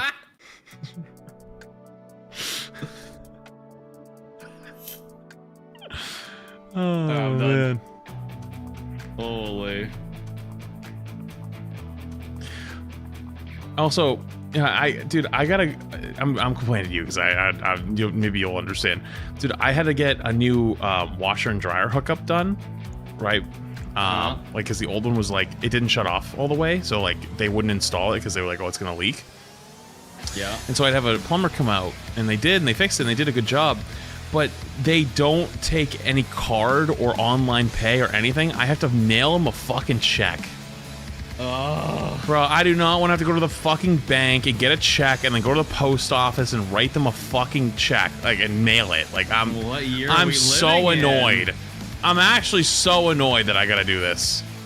What do they take cash on the spot? That could be something to just carry some cash at home with. I might do that. Some like miscellaneous things. Yeah, I'm probably gonna start doing that actually. No, they don't do direct deposit, nothing. What? Yeah, like is it a single plumber, like a freelancer? I don't know. What's it called? What do you call it? Not freelancer. Dude, they sent me a QuickBooks email, and I'm like, oh, I just can pay through QuickBooks, and so I hit yes, and it was like, we will let them know that you're having trouble figuring out how to pay. All it does is it just sends them an email. I'm like, dude, hello? What year? This is as bad as what? What year is he living in? Yeah, no, it's not sketchy or anything. It was from a contractor that we trust like a lot. He's like, it's good people. It's just I was like, dude, that's crazy. Good people, old tech. You know. Well, I didn't. Well, the thing is, get on the new stuff. I would have asked like about the payment stuff, but they came out so quick. They just showed up at like 7 a.m. like a day or two after I needed them, which was nice. But I was just like, dude, what the fuck, man? So I gotta do that Monday. I gotta go to the fucking bank and get a check, and then go to the post office and write them a letter and mail the fucking letter. It's to a PO box too, and then like they don't even put the address of the post office. It's just in town, and then a fucking PO box number. I'm like, is that enough? Like, do I just write that, or do I need to have the address of the post office? Is it the right post office? Like, dude, I'm fucking tilted. I have a similar story, but the circumstances were different. When I was in the Philippines just last month, we had a venue we rented out, and then at the end, they're like, "Oh, we only take cash or like a bank transfer." Damn. No credit card, no nothing. I'm like, bank transfer? Like, I don't have a bank account here. And like, we need cash, but it's like 1 a.m. So then we had to like get them to drive us. We had to get a driver to drive us to like a bunch of different ATMs to see which one would work, and they only spit out like cash to a certain amount. Really? Like, my father-in-law had to just stand there and like watch, keep guard. Yeah. Same with the driver, because we had to go to this really sketchy like plaza at 1 in the morning. And there's like a term for it, but there's a lot of people who just like hang out and just like chill outside and like stare and watch you. Yeah. It was just a sketchy thing to do. No shit. Huh. Yeah, that trip was a lot of fun though. Oh, I fainted again on my way home. Did I tell you that? Again? Briefly. Yeah, again. No way. It wasn't as bad though. Okay. When I was in the southern island of the Philippines, okay? So you have to fly from there to Manila, like their main city, which is the northern island. Manila to Hong Kong. Then Hong Kong back to Toronto to come home. The first flight from the south to Manila was like at midnight. Yeah. I made it to Manila at 1 a.m. to wait there till 5 a.m. and take the first flight from Manila to Hong Kong, 5 a.m. to like, 7 a.m. and then a couple more hours and like an 11 a.m. flight from Hong Kong to Toronto. But anyways, I'm in Manila. It's like 5 a.m. now. I had stayed up all night. I hadn't eaten because it was already like midnight, 1, 2, 3, and I'm like, it feels strange to eat a full meal. Like I'm hungry because I've been staying up. But like I feel like if I eat, it just like messes up my whole circadian rhythm. So I opted not to eat, and then I tried sleeping a little bit, like on the seats, and I couldn't sleep much. So then I realized that not eating and not sleeping, that's what caused it last time. And this time, that flight from Manila to Hong Kong, I sit in my seat. I'm in the middle seat, Kat's to my left. Her parents are behind me, stranger to my right. Then I just try to sleep, you know. It's only a short 2-hour flight from Manila to Hong Kong. And then like an hour in, I wake up. And I'm like, oh God, I feel nauseous, right? And I'm trying to like fight it off as hard as I can, but then I look at Kat and I'm like, I'm really nauseous. And then that's it, I went blank. No way. And then like, I wake up to like 2 flight attendants being like, sir, you okay? And then I was like, oh, what? I think I'm good. And then like it came to me that I just like, I literally passed out on the spot, sitting on my seat. And then they just think you're sleeping? Okay. Yeah, and then they gave me a pillow, and then I put my head down, and then I had to ask Kat, like, what the fuck happened to me? And she's like, bro, you looked at me, and you're just like, I feel nauseous. And then all of a sudden, she said, your eyes rolled back, and then you like leaned back, and you went like, oh! And she's like, I thought you were faking it. It sounded like you were having an orgasm. And I was like, what? She's like, that's what you did. You just leaned back and went, No and that's way. it for like 45 seconds, and then the stranger to the right was just like, they had to like ping the seat to like call a flight attendant. And what's it called? She like immediately pulled like the sleeping airport flying pillow off me, and then like just gave me some more room so like the air could like hit my neck or something. And yeah, I don't know. I just factory reset right there. You factory reset is insane. Yeah. I mean, that's what it is apparently. Like, I know it sounds like I'm having an orgasm, but like that's just apparently what happens. It's just like if you have like something syncope, some sort of like fainting episode, you just blank out and then you're like fine after. But when you blank out, you might have like a mild seizure or seizure-like twitches, muscle twitches, because everything's kind of like, I don't know, literally factory resetting. But Kat was just like, yo, your eyes rolling back and you just making it like a sound was just like tripping me out. That's the second time that's happened, right? Yes, that's the second time. The last time it happened was like a year and a half ago. And both were on planes. Yes. So you saw someone about it, right? No. That was probably the biggest hell I've seen in any event yet. So I didn't think it would ever happen again, but it did. But both times I attributed it to not sleeping and not eating. I don't know if that's normal, probably not. But like, Dude, I don't sleep and not eat somes. Dude, okay, I'll give you an example. So when we go to LA, I purposely dehydrate myself, by the way. Like, I will not drink anything the night before, and I will not drink till I land. To refuse to pee on the flight. Yeah, right? and sometimes that includes food too, because I don't want to take a shit on the flight. So I go the whole flight without it, and I'm perfectly fine. As long as they're on top of it, it's really good. And I feel like just as a heads up. Maybe I just give me a little food in my tummy. Little food in your tummy? Give me a little food in my tummy. So I don't pass out again. Obviously, it's fun to joke around and stuff, but Sentinels, it was a tough series, tough brackets, right? Upper bracket, a tough game is Rad, then the lower bracket. That's it. Not as scary. Kat wasn't as scary because she's like, I've been through this. I've played these games before. What's the biggest thing that sticks out to you from when you practice against them in I feel like so it was all good, but then I landed in Hong Kong, and then like the flight attendant, they had to like call someone then to like approve if I could even go on the next connecting flight to Toronto.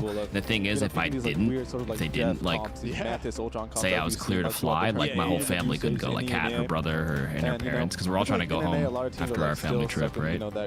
Someone said bro's body is blue screening, and he just tanks it. No doctors, no nothing. Yeah.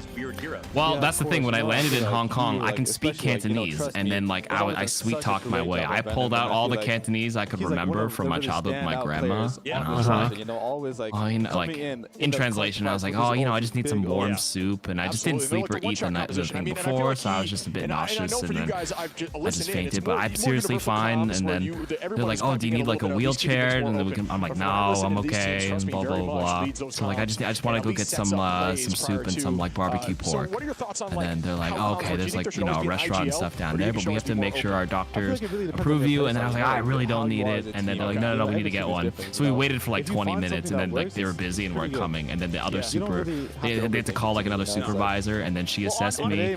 She looked like a mom, like a 50-year-old mom who's like raised a bunch of kids. So I was just like, I just need some soup, and I said the specific soup that like some congee, okay, that like will make me feel better. She's like, oh yes, that's some good soup if you ever feel a bit nauseous. Okay, there's a restaurant down there. Okay, you go there, and then I think you'll be okay. And I'm like, yes. And then that was it. That's crazy. You definitely should see someone though, like before your next flight, whenever that is. And what do you think about their backline? Wait, you're flying in soon? I feel like he's played very well this round. Remember the thing I told you? Yesterday he looked very good on it. Yeah. I feel like. Wait, I thought that already. I feel like they're.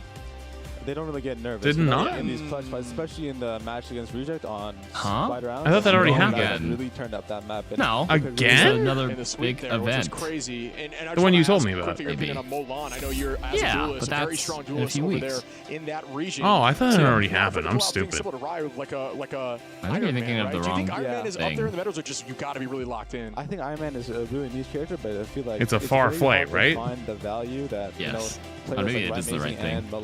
Really no, that thing didn't happen yet. Consistently in these, okay. high pressure situations, but I feel like if you're able to do that, it's very good. And you know, like amongst the pro players, there's we say it's like Iron Man. Furrycon? What is that? Oh, you meant Furrycon. Yeah, you're right. Furrycon is crazy. And Rive both really turn up in match on that character. And speaking of turning up, we're having you turn up during the cast. You just forgot an R, so I read Furrycon. Oh no, it's happening again. You know, obviously this is gonna be fun between these two teams, but he's losing letters. I don't think we've ever had like a guest commentator on, so anything you notice, I should go get it checked. But we'll be watching over you. Yeah, I probably we don't want you to get canceled. My in-laws are like, no, never. Probably. No, we'll have your back. So I know you nailed the last prediction, right? Yeah, it's probably better too. Like, there's certain things that like I feel like probably just want to get looked at. Because like even if it ends up being nothing, it's like, well, no, it was nothing. We're good. Rad is really strong on COD with this, like, you know, is it a blood test? Like, what would they even check for? I don't want to scare you, but I saw some people in chat that said that they were either meds. One guy said he was a med student and said that you should get a EKG. Make the difference. Not the one where they like just such a put unique shit on like my heart. The answer is to like some little little squares and there's some wires. Because it's so fresh. Oh, sorry, it was an EEG. Was it an EEG or an EKG? We don't really Maybe an EEG. I feel like oh yeah, it was an EEG. My bad. ECG, ECG, EEG, EEG, EEG. Oh, EEG. Okay. Sport Tussie thing. I want you to think of the first word that you think of when we go to each of these player camps. So we got Hetlot here. Yeah, EKG is hard stuff, by the way. You are right. What sticks out about Hetlot? But that was not what they said. They said EEG. I don't even know what all these acronyms stand for. I don't even know what like an MRI stands for, or a CAT scan, a CAT, an MRI, EEG, EKG. I don't know what it stands for, but I know what it is. I've gotten a couple exactly. We were supposed to scrim them more, but then like the media complex kind of. Oh yeah. Well, of course. Let's talk about that even, right? You're old now. Stop thinking you're not, and get your ass to a GP. You're EEG, so right. MRI, CAT, CAT scan, RPG. Wait, what? Very, very strong. RPG. In my opinion, Crims is the best cap in the game. Okay, all right. I love that. Crims are just the best cap in the game. You don't really have any more opportunity to show that here, though. Well. Dude, I love not having to like be quiet at night now. It's so great. To see your head. Yeah, no neighbors knocking. Running around the halls. Well, hang on, that's not totally true. I did have neighbors knock. My first. Did I tell you your about first that? neighbors were were they like, welcome to the neighborhood? No, okay, so I hadn't even moved in yet. I was still like moving, like at the time, like I was just bringing little stuff like the week before. And my mom and me were here, and someone knocked on the door, and we opened the door, and it's this kid. It was like 11 years old, 12 years old, and there's like 10 kids. There's like a fucking gang of them. And they were like, oh, like we heard you moved in, like we want to say like welcome to the neighborhood. Like we were really nice about it, right? And you know, they're like talking, like they're introducing themselves and like talking about like where they are and like who, like their parents and like whatever. And I was like, oh, okay. And so after a couple minutes, they're like, oh, what games do you play? And I was like, weird. I was like, how did you know I play games? I didn't say I did. And they go, oh, well, we know you're a streamer. Good call out right there. And I was like, what?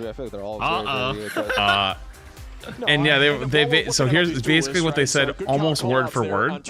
They said, yeah, so and so. They pointed a house down the street, like so and so down the street told us, like has like told us. I think they've watched your streams. They're kind of old. They literally said they were old and they've watched some of my stuff before. And I was like. Now, obviously, they didn't know, but that was so spot on. It wasn't even funny. Yeah. But actually, my first night here, they invited me to a backyard hibachi. Holy! Yeah, my neighbor was having a hibachi in his backyard, and so I went over. Yes, like the whole. They had the whole. They had like they have the whole ass table, and like they have like a bunch of like folding tables around it, like in a U shape, like it's a hibachi thing, and they're doing everything, like the fucking. They're like tapping, like they're throwing the fucking pieces. spatula. Yeah, the spatula throwing. The eggs around. Yeah, they were doing the like they did everything like the sake like spray in your mouth. They did all this stuff. And they were drinking and stuff like that. It was cool. And met all of them. They were nice. Or met most of them. They were nice. And so they did like Jello shot. Like I was literally there like 10 minutes. They're like Jello shots. I'm like, all right, fuck it, I guess. Like, I was like, all right, why not? It's night and day compared to where you were before. I think they were trying to like they were just like feeling it out, and then like they were nice. They were asking me some stuff like there was this one woman that was like asking me about like Instagram stuff, and she's like, do you like post a lot of stuff? Like how's that? I was like, I don't know. Like I was like I couldn't tell you. And she's like, what do you mean? Like don't you like she's like I already found your stuff, so like you don't have to hide. And I'm like, no, I'm just saying like I don't even run my own stuff, so like whatever you've seen, it's I don't know what's there. they're like what? I was like, yeah, I have like a whole like editing team and like social media team that does all this stuff, and they were just like looking at me like wide-eyed, like oh. I was like, oh yeah. Anyways, so I just played with, like, they had a bunch of dogs, so I just played with some of the dogs, and I just drank a bunch of alcohol, and then they gave me some food to take home, and I went back and went to bed my first night, a little fucked up with some hibachi food. It was great. Was it the neighbor that said they were old and had watched you before? They were the ones who had it, or is this no? Like it was a different neighbor. It was like my neighbor across the street. But did you meet the ones that said they've watched you before? The one who told the neighborhood who you were? Don't know. I met so many people. Like I don't remember which what they said their name was, because like the kids weren't there. It was all just the adults. Oh, I see. Easier heroes per se on the stage, so we make it. It's kind of crazy though. My neighbors, I don't talk to any of them. I said hi. I haven't talked to them since. I mean, like a bunch of them like asked for my number and stuff like that, and then like that was it. I haven't talked to them since. I feel like there is to an extent though, but you need to have the confidence. I didn't realize that was normal to ask your neighbors for numbers. I did it earlier this year. It's been like 4 years since I moved here. Oh really? I think this tournament is really about. They were basically trying to imply they're like, oh, we do stuff like this all the time. Like if you ever just see us somewhere, like just pull up. Like you don't even need an invite, just walk over. And I was like, okay, sounds good. I'm never gonna do that though. Like I'm never just gonna show up randomly. That's weird. I'm too antisocial for that, but I actually see those kinds of people are in my neighborhood too. Like they're always sitting outside their house on their like chair by their front. So follow-up story. They were actually very confused because the previous owner told them that they sold the house to me, and they were like, what the fuck, we never saw that guy. And so apparently the 2 days my house was on like an open house, they bought a thing they called it's like an igloo, and it's a giant plastic like circular ball that can like 10 people can sit inside of it, and they sat on the neighbor's yard across the street with a cooler, drinking, watching the open house. So finish what you're saying. Yeah, I feel like we should. Yeah, and so they showed me photos of them all getting fucked up watching all the people showing up for the open house.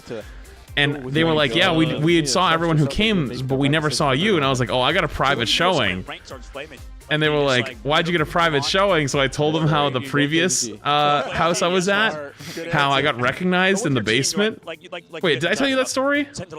No. Wait, I didn't tell you. I was at an open house with my mom and my realtor, and my mom and me were arguing because my mom was like talking about like this basement. Like she wanted to, like, she's like, oh, you could do this. You could remove this bookshelf. And she was talking about like all the work she wants to do. I'm like, why are we talking about this? Like, first off, like, wait, hang on. I was like, at some point, I was like, why are we doing this? Like, why are we talking about all this stuff right now? Like, what's the point? Like, we don't even know if we're gonna want this house. Like, it's just kind of stupid.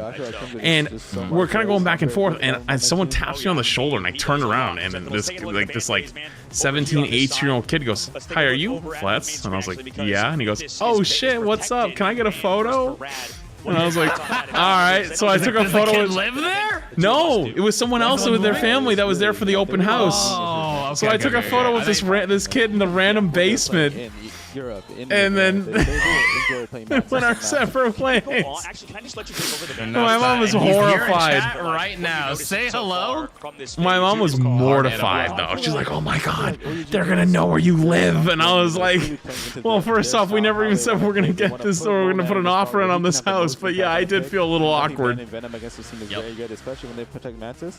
it's a good response because So, yeah. it gets Oh my trusted God. off that Mantis Venom. I think the bigger story is that your neighbors have bought an igloo just to sit and watch the open house. Are they that bored? What kind of? I don't know. It's a good and bad thing. It's a good and bad thing to have like your neighborhood watchers, you know? Yeah, I think a lot of them are like stay-at-home parents, you know? I see. It really depends on like what you're going for. Like, you know, if like I know at least mine, like next to me, across, and the other side next to me are all stay-at-home. And they left cap open as well, so you can play like Torch, Ultron Cap. Actually, that's not totally true. There's the one of the ones next to me actually is like an overnight nurse. True.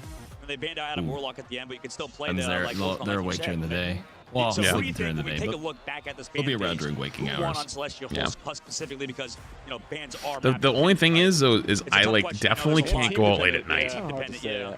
Like my truck is so loud in the garage. It is actually like it is like actually embarrassingly loud. Wins or loses and it's a quiet neighborhood. Oh yeah, it's a silent neighborhood and like it sounds like almost like a mini gunshot when it starts. Ah yeah, streamer leaving the house. I was like, oh god. That's our neighbor. They all like everyone knows instantly.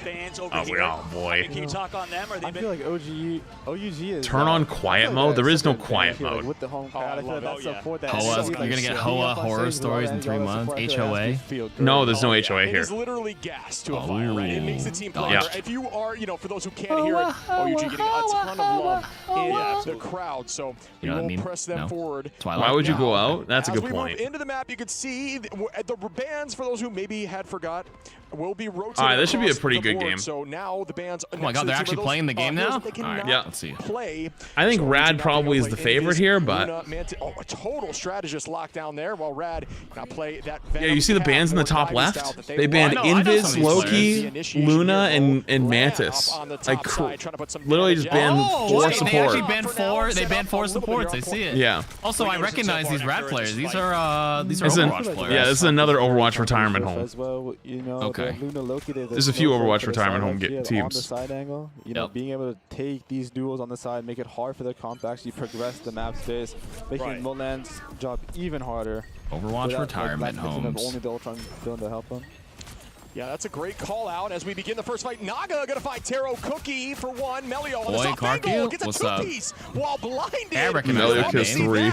Was I just watching you? FMCL? That you? Oh yeah. Is just shutting them down. That was from Australia.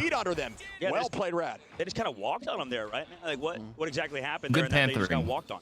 I feel like Ultron is very hard and difficult, especially when you don't have a suit. Honestly, it was close. The Atom snaps, like very the close. pressure from the Star-Lord, especially with the side lock on the side angle, like pressuring you is very difficult. The Ultron has to play very safe and very aware of where the enemy DPS are playing. And wait, so really okay, so if there's 4 supports, yeah, we were seeing some players say that you'd be surprised how much Star-Lord really does help the Flyers, not only due to the hit scan nature. Oh no, but sorry, also that means OUG can't play those, so then they're stuck on Atom Cloak Ultron. Crystals get pulled out here. Milan just continuing to hold this high ground. How do you prep for that? I feel like a lot of teams were not ready for 4 support bans, so that deviates a lot from their game plan. Maybe they're ready now because they saw it on day 1 or day 2, but teams prepping for a tournament like this, I think a game this early rewards people for being adaptable. Like you need a true leader on a team to be like, okay, this is nothing like we practiced, because I don't think anybody, I don't know if they anticipated playing a comp like this to like 4 supports ban. So you need a true leader to step up and be like, we need to run this, and this is how we're going to execute. Not to be mean, practice is deviated. Yeah. I think I actually think the Asia teams are like a step behind NA and EU. Like they just looked like when we were watching, like the play-ins was a couple Korean teams, I think, and China teams, and they just looked. It looked like slow. It looked like a ranked game, and then every time they played against NA or EU, they kind of got smoked. And like I think this is the last Asia team that's available right now. This OUG. Wow. I think this is a China team, I believe. They just look like they're just a step behind, right? They're just getting China's produced a lot of strong Overwatch players. I feel like if there's an Overwatch retirement team from a bunch of former pro Chinese players, yeah. Well, apparently, I'm not sure if there are any here. Maybe I heard that Rivals did not hit very hard in China and Korea. Remember we went to Spotlight? Oh yeah. And remember all the Korean players were like, "Do you guys actually play Rivals? Like, is that game actually big?" They're probably just like, no, I guess not. I remember Kaiser asked me specifically. He was like, "Do you actually play that? Like, is it big? Like, because it's nothing here." Starting to get hyped Damn. up. Milan doing a good job still putting out this damage, but it's around can they use this space created to find some value, 38% and counting. But remember, one fight game, ultimate advantage going to be the side of OUG. Spald holding on Hetlot as well. That can help them stay here as Taro Cookie likely using that Ultron's Rage soon to force out level 1 Crook. The Torch is kind of crazy though. Loki. So when you use that copy, you try to make that happen. Torch is like permaban. I'm surprised they let him have it. They must be that confident. That just like banning the supports is the way. Their strat was to just ban all the supports. They gotta leave them with Torch. Melio takes out Taro Cookie before Taro can use that ult, and that's a tough look.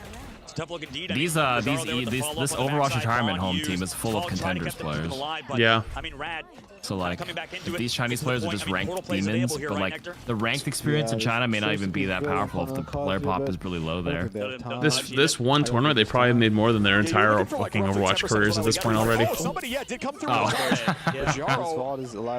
Alpha will think to win. There is a res there. Taro Cookie using the Ultron's Rage in the off angle as Melio is putting out some damage. Fall with another res on Ganbei though, so numbers are roughly even. It's all about who finds value with these ults. Melio and Spald with another pick now. Numbers evened out across the board. OT is ticking 72% here for OG. Before Gooshway shows up in a fucking now finds one. tournament. Hey, Charlie Niner. Nectar, yeah, no shit. By the way, awesome to have you here for Celestial Codex. Gen G was former Overwatch pros and they got knocked out first. Yeah, I saw that. I think OG needs to but it was like how they can win. You know, I feel like Rad is playing really not the insane Overwatch pros, like as nicely as I could say that. Force them to play back, and Ganbei really having trouble to actually go in with the lack of the. You know, it's not like fucking Carpe and to live versus this comp. Okay, on that, you know what I mean? Exactly, that's a good point because Carpe Lip. I guess into Milan. Yeah. I mean, do you think that it's fine? It wasn't them. It's more like I think Lip still plays Overwatch League now, but you can, but you know, or OWCS. Sorry, OWCS. That product's ass. Let's just say it. Yeah. Real. That's a good point, yeah, because it's so hard. I think it's actually just giga garbage, stuff, like you said, and there's a lot of difficulty I think that comes with you know, switching up comps. I mean, Milan. I was saying it earlier. Once they outsourced it, like they lost its touch. It's magic sauce. What made it special? It just does not hit the same. You cannot tell me the pro Overwatch hits the same as it did. So between us, by the way, did you see their AI tweet the other day? Yesterday or whatever? Yeah, I did. Yeah. So I haven't looked into it too much because I've been busy, but I was given a little heads up that apparently Blizzard has outsourced a lot of their social media team stuff, and WoW apparently has had that problem where WoW is tweeting out random AI shit or just like stuff that makes no sense, like things that just straight up make no sense. So I haven't looked into it, so obviously I'm not saying they're actually doing that, but if they also are starting to outsource Overwatch stuff, then more damage on a Ganbei who escapes now. Melio I wouldn't be surprised if a lot of that stuff starts to lose its touch in general. Imagine, you know, yeah. Who will use that to keep themselves healthy. Melio onto Spald now. Trust me, onto Zhao, and at this point the numbers are dwindling. No, I think it's fine to outsource some stuff for sure, but like it's that first point, man, it happens. It's a fine line. Take point first last time too. So what was that noise? Oh, that was my mouse. I had to plug it in. It seems like OUG are kind of struggling. At least they have ults for this next fight, right? Yeah, I feel like it's really important to get the max value you can out of this capital here. You need to make first action, try to force one of the spoilers early, you know, try to make it hard for them, put them in a bad spot so your Torch can actually, you know, get on top of them and actually put that pressure on.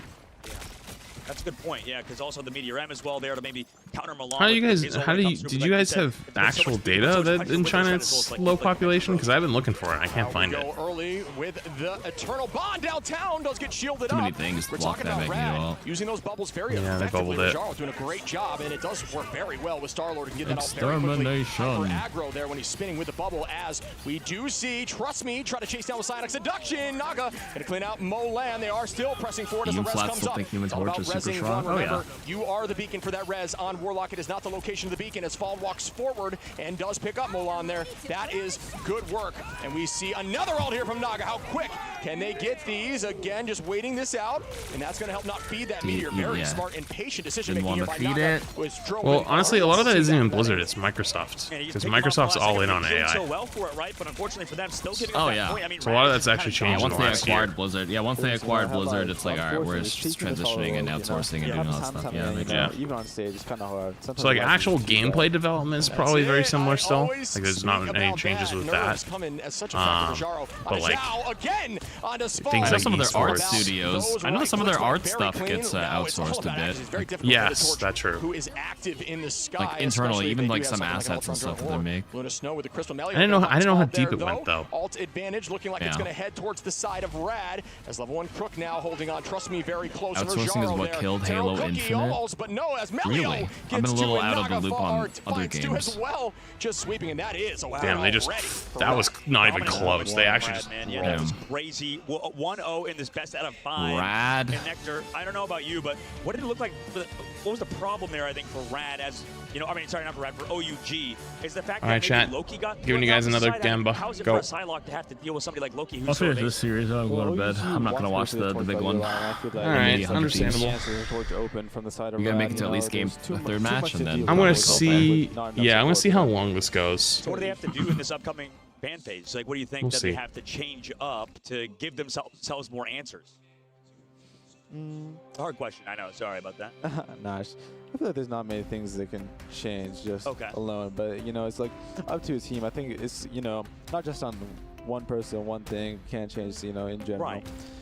Yeah, I think one thing that I think I need to shout out from Rad is I think they're known as a team that does do more unique compositions. We talk about that all the time, running the more awkward Jeff compositions. Teams are still trying to learn how to really counter and play against it. Right. But this, what they just ran there, was very traditional, and it looked absolutely dominant.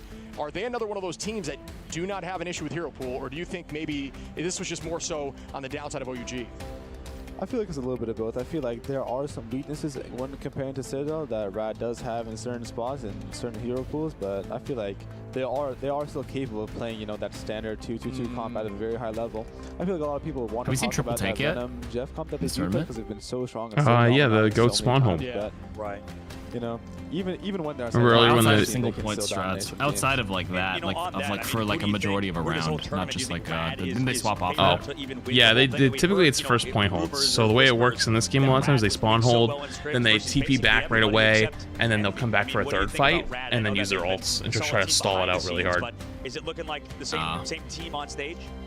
Yeah, I feel like it's so it's a defensive strat, right 3 tanks, stall first point. If they do end up breaking through and capping, they probably swap off triple tank then. Yeah, they always do. For the second phase. Yeah, second and third they always go with like whatever their default is. You called out, speaking about being right on predictions, unlike me most of the time, you said Rad won the draft. Right? That was something that you said, and after the fact, you said it's because they didn't have enough answers. So maybe there's something they could figure out in the draft phase that could help them out. But like you said, Rad has so many answers, it's tough. Like, even if you have to pick your poison here, right? Maybe in this next one, I think we want to give you another chance to predict because you got the first one right. Yo, surely you can't go 3-0, right? Surely we're just unlucky, and this guy's not actually just some gigabrain compared to us, right? That would be. We'll see. We got a few more maps to watch. Yeah, that's true. To witness, a few more drafts. That's it. Maybe a map fight.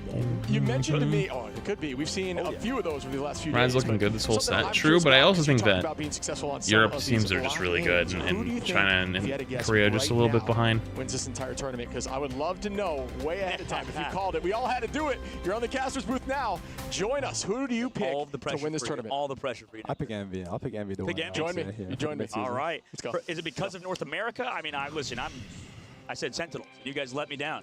Like, what do you? That's a brutal call. What do you have to say? That's wild. There's no way he just said that right to his face. Since I was a young kid, since I was about 11 years old, which is when he started competing. Yep. And then what do you think about the same size? Damn.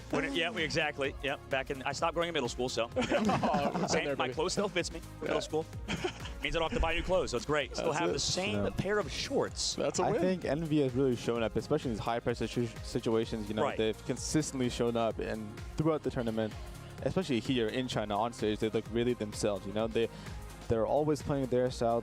I feel like they've never looked on the back foot. What's their weakness, you think? Like, what's the number one problem with Envy? Like, where do they struggle? Because there's not a lot of teams that seems like they found an answer to a team like Team Envy from North America, the region that obviously you came from, and you've scrimmed against them as well. And I think actually this is a better question, maybe to rephrase it, is Shib was talking about how, and by the way, Rajaro MVP played so phenomenal last map on Magneto. Rajaro. So much space with his Meteor M's. Just kind of, those Meteor M's, especially on the first round. Yeah. Those Meteor M's. That's what his ult's called, right? Right. Meteor M, yep. Yeah, he did so much, man. Rajaro is just kind of Timothy at points for sure. Meteor And, W. You know, when we take back a look at the North American region, as Nectar choking on the water over here on stage, it's, sorry. It's totally normal. I mean, we do that all the time. Literally, half the time that you hear us not talk for a while, it's because we've either burped or had some sort of cough go on down. Look behind the range. curtain, yeah. Oh yeah, absolutely. But you know, back to the original question, Nectar. Like, you guys saw Envy get that 3rd place in the region. I think you guys' flexibility in stage 1 to win the whole thing enabled you. But looking back at it, how is Envy doing so well here, and then they didn't do that well in stage 1? What do you think is the reason? I think Envy, like all their players and, you know, especially the coach Gator, really stepped up to, like, you know, make sure their team was very well prepared for this event. Because over the past 2 weeks, I feel like the meta has shifted a lot, especially in scrims, because it's been like only us, like in the top teams, like us in like the teams in China just scrimming each other, you know. So I feel like it's developed a lot faster than they did, you know, like in your local regions. Absolutely.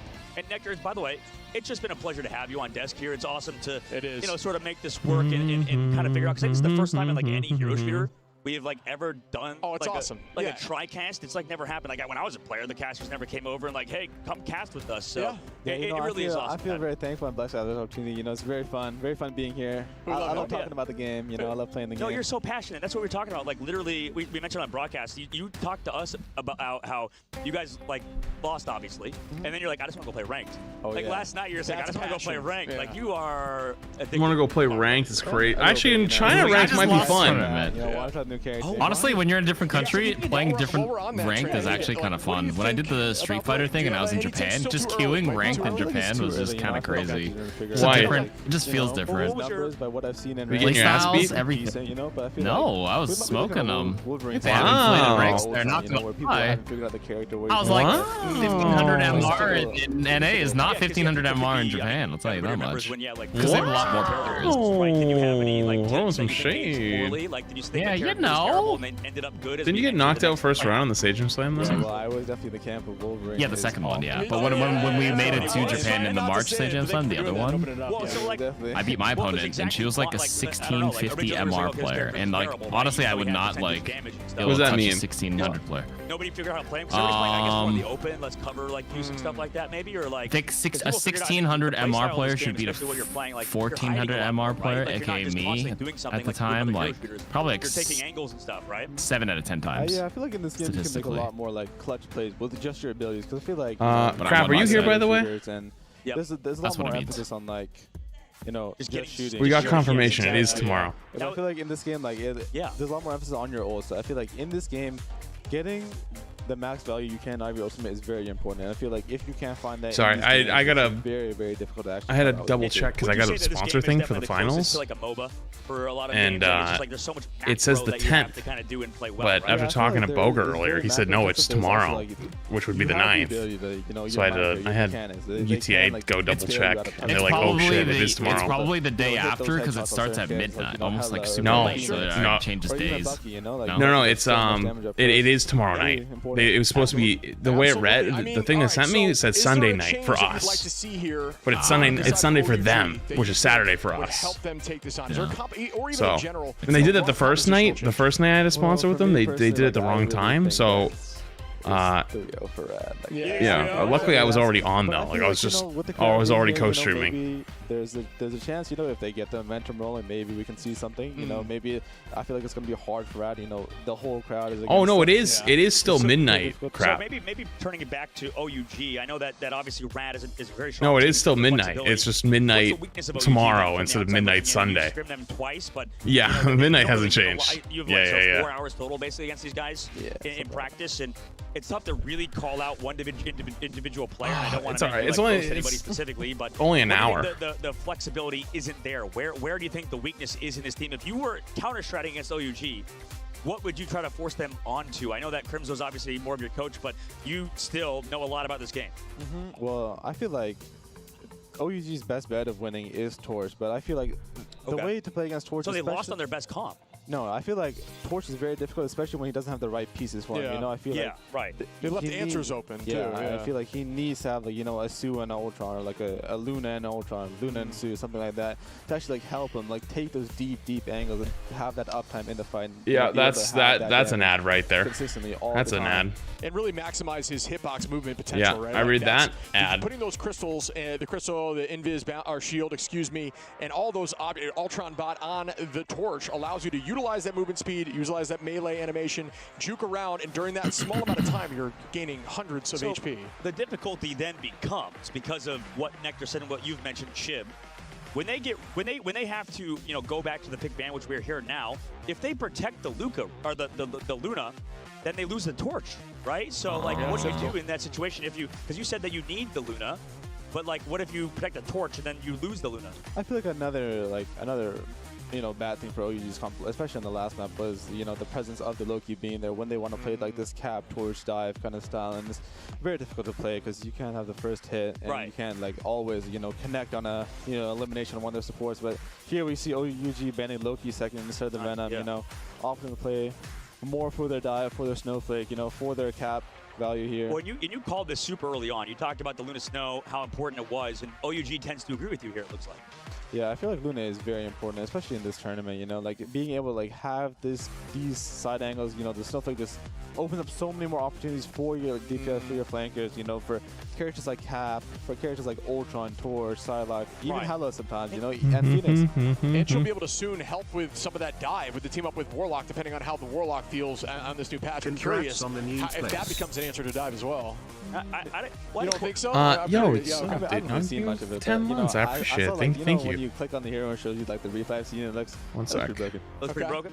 Pretty good. You know, we'll recap the ban phase and pick ban phase after this, but you know, on that note, Nectar, since you play a ton of Psylocke, what's it like? At least, how do you deal with a Psylocke on the other side if they have the snowflake and you do not? Is there a specific thing you do, or is there anything you can do besides have for a Luna Snow? Like, what do you do? Yeah, you can. You can play a lot more. Like, you can shoot tanks. So I feel like that's a big plus about Psylocke. You know, these other dive characters like BP, Magic. Like, it's very hard for them. They actually play through main. You know, they have to go on these deep flanks. They have to look for the sports. But I feel like Psylocke, especially with her wing shurikens, you know, good point. Her passive, you know, she gets 2 seconds off. She gets the full projectile, you know, off her cooldown. So you can spam the main fight, and then when their Psylocke is looking for the engagement with the snowflake, if they're playing the dive comp, you can like look to fight her with your team helping you there. Beautiful. Going like deep into the angle. Swamming the first one. Haku lagging the prime. Appreciate it. Thank you.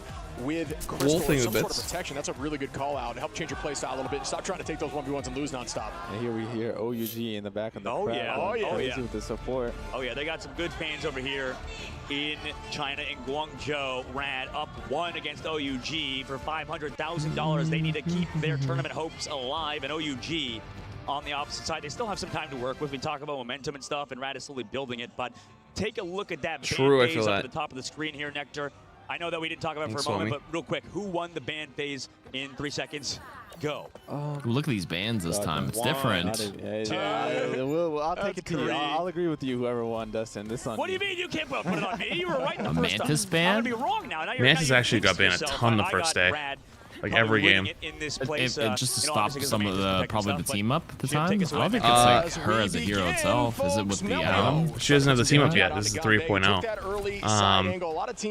It's the Asia teams run some type of Mantis comp, Mantis dive, and apparently if you just ban Mantis, you take it away from them. They can't play it. Oh, it's like a strat or a comp made with like damage boosting, very team oriented kind of 3-2-1. Yeah, I think they did an interview with Collusion on the first day, and I forget what team they played against. They played against one of the Asia teams, and they were like, you know, what was your guys' strategy? Like, oh yeah, the Asian teams just play Mantis comps. If you ban it, they can't do anything else. They're terrible. I was like, oh my god, like holy shit. Naga gonna drop down onto the point, and at this point, Rad. They said they suck. Pretty confident. It's almost like OUG's kind of playing on their heels here. What do you think about that, buddy? Yeah, I feel like It's very hard, especially, you know, when Rad is on this Venom Mantis. You know, trust me, able to like control the map so much. You know, control the tempo of this map. It's very hard for your OGG to like play against this style. I feel like Rad is really like alone in the sense that's like their Venom. I feel like Trust Me is like very ahead on Venom compared to like most other players. Yeah, I feel like Trust Me is one of the best Venoms. Kind of go with it. Agreed with that. Yeah, for sure. I feel like Trust Me is the only player that I've seen to be able to solo kill supports. You know. Right.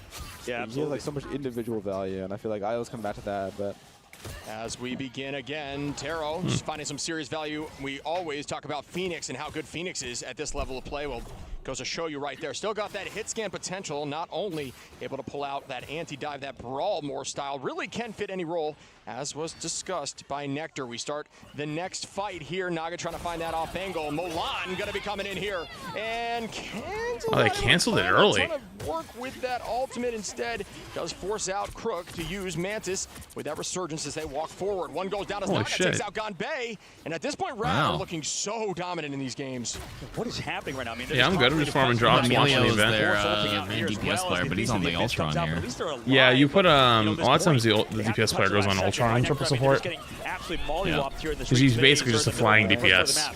Yeah, Naga he is. Dancer Butterflies forcing them to either stack and lose their supports. You're not really like quote-unquote healing. You just put it on, stick it on somebody, you just sit there at DPS. Sit here with a charge rifle. You play this map, right, to go back to, because I know you guys, I don't think have ever lost on this map, right? Or and you build ult, and then you just go try to kill one of their backline. What do you think? How are they playing this? So, you know, I know that Sentinels is specifically very good here. I feel like the most important part of this map is to make sure, you know, you get more than just that one fight. I feel like you want to really try to like push the cart and like stop. Like this is very good for map, forcing the visible boundary out, away from the cart, getting that free payload progress, not even being able to touch and contest, you know? Yeah. And another ultimate force on Ganbei, you know, it's like, oh, Naga dies. No, Ganbei forced it, yeah. Brutal right now. It just looks like, I don't know, it's a walk down, but we do see some press backwards here from the side of OUG. Taro Cookie seemingly just kited out the ult. Out there with the standard hit scan damage. Team's going to reset back to the point. This would be a big difference between your ranked play and pro play is like they actually learn how to disengage. Nobody disengages correctly in ranked. So I had a game literally today where, what ult was it? There was an ult the enemy used like way early. I think it was like, was it Punisher? There was an ult, I don't know. It was maybe even Hell ult. Like we weren't even in, like we hadn't even turned the corner yet. I was like, oh, we'll just sit here and wait it out. And I'm standing there like waiting, and like I just watched two people walk by me into the ult and die. And I'm like, hello, like guys, like you can just sit here, like not do anything and you win, like yeah. Why are you playing into their advantage? Yeah. We say that Trust Me just does double damage on Venom. You know, I feel like his tendrils just always hit and do the maximum damage they possibly can. I feel like he's so practical in his character, so polished. YoMM kicked in. Dude, there was some agents running around today. Actual government agents. Guru, you want him on Venom. You want him I did not experience it, but I was ethically smurfing, so... I was just smoking pregame. You're gonna get banned. Playing in plat diamond lobbies. You're gonna get banned. Willingly. Not willingly. You're gonna get banned. Banned gamer. I'm sorry. I'm calling Guang Guang right now, actually. Finding a good angle there, jumps right in towards the backline with Ultron drone. Out goes I don't got that kind of pull. He is going to be held up by Sfald, giving them enough space to stay on point. Great location of that. Now, be like, I designed the system that makes you decay. You are Emma v Emma. You want to dance around that shield and put that there was some actual sleeper cells that got activated today, though, in some of the games. Because you can build laser charge on that and help stall it at 100%. Headlock, though, going to take out Trust Me, and that is going to take a loss. Were they just like, no, just people just running it down, like just the stupidest shit I've ever seen. Like I won every game I played today except the last one I played, and I queued into it and knew it at the spawn room that we lost. I knew him instantly, like before we even got in. I was like, uh-oh. And I feel like not talked about enough is Melio, you know, being that revealed his agent card. Being able to well, they were complaining right off the bat, like instantly, like before the game has even started, and I was like, oh no, like we're cooked. That brings up an interesting discussion that we and then I checked the profiles after the game. Dude, I checked profiles and I see everyone's on a losing streak on my team, and I was like, oh well, I got government agented. That stopped. Made that my last game. Hopped off. As we do see Crystal pop the whole team beginning this fight, we have ults ready for OUG, but Rad is very close to almost all 6, and this is going to be a fight in their favor with 30 seconds on the clock. OUG is holding. I did find some Supercell agent though. Like this guy was on a 9-game loss streak and had fallen from Celestial 2 to GM3, like GM2 on the day or GM3. In the day? Yeah. Oh, yeah, that's an agent, all right. Had a long shift, I'll tell you that much. Yep. And Godbay with 2. They may hold on point 2 here. Can OUG shut this down? As big grab. Finds Melio. 5 on will not be enough. And at this point, OUG stops them before point 2. OUG actually held. It sounds like we expected, especially with ult up, man. I mean, Chip, that was crazy, the fact that OUG got the stop there. But, Nectar, what's the biggest thing you noticed? I mean, what happened to Rajaro and Fate? The fact they didn't even use their ultimates. Well, I feel like Matana, especially on that second point, is such a hard map to actually yawn, get I'm going to fall especially asleep. Dude, I'm fighting for my life. But I feel the most important part of this map is your first hold. How good can you hold first? And, you know, I've been off for 5 hours. It's too long for me. Right. It's a long 5 hours, that's it? A lot of time off the bank by the time you get to second phase, right? Yeah. Must be nice. I feel like every time we, especially as in the Americas region, we were seeing a lot more Thing on point 2. That's like the very few time Thing was more of a 5-hour stream must be nice. I have the overtime emote from 7TV in here. That's all I've been. Now the running joke. The overtime emote is just like a screenshot of stream uptime saying 3 hours. To close it out and send BP home, I believe. So it was literally like 2 hours of my stream. I'm like, guys, I'm getting tired, and then it all just starts typing working overtime. There's no way. That's crazy. Change your playstyle, Nectar. This is actually a really good question. I think to ask you. That's crap. You should add it. Do you have to change your playstyle based on where that card ended up? Like, do you have to maybe take more forward? Yeah, maybe for a 12-hour. Advantageous spots and maybe give up more card working space. overtime. You can still take the same amount of fights in the same paces because it's basically capped here. You know, like you can still take the same spots. You have that. You know. Time for a Costco muffin, dude. The Costco muffins are gas. Yes. Which is funny because that's exactly where you guys actually turned that fight around from Sentinel Citadel. Is the exact I got a membership ramp, this like you're week. mentioning, and forced them to take those earlier fights. First so one? really good call out and hits right at home because that's where you landed. You've been with that friends huge before, right? ult there for Hella with the Goddess of Death. And not really. No, I've been. Last time I went to a Costco, I was like 10 years old or 11 years old. Really? Yeah, I've been to BJ's, which is like an equivalent. Especially early on. But anytime I never, no, I just never need anything from there because like it's such big quantities. True. But then like there's still like a lot of deals even on electronics and like furniture. Actually, my couch and stuff was from Costco. Cool. Get a Costco membership and check their like catalog. I think I bought a vacation from them too. Vacation? They have travel packages and stuff like that. You talked about it earlier too. No way. They got the deals. They got the sauce. That's why I'm gonna look for the microwave. Yeah, I feel like Melio is one of his best players. Like, I feel like he's always consistent. Like an installation fee. Very well on his character. Like, get on the Costco website. It's like Amazon, but like better. A lot, you know, however many moons ago, but Melio would play. Amazon's quality stuff has gone down a lot. He was very dominant on that character, but you know, I feel like having a player like him. So oversaturated with so much product that like you just find this exact same. It's just like what do you call it when like a company like takes a product that's like mass produced by like a Chinese company or something, and they like put it there as their own brand? Knockoff? Called white labeling? No. As they press through the first quarter, a pretty difficult point to walk through, but they may teleport back for the bridge. They're not going to like to do that. They do have a quick team.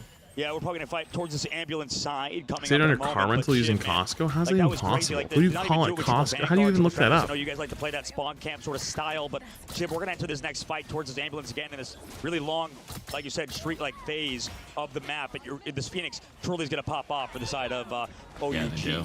Pharmacy stuff too is good there too. Yeah, you get your pharmacy stuff done. Got to pop out with the invisible boundaries fall. Going to keep the team healthy. Yeah, they got that shit unlocked. Ready. Taro and Hetlock. You go there next time, get a hot dog, pizza, sandwich, 20 wings for like $8. And Crook all ready to make a play as well. Who finds value last time? It was OUG. Will it happen again? Taro does land on Trust Me, and it does happen again. Can they walk with that momentum? You got to stack inside that Phoenix. Up we go with another. Does it land for value? It does not. Melio going to take out I don't know Taro the math of the Phoenix ultimate. I don't know how much it does. So that is some good defense. I think if you pop the mark, it'll obviously do more, but I don't actually know the number off the top of my head either.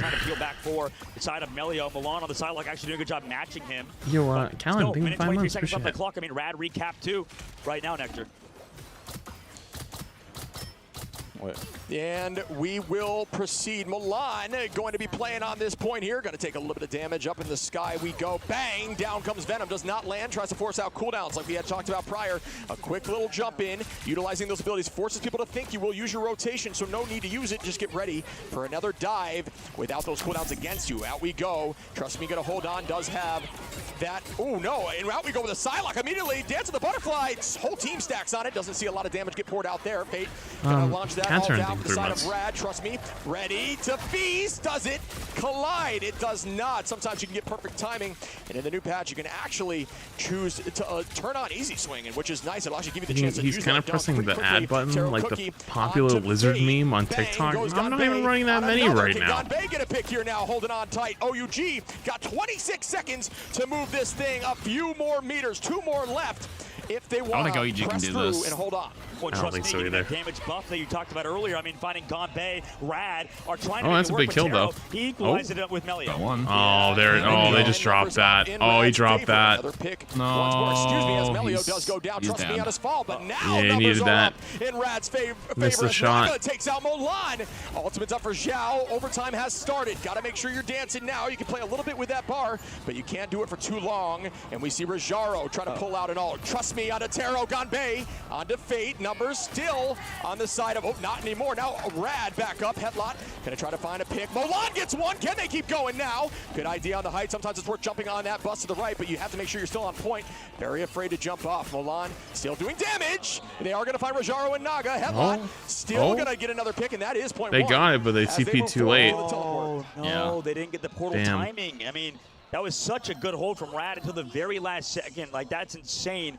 What happened there, Nectar? I mean, I know what's your overall. Wait, were they trying to counter TP and spawn? That was an incredibly long hold, but eventually Rad had to give it up. I don't know. I was just trying to assassinate a spider that came down. They have to come in nice. You know, I feel like it's very hard for Rajaro to actually live there, but you know, really well played from Headlock. Not becoming Peter Parker today. The rest of his team, finding those kills, finding that, you know, that clutch ultimate force. Dude, I've had to hunt so many fucking flies when I got in here because of the door being open all the time from like people working on the house and moving and all this other stuff.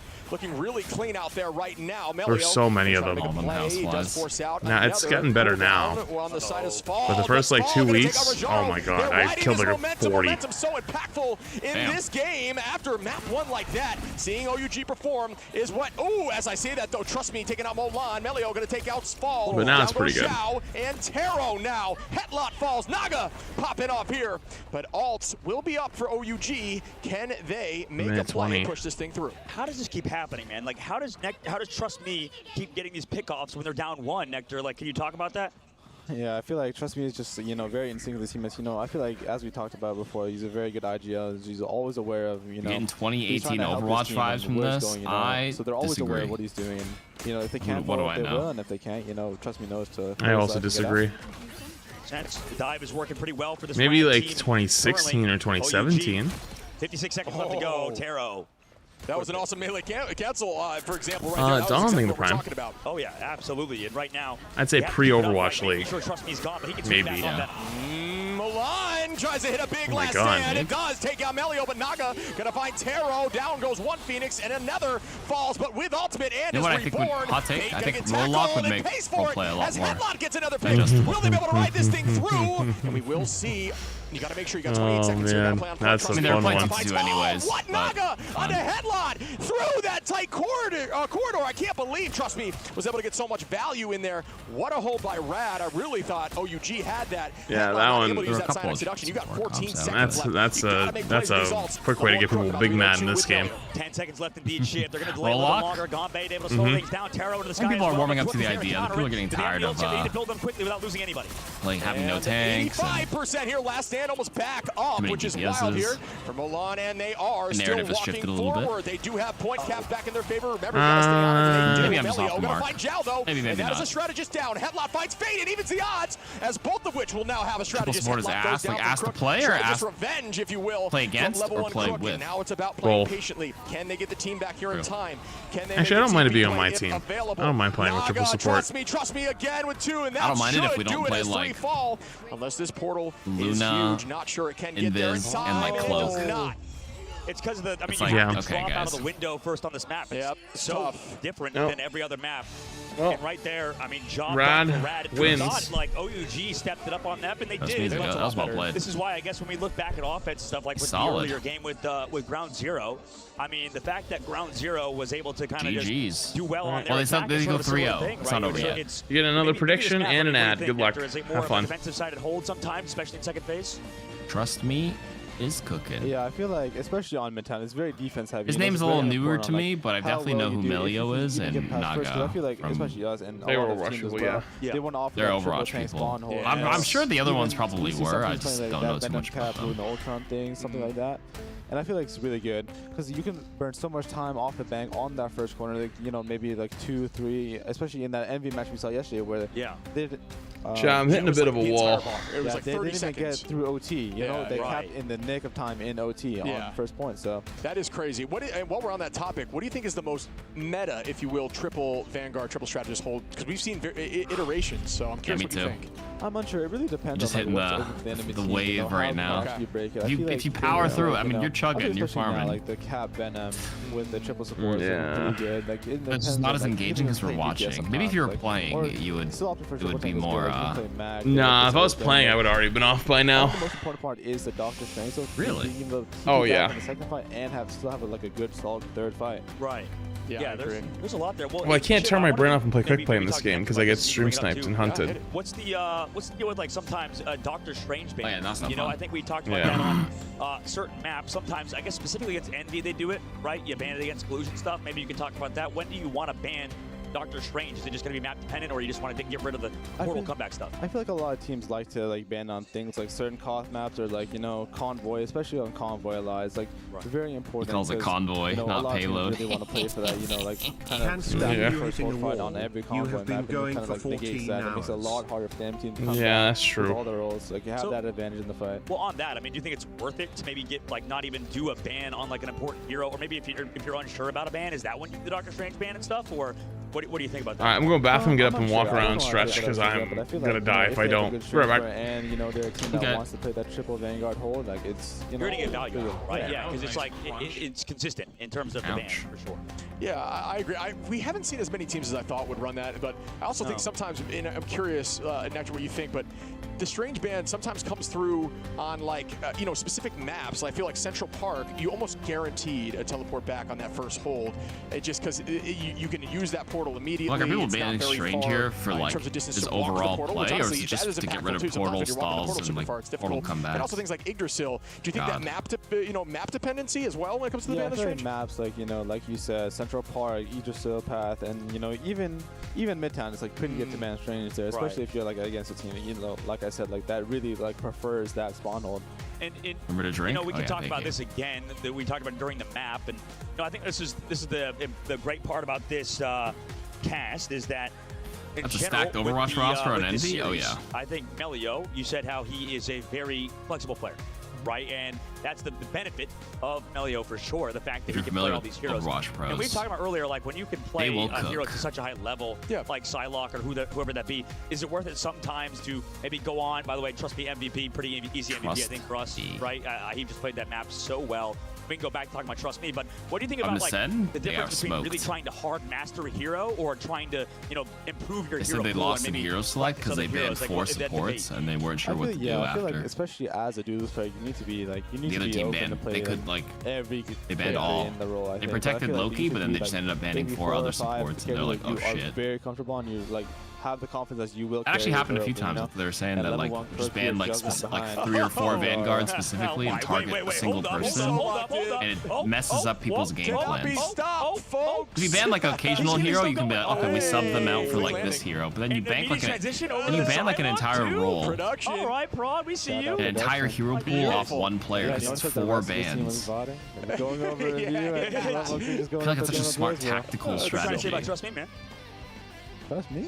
Wait, try. Oh, not trust me. It really tests your adaptability and how you can flex and. I thought that's the most important thing, you know, as long as you're having fun. You scrim and practice certain comps and strats, but like silly goose, if there's you will. an intangible. I mean, we talked about how good Trust Me could be on Venom. I mean, not that good was teams, but great teams. Disgusting to watch, but that sweep right there, OUG really changed the. I honestly thought how do you adapt to when that? OUG shut them down on point 2, they had a chance of winning this, and they looked like it after point 1. How can you come back? How can you be versatile enough where like it's. Yeah, momentum is shifting. You can scrim a strap, but I think you should scrim team synergy and team adaptability, flexibility, cohesion. You know what? I think they could do it if they beat them in the draft phase. And really find a strong leader on your team to kind of like lead your team on. The fact that Rad has with respect though, I was saying it earlier that you need a leader on the team that your team actually respects. So if they call like, okay, we're not running this anymore, we're gonna swap to this. Like everybody's on board immediately, no questions asked. I feel like winning draft is like, you know, sometimes it's important, but you know, you can still like there's things you do in the map to like make sure you play well. You know, you play to your win conditions. I feel like.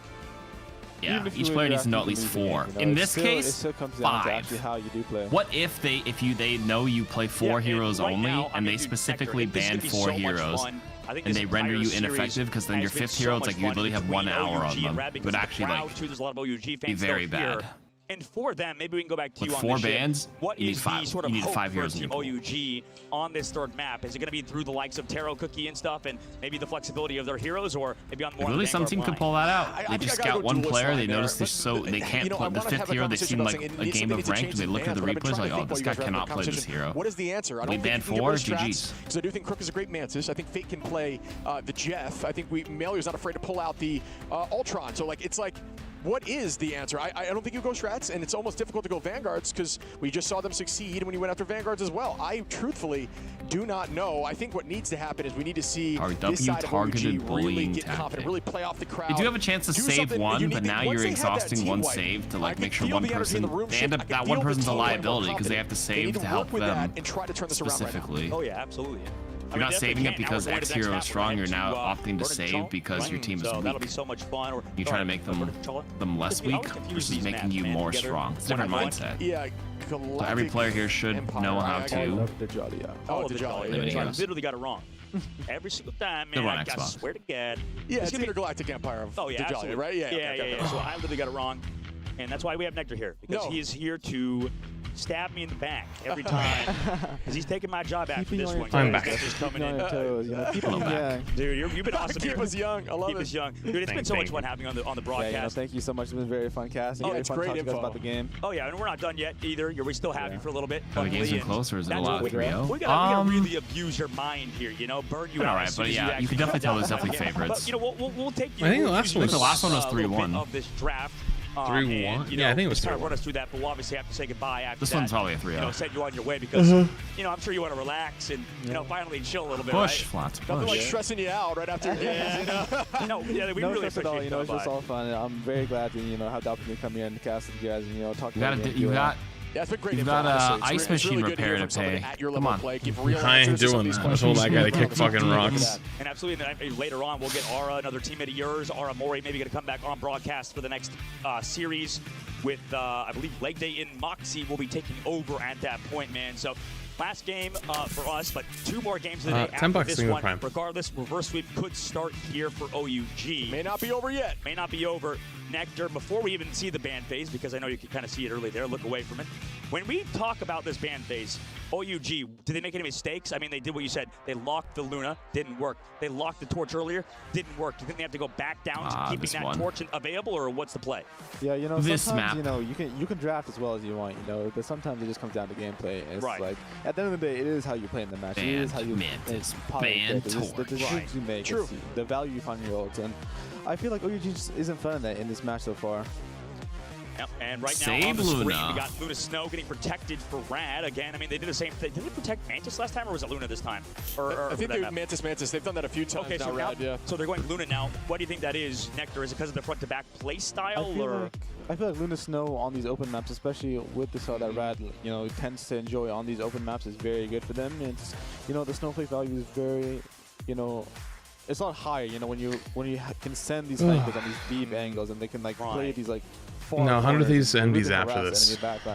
I don't know if we're going to make it, though. One thing to call, it's so funny, is Mantis, you know, maybe in ladder, you may be bummed when you see a Mantis on your team, but at this team play, at this level, Mantis by Rad, I mean, banned every single game. They really don't want to deal with the damage boost issue and what that enables other teams to do. So Mantis. maybe think about that in ladder. There is a way to play these heroes with the right team comp. Absolutely. Yeah, absolutely. And I want to see kind of what Mantis happens. ban? Yeah, there's like damage boost strats. Pro meta is different than what you'd expect in ranked. You know, early on for Rad. So yeah. I think also, they just like, whenever the Asia teams are playing, they just perma-bin Rad, Mantis first every single time. And right now, I mean, we got to get Psylocke protected, actually, of all things. They want to make sure because you can't stop the first ban, I mean, you know. They're very unique, I think, in doing this sort of map-to-map ban and protect system. And I know Trust Me does a lot of that sort of leading in that department. You think they the more research you can do the about other teams, the better, or is there very specific play style or composition you want to play per map? Yeah, I feel like it's really good to research, and I feel like this Phoenix ban from Rad is actually very good, especially when you want to play Trust Me on this dive. When you have the side, like you have the Luna, you want to put Trust Me on one of these tanks that can stay in, and, you know, provide all the pressure, you know, help make, you know, whoever's on Psylocke here, as we know, Melio and Naga can both play it. Yep. So. No, and, you know, awesome. Thank you so much, Nectar, for coming on. Been a pleasure. Been a pleasure. Obviously, dap you up, get out of here. Do the peace sign as you leave. And, you know, obviously, Nectar, you're awesome. Thank you so much for coming on by. Thank you so much. I appreciate you. We'll have to talk to you later on. Maybe ask you for some shout-outs and stuff. But, man, it was so much fun having Nectar on the broadcast, Shiv. That was phenomenal. We're going to head in between Rad and OUG now. Yeah, they are incredibly intelligent, and I love them for helping us out, right? Like, that's what I love to hear. It's just a true, real, raw take on what we're saying. And, you know, we're learning every day, and I think this level of play is how you get better at the game. You know what's funny is that how humble Nectar is. The fact that Nectar's like, by the way, Strange Portal? Like a quick message. They're like, I feel like a moron right now. And I'm like, what? There it is. They're killing it. Yeah, I'm just like, this is unbelievable. MS Shield to protect it? Yourself, considering how much insightful knowledge that they had. Hey, I've seen this in ranked. Things that I've learned that I'm sure you've learned from having them. Of course, yeah.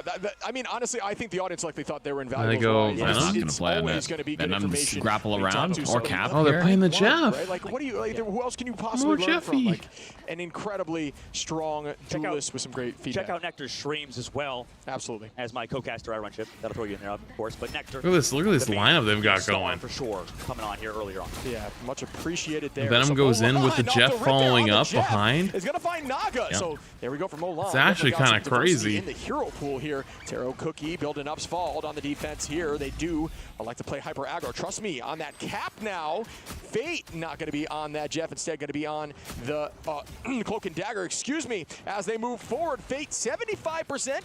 Closest to ult. That's just a Cloak and Dagger special right there as they move up on the high side. Jeff trying to escape Mulan, just barely able to get out of there as Gonbei is going to be on that Venom. Right now. Kind of surrounding him. I mean, I like this comp out of OUG. They're playing that sort of style that we saw earlier that Rad played. So they're mixing it up, changing some things, and they already lose Taro, though, unfortunately, on the backside. Trust me with one pick here on the attack is maybe all it takes for this map as the ticker begins. Almost 2 ticks in at this point. A portal might have to come through. Are they able to do so? Not sure. They will touch here as they are close to point. But there's a lot of pressure here from Trust Me, who does a great job distracting not only on Venom, but clearly on Cap as well. Yeah, the Cap combos go crazy. The front line and just beating them. Is Cap on the team up anymore? Their dual Bucky only, Trust right? Me, and they do get the point here quickly. Level 1 Crook and Melio on a pick now. Wow, that was flawless from Rad.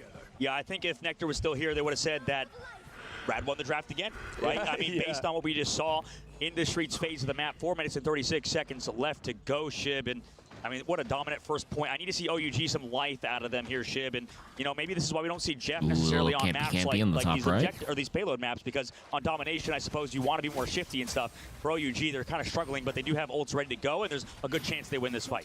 Yeah, it's a tough conversation to know when you want to really build towards that Ultron protection comp to let Ultron really do his thing, or let Ultron be that third strategist that... You notice, chat, how Psylocke never gets kills in pro play. It's debate abilities. Go down, that's 2. Do I hear 3? Yeah, the Psylocke wants to walk this thing forward. A ton of ults still available. Good patience there, but everyone always has abilities or ults to answer. Cookie going to take out Naga there. Oh, they clump together. They heal each other.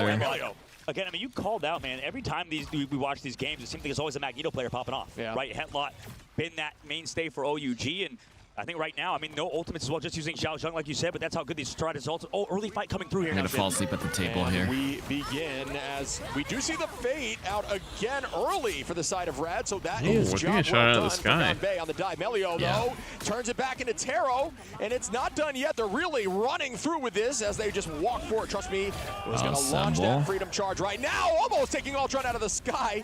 Great bubble there. You talk about the effectiveness of Magneto. I don't think that'll go away just plays in the ult. That's crazy. Backside, it's good stack, but not enough as Melio my God. I said how nobody dies to Psylocke ult, and now Melio actually kills 2 in it. I see 4 now, going invisible, just waiting this time. I think the Ultron just can't heal enough, but they all stack and try to stay together with it. At this level of play, as Rad is turning the third corner here. The presence of mind, right? Not only committing to the dance floor, early fight had to be committed there by OUG. They felt like they needed to do it. Meanwhile, Milan, where the hell? Jeff He's on at Narnia screen. right now, He's going. To the point, coming through across the map, going to eat the backline potentially. Wait, it's gonna be a big eat. Unable to do so. Never mind. I just faded it. Great understanding of Mac's timing there. That was beautifully well played. Why don't you just raw go for it? Fade, but does fall as Trust Me gets a pick on. Well, because they were holding Fade. Using that strange portal as a wall. Team is just going to walk through and take this point now on to point through with 4 I feel like Jeff's ult needs to be timed. And Shiv, that's so do teams engage. You kind of just went. He didn't even ban anything out of it, did he? Couldn't hear it, right? Yeah. So they tried well, to you got like Fade out of it. Maybe this is why just everybody talks Fade, but like no defensive ult came out of it. In the game, why they talk so highly of the backline of Rad. Yeah, Milan going to be making a switch after that as well. I do think this is not a bad choice here, especially against that very brutal Psylocke. They faded everybody, you know, and it's like... You know, I'm with you. They all didn't shoot, which... That was great understanding of how long... Granted, will never happen in our ranked games. Might as well use your cloak if you know you have a chance of coming after you, so... They're so smart. Like, the backline of this team is so good. Not everybody is even having that timing down 100%. Yeah. They all take height. So here we go again on the Heights fall. Going to put some. Oh my God! Rolled him. Does not miss. Does Naga miss, if you will? Pressing forward with the Endsong Inferno does land on everyone. Melio going to clean up Taro Cookie. Good combination and good focus, but still not getting too many. Psychon Live. Naga finds 2 more, 3 more with that melee cancel as they walk down. Zhao and Hetlot. 1 left here. Gonbei gonna have to reset, but he cannot. Melio again. Big damn. I'm going to need to see a little bit more out of Milan and Gonbei here on these dives. Like, Milan's doing a lot, don't get me wrong, but maybe because of how the strategists are playing on the side of Rad, it doesn't feel like he's able to do so much, right? We'll see on this third phase of the map, but at the moment, I mean, you're against the Groot and all these different stuff. Naga, like you said, I think has been a star of the show right now. He's really enabled on these longer range maps, especially against the Wolverine and Magneto. And Taro Cookie gonna launch out here with a butterfly. Does find Fate. That's a good early pick. That's a good combo. More. Make that 3 more. Taro Cookie doesn't want this to end just yet. Wants to try to hold. If you hold before the 3rd point, it is possible. Obviously, very self-explanatory, but the momentum seems to always shift when you hold towards the end of these maps. And we have seen full sweeps on this map in this tournament, so definitely on the table. 2 minutes on the clock. And it's just interesting that Sval also likes to play a ton of Invisible Woman. So they're swapping Milan back over to the Adam Warlock, but we've seen this before, Shiv. They didn't have the Mantis for this composition, and they don't have it again. Yeah, I'm not sure. Yeah, weird. Milan making another switcher. I think that is like the 3rd or 4th. So I got winning. Rad for sure. Was back on it. With the little hiding up on the wall. A little bit, but yeah, the fact that Venom can do that. Can't Hulk do that too? I play Zero tanks for this game, but Hulk is different. You can't wall run. You can hold though. So you could technically do that. You know, but you can't move from the spot. Then wait, good block there, and really well done by Trust Me to wait and make sure, probably calling out to head towards him. So great idea and great block, just catching it like they're playing baseball. Milan gonna find Fate though, and that's what you want to see charging up. Breaking through the Phoenix, almost. Good shield there by Rajaro, who takes out Taro Cookie now. And they're still up in numbers. Level 1 Crook gonna have to use an ultimate right alongside. What? That we didn't kill him. Was so close. Milan is gonna deal more, does have this res ready. Will it be enough to keep the team on point? But Milan is getting driven backwards. Melio gonna take out Sval. Level 1 Crook on a headlock. Taro onto Melio, Trust Me, and the res is out, but I don't know if it will work. But yeah, they are able to retake here. Well done. Yeah, they what are we even watching? Welcome to Marvel Rivals. Now after the resurrect, but can they close out right now? I mean, everybody's sort of grouping up Naga. Yeah, it's hard to keep up. I'm losing track too. I mean, that was only big because they got huge res from the opposite side of Taro Cookie. Very big. Yeah, triple I res. sure loved him Milan. That was great patience. Like really playing a dangerous game up there on point, and everyone was trying to drive Milan backwards. Did have that res ready. Team has only got 24 seconds, so incredible hold here by OUG. Can they get this done? I mean, it's possible. 18 seconds, like you mentioned, in Rad. They need to build up some ultimates. They made it so far already, so OUG, when they move over to attack, we're definitely going to struggle as well. But this, like you said, Chip, is going to be last fight territory, and Rajaro opens it up with Sonic Deduction. And Rajaro with the trance out does hit Milan as well. Following it up heavy. Does the res exist? We'll see if the self-res is up. Yep, bang. Down they go. Yep, Milan back in the fight. Out goes the Venn diagram. Shortly, actually not. This is just going to be invisible boundary. Phoenix goes up. Bang. Rajaro on Asphalt now. Rad is up in numbers. Melio, Rajaro, trust me, Naga. They want to end this. Wait a minute. They're going to cap it, yeah. Everyone falls down, and Rad gets 3 points. Just like Overwatch, always last fight. And I think that's tough. Like, we talked about how these maps, I think especially a lot of the ones with, you know, moving objectives like we have over here on running that in between these rounds. Maps are just so long. It's while they're on switching side. Good luck.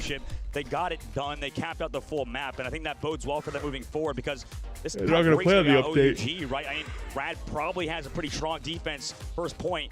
They're going to have to figure something very important out because I don't know, something about how OUG is playing. It doesn't seem like they're playing bad. It's just more like Rad is not making any mistakes. No, yeah. I mean, the hold was good at the end. I mean, the weird issue was the compositional change like multitudes of times. Granted, they still won the fights through those, or able to hold through those, so it did not have an adverse effect at the end of the game, but I think that's just a sign of a team that's kind of panicking. If you see that a lot, you know that they're not playing together. They're panicking. They're having weird comms, and especially if you switch back after one single time of getting KO'd. So maybe selfish decisions, but great idea. And I think OEG has a little more momentum, but yeah, Rad is just playing lights out. Well, hang on. No, it's in between rounds. The previous series that we just watched, give a payout. You know, round 0 versus map's not over. Blanket a little bit. Citadel, thank you so much, sir. In that series, that one, you know, we thought they were down and out as well, right? So that's true. We can't ever fully down out the other team that is losing. But now we go over to attack. I mean, OUG, like, they definitely could find some sort of composition here on their attack. I mean, we know a lot of these Chinese teams adapt very quickly to composition changes. Yeah, I agree with that, and they are going to change things up slightly. Milan going to be back on that Jeff. Ganbei going to stay locked there with that Venom. Ganbei playing really well, and same with Hetlot. So Hetlot back on the Jeff obviously again. Going to be on that Emma instead. Going to stick to that Magneto, which is finding some success at the end. It's just tough with Mag v Mag, but luckily right now Rad is not doing that, and trust me, he's going to be back on that Cap. Rajaro on the Emma. Here we go now onto the back line. Such a beautiful animation cancel. So many autos so quickly. And Cap does a great job at this point, just taking height as Taro Cookie drops Melio. This is a good angle here for Jeff. That giant spray. Keeping the team healthy, and they're walking now. Zhao, Taro, Spald. Dude, he actually gets so much value on that. That could be enough to give them presence. And Melio immediately teleporting over as the Strange. Will they be able to retake? Well done, OUG. Looks like my 3 a.m. Jeff gameplay. This goes back in, I think, discussion. Well, Melio's pulling back, so they actually have a re-engage. So I'll talk about it later about the Jeff composition. But the stall comes out. Everybody's now regrouping. I mean, objective play is hard, I think, with this Jeff composition specifically. But surviving there for Milan kind of resulted in the first fight win. And Milan also took down Holy shit, they jumped that fucking cloak. This is the power of the spray, especially when you corner yourself in those locations. Naga, though, going to find Taro Cookie, even the odds a little bit, 1-1. Here comes the Jet feed onto level 1. It does manage to find as bang, down goes level 1 Crook back into the fight. Heals are out. Team is looking dire, and yes, OUG will take point 1. I wonder why. I mean, it's looking so much better than on their defense. This Jeff composition we talked about earlier, how you maybe want to play these more these characters that can be play loose, right? Play all over the place, right? You saw how on the opposite side, Trust Me dove onto the high ground, looking for Milan, understanding that he is the one keeping everybody alive on the high ground and sort of being that sort of anchor.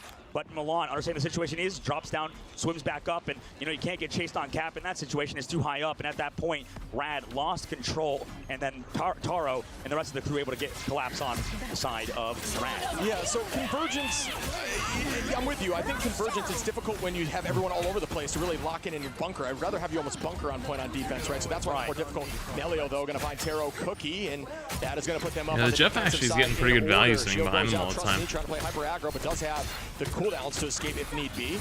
Being locked in slightly there by the body block. Still going to walk out, no issue. Still holding on to that F, which is a good job jumping you out of the point there. Melio and Raj, Faith with all. Naga very close. And on the opposition, Zhao, Hetlot will hold on as Spald will work their way to ultimate on this point. Out we go again. Trust me with the pick on Spald. Melio onto Zhao. They're walking now with the screen. Will they be trans? Good shield cooldown, but at this point you might as well fall with your team.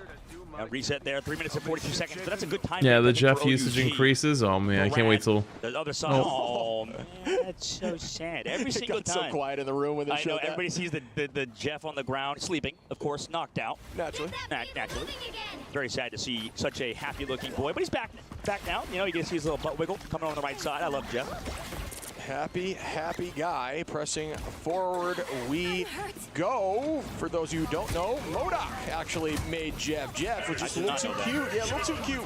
Did not fit the bill of the Lamb Sharks, and that is some damage there by level 1 Crook on a headline. Out we go with the dance. Damn, they really now, opened battling that. back. Taro Cookie gonna dive in here very close to all. I think that was really late. Is obscene in that locking of aim. Really strong. Out we go. Damage boost. It doesn't matter as it was on the opposition. Does not do much. Just get clipped by the side of the map there. Breaks the map open though. He's going to reset. Trust me. Onda's fall out of the sky. Good work by Trust Me. Now chasing Taro. Bang. Taro falls. But Jeff going to find if you thought it was going to be more than that. Bubble goes out. Can they get Cap off the map? Not quite sure just yet. From downtown it may happen. But the F button should protect Cap. It does. Milan falls. I saved him. Melio onto Zhao now. And Rad is holding on like champions. Yeah, Rad's looking damn good. I think that is split very well for that Jeff ultimate. I mean, it's tough on this map as well to run this sort of Jeff in the next phase. No way. Oh, that poor guy got bullied. On playing around an objective and Are these MDs going to be a good game? I know it's going to be an exceptionally good game, but I don't know if I'm going to make it. Right now, as long as level 1 Crook and Fade I can try. correctly, especially now that they have that Cloak and Dagger to constantly fade up together, they can always dodge that ultimate. But right now, OUG, they have ultimates ready to go. They need to set up a dive with Bob and Taro. Maybe switching to Adam does it, but we'll see how it is right now. Rajaro again. Rad's looking good. Finds these picks. It's these Emma Frost players that keep showing up, and same thing with the Magneto. Yeah, Emma does a great job in neutrals. That kick, that honestly the beam, it does raw damage. The amount of burst. Holy! Oh my! Does give you double damage. Remember that. Trust me. He's running it down. Holy shit! Corner, just running them down with the spawn camp. So aggro here. Milan got to res back up. Adam res himself. Spalled. Rajaro onto Hetlot, and they don't even need to commit ults here. They are playing lights out. Trust me. Only one committing. Good patience there. This might be the best Naga, by the way, picks up Gombe for sure. And gifted. This might be the best we've seen. Appreciate you. Chav gets some issues. Thank you. Well. Something to keep you going. True. As well. True. Good yesterday, and I was like, what? Huh? Like the highlight reel from Rad. But today, this is the best Melio's played in his whole career. Trust me. I'm like, okay, dog, man. Advantage heavily on the side of Rad on the defense. I didn't even hear him say that. Looks like OUG. He's just like, what do you mean? Your career all of yesterday. A little bit of the day before. Play here. They do have the Groot on the bottom left. I like the idea of the off angle, but now everyone's separated. Strategist down low, up high. We lose Taro Cookie. Unfortunately, the team's not stacked. Meteor M coming in. Rajaro gonna find Hetlot. It does not. This is a massacre, bro. These guys are just smorphing.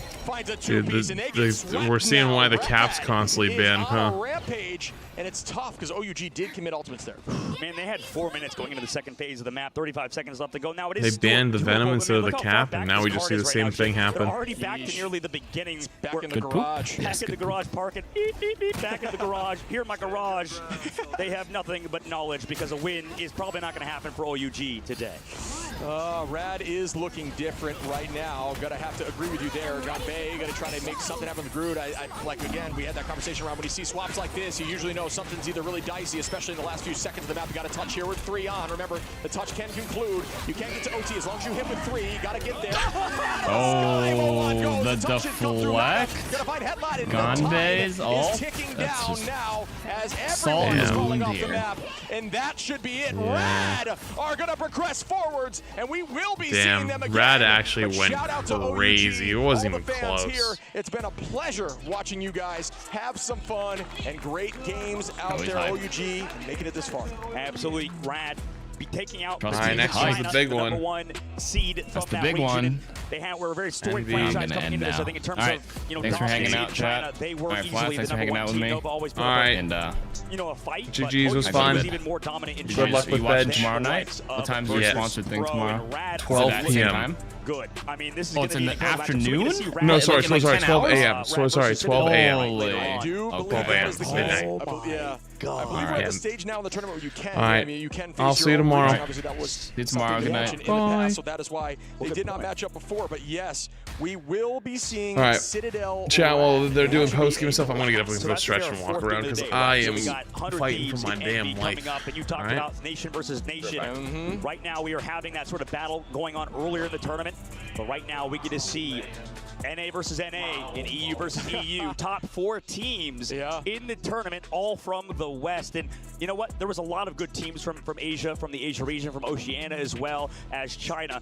But at the end of the day, I mean, there's so many players, I think, player count-wise, for North America and EMEA. There's so many good teams and that have competed, as well as veterans, right? There's still people kind of coming over, joining. I know a lot of the top Korean players figure, like, just learning, oh, what's Marvel Rivals? What is this? I need to get into this. And, you know, they're starting to get into it. I've heard a lot of good teams that are now competing back in MRC and stuff that are doing pretty solid and that aren't signed yet. So the future is exciting for Asia. And I love that practice, right? The idea of the MRC giving every team. We've talked about this before, but I do think it's worth mentioning on the stage like this. The MRC giving you a chance to make a group team of 6 here, press four together. And just able to sign up on the computer. Sign up and try to be a pro. That's simple. There's no hoops. You don't need to have a million people behind you. You don't need an org. You can just do this on your own. We can make a team.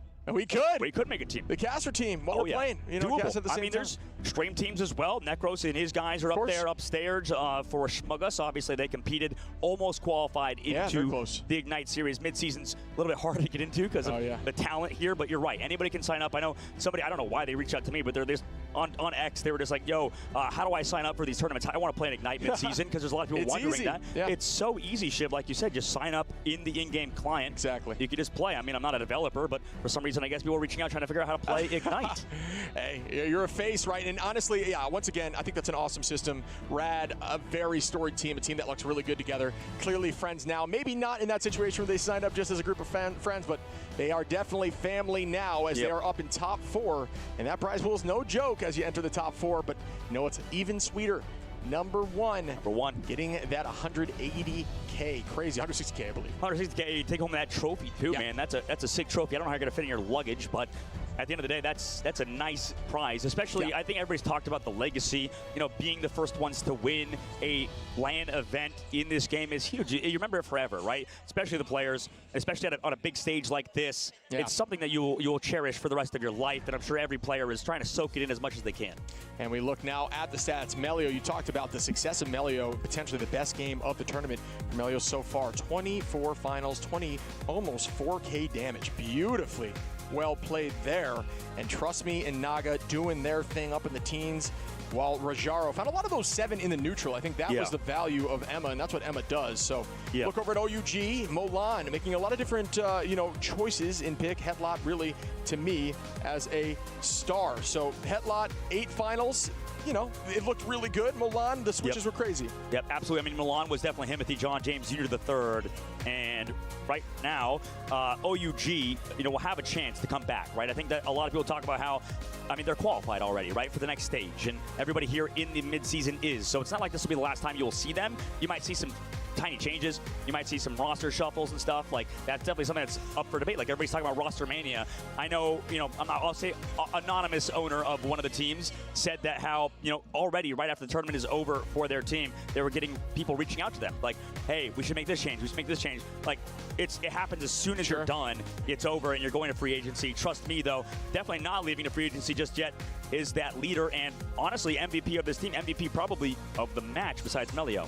Yeah, I mean, clearly looked really good out there. I think Trust Me is dominant on those dive-style tanks. A lot of the time you find a Venom player rarely plays Cap because he put a lot of time into either or. Venom, although a very large skill ceiling at the top of the game, is more of an easy skill floor than I would say Cap with those cancellations. So typically, you don't run both at the same time. Clearly easy for Trust Me as he also gets MVP right now. Well played. IGL, confident, sets up big alt plays, and took it home here. This is, what's weird as well is he's doing like that Doctor Strange portal opening thing, right? Like in his pose. Yeah, kind of. But Trust doesn't even play Doctor Strange. Doesn't have his hand up. He doesn't have his hand up. Yeah, what is he doing? Maybe they're tendrils from Venom? I don't know. I can see that. Imagine we get them in full cosplay for some photo shoots later on. Yeah. He's trying to give you a hug. He's like, come here. It's kind of a strange face for a hug, though.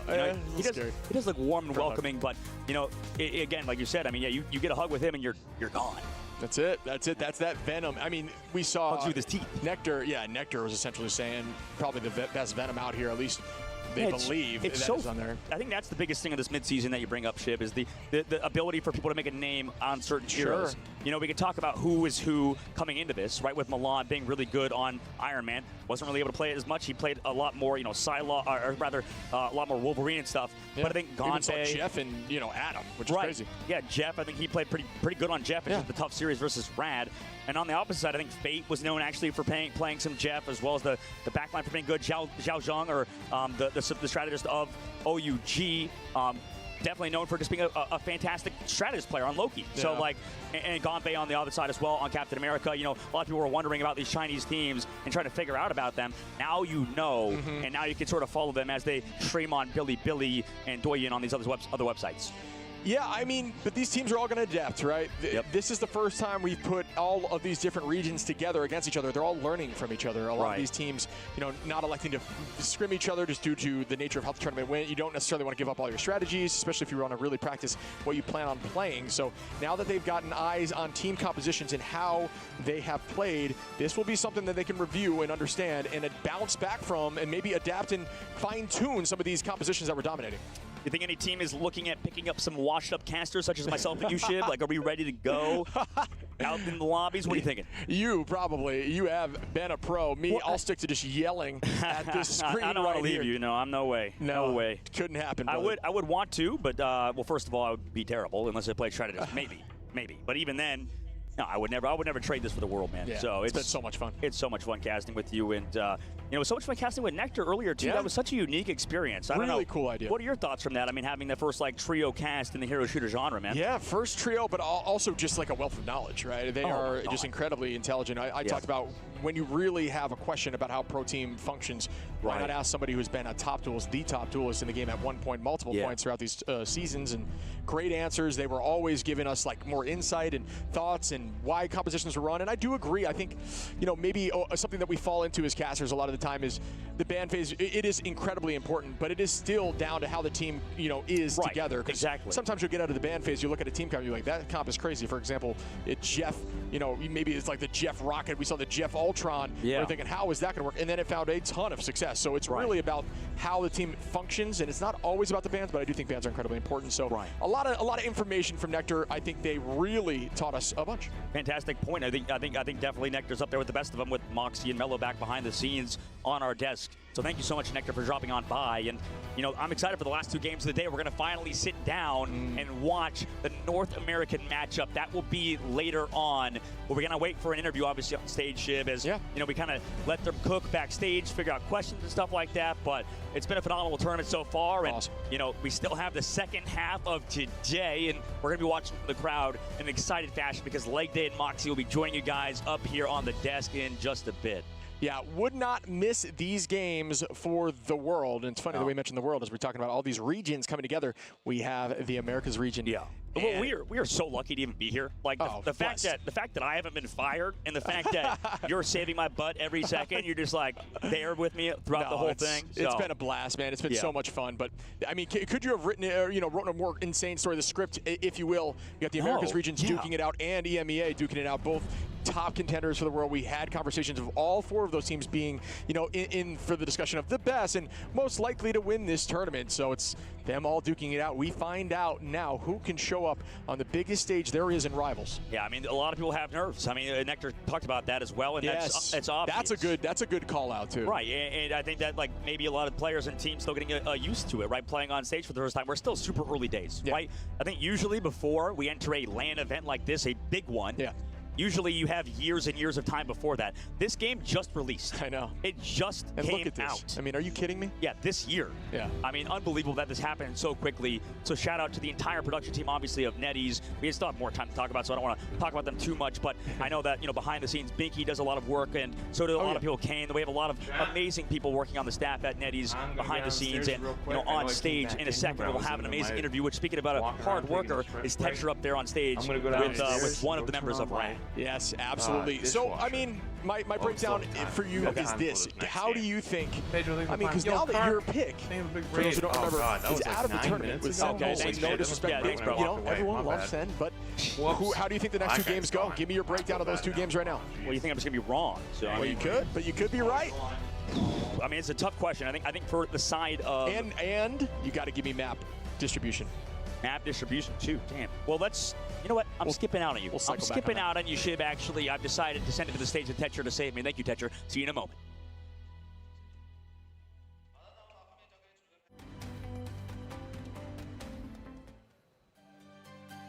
I am here with Naga from Rad. You just took that series in a solid 3-0, but there were a couple times, like on Midtown, where you did seem to struggle a little bit. How do you stay composed and how do you recover in these high-pressure situations?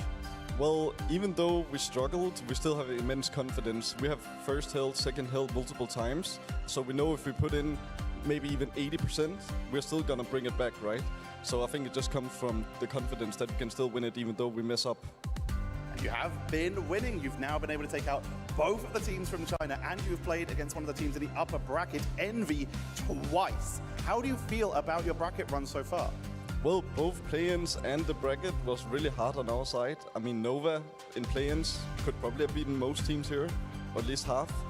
But we don't really mind to play the good teams. It gives us more experience, and we don't want to have the easy way. That's at least what Melio says. So your next opponent is going to be Citadel Gaming, who, when I spoke to them earlier, they said that they still have some surprises left. And considering you are the team that first actually brought Jeff and also some other creative strategies into this tournament, do you also have any surprises left? Well, it comes down to what they give us, but we can play everything. And, you know, I'm not gonna sit here and say that we have a bunch of surprises. We're gonna win. And that is my next question. You have a bit of a break now as we move on to our upper bracket first, but your next opponent is Citadel coming up after that. What are your words for Citadel? Well, it sucks that either of us has to go out, but I'm really confident in us. We haven't given our fullest yet, and if we get closer to that, I think we can win. Well, we're going to be seeing that very soon. Thank you very much for joining me, Naga, and we're going to be getting ready for our next match in just a moment, but first, we're heading back to the casters. Welcome back, everyone. Great interview there. But, folks, we are now heading towards, although we got a little bit of time with the break coming up, the Americas Regions Battle. I asked you prior to the break, who do you think wins that battle, and what is the map distribution? So I'm thinking out of this series. Oh, you son of a gun! I didn't even realize you were saving that one. You got me. I caught it right back. You're coming back at me, man. Every time. I like to put you in those awkward situations. I think. Let's see. I think Envy will. What's the number? I think 100 Thieves is going to win, because I know you want Envy to win. I'm going to go against you. And the reason why, I'll give you the reason why, and you can give the reason why you think Envy's going to win. So we'll switch sides. Okay. I think 100 Thieves is going to win because they've done it before. Every single time we doubt them, every single time I've doubted them, I've talked about Terra, maybe his flexibility not being totally there, right? I was like, okay, his Bucky is not that good. I was like, oh my God, his Bucky's not, he leveled up on Bucky. Yeah. Insanely good on that hero, absolutely. Every time they play in an official match, they show up. This team at 100 Thieves is backed by one of the best organizations in the scene, but also they just know how to win, right? It's this fundamental knowledge that I talked to Remix and stuff about the coach of 100 Thieves, Captain Puerto Rico.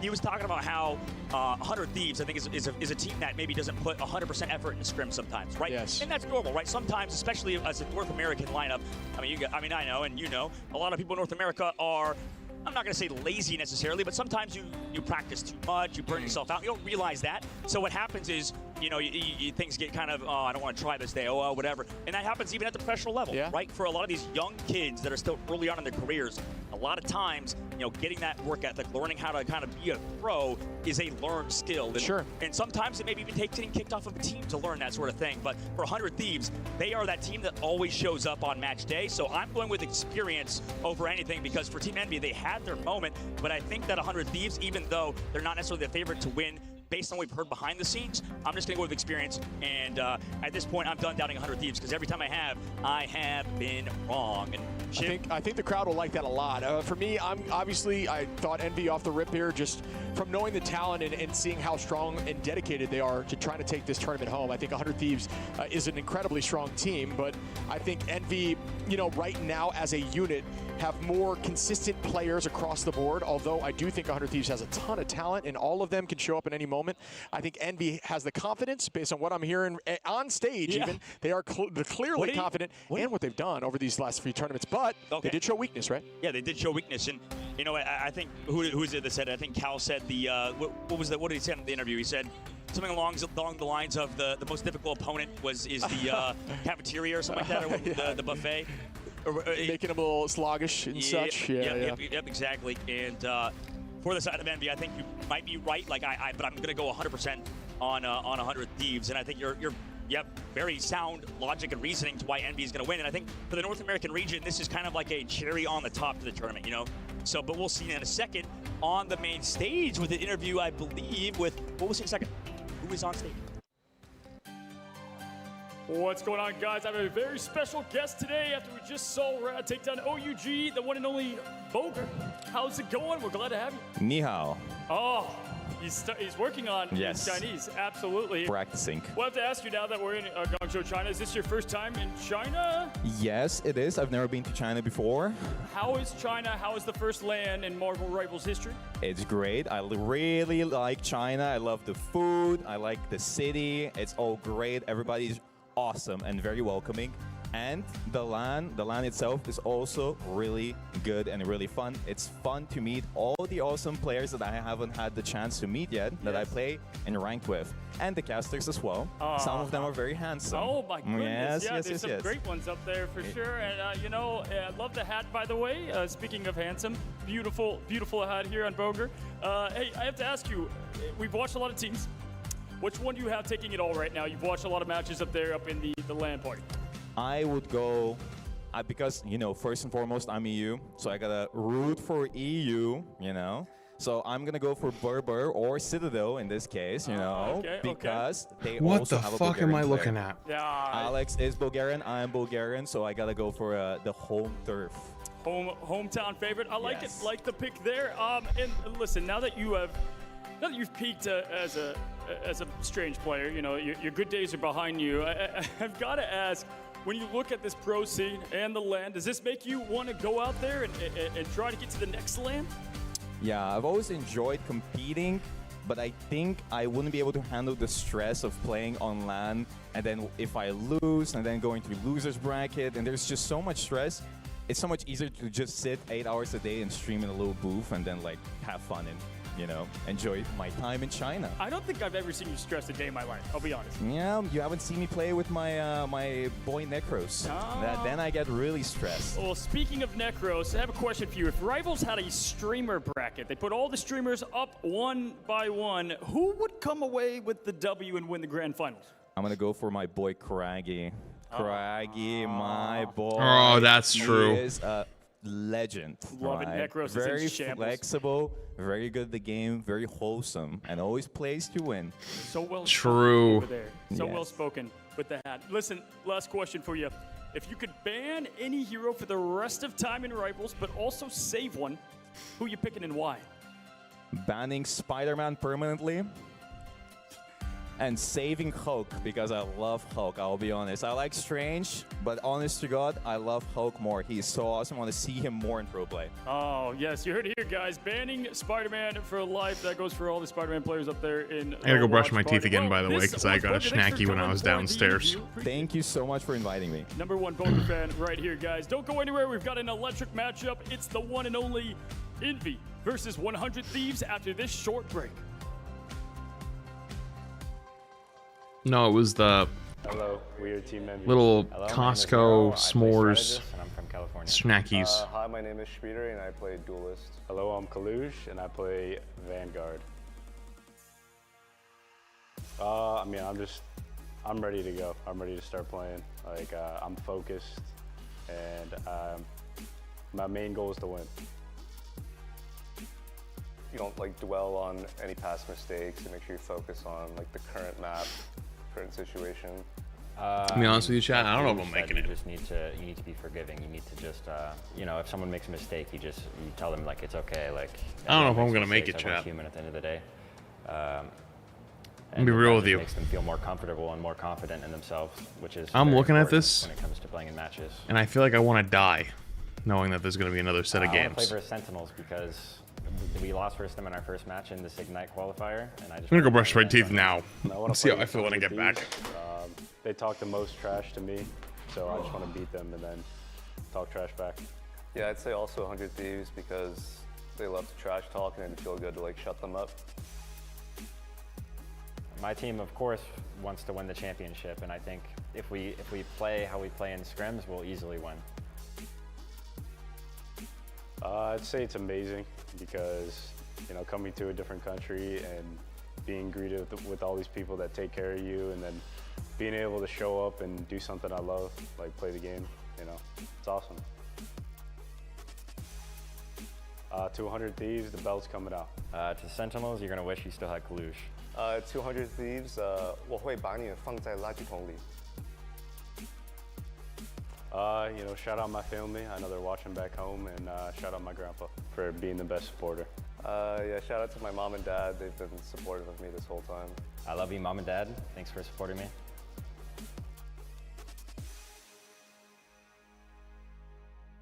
Hello everyone, we are 100 Thieves Marvel's Rivals team. Hello, my name is Tara. I'm the captain of 100 Thieves Marvel Rivals team. Hello, I'm TTK. I'm Delena. We've gone to the mid-season finals and we feel really good about it. I'm feeling pretty good for the mid-season finals. Just, I hope that we do well and we don't like choke under pressure. I'm feeling really good that we're in the mid-season finals. Very confident in the team right now. Gonna try and win it all. I think we'll do pretty well against the international teams. I feel pretty confident. Playing against the international teams, it's like a fresh new game because everyone in NA plays a certain way, and around the world the play styles are very different. So very confident that we'll be able to beat everyone here.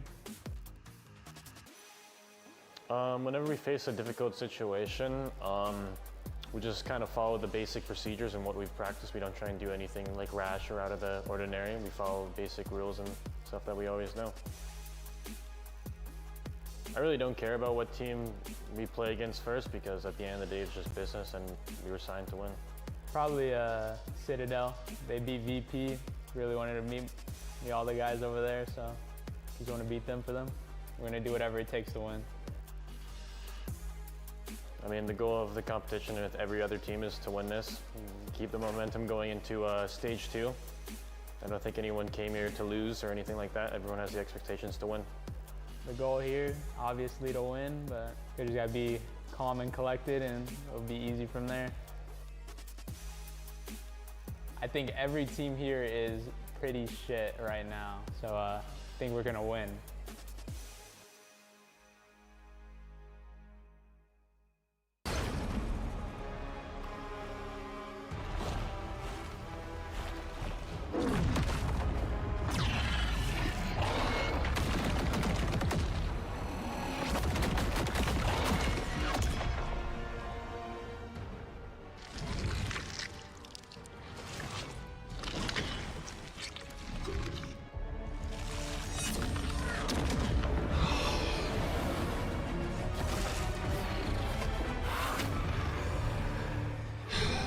Chat. 20 more mins for Star-Lord skin. Well, the Star-Lord skin comes out tomorrow, so I don't know how you're gonna get it in 20 minutes. You must got some fucking secret backdoor access that I haven't heard of. That said, guys.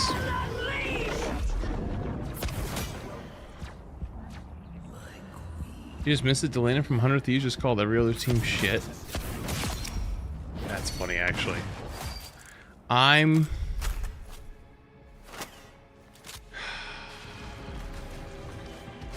big tired.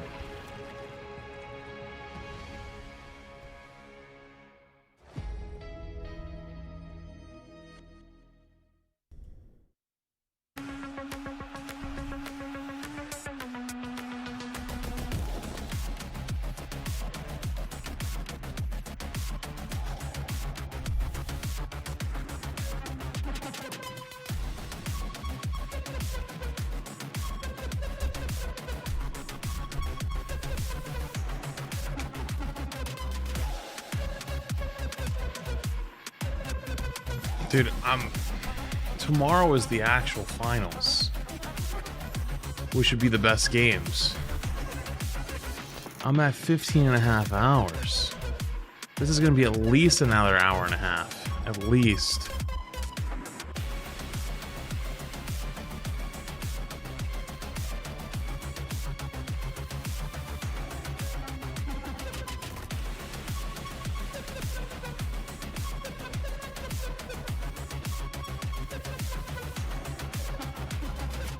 thing with the ad revenue though, but I'm not even running max ads the whole time because I'm not running ads between games. I'm only running ads between matches. So it's not even that juicy. You know?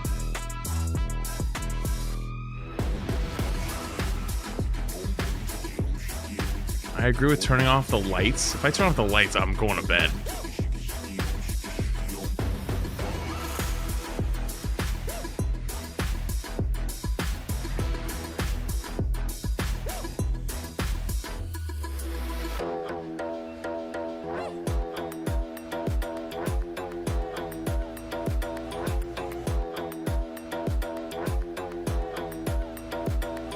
Oh, I can't leave the stream up.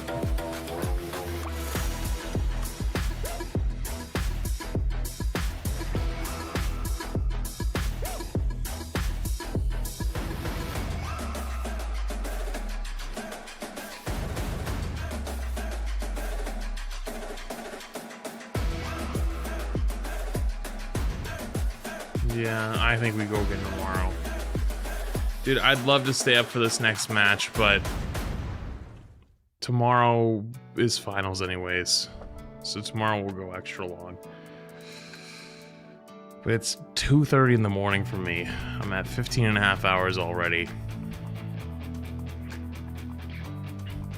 Yeah, there's gonna be at least another 10-15 minutes before match actually starts.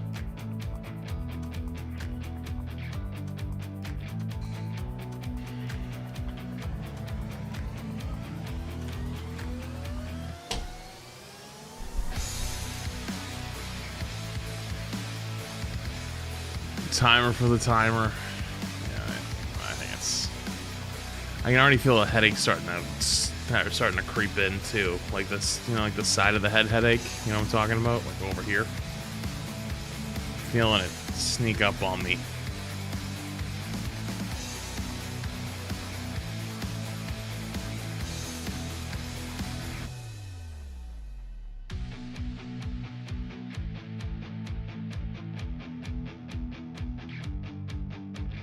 I'm actually gonna take 2 Tylenol now before I go to bed.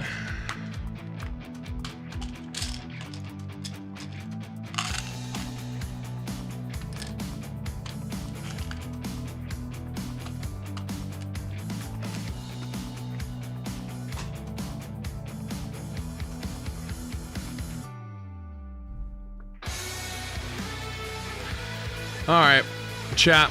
I will see you guys tomorrow. There's no way I'm gonna make it. So, YouTube, you're gonna go down first. Appreciate you guys for hanging. Thanks for spending your time. If the matches are really good, I'll just catch up on them tomorrow and watch them then. Because I am just 15 and a half hours. I'm cooked, and tomorrow's the finals anyway. So like semifinals, who cares? We'll see the best matches tomorrow. All right, YouTube. I'll see you later. Have a good night.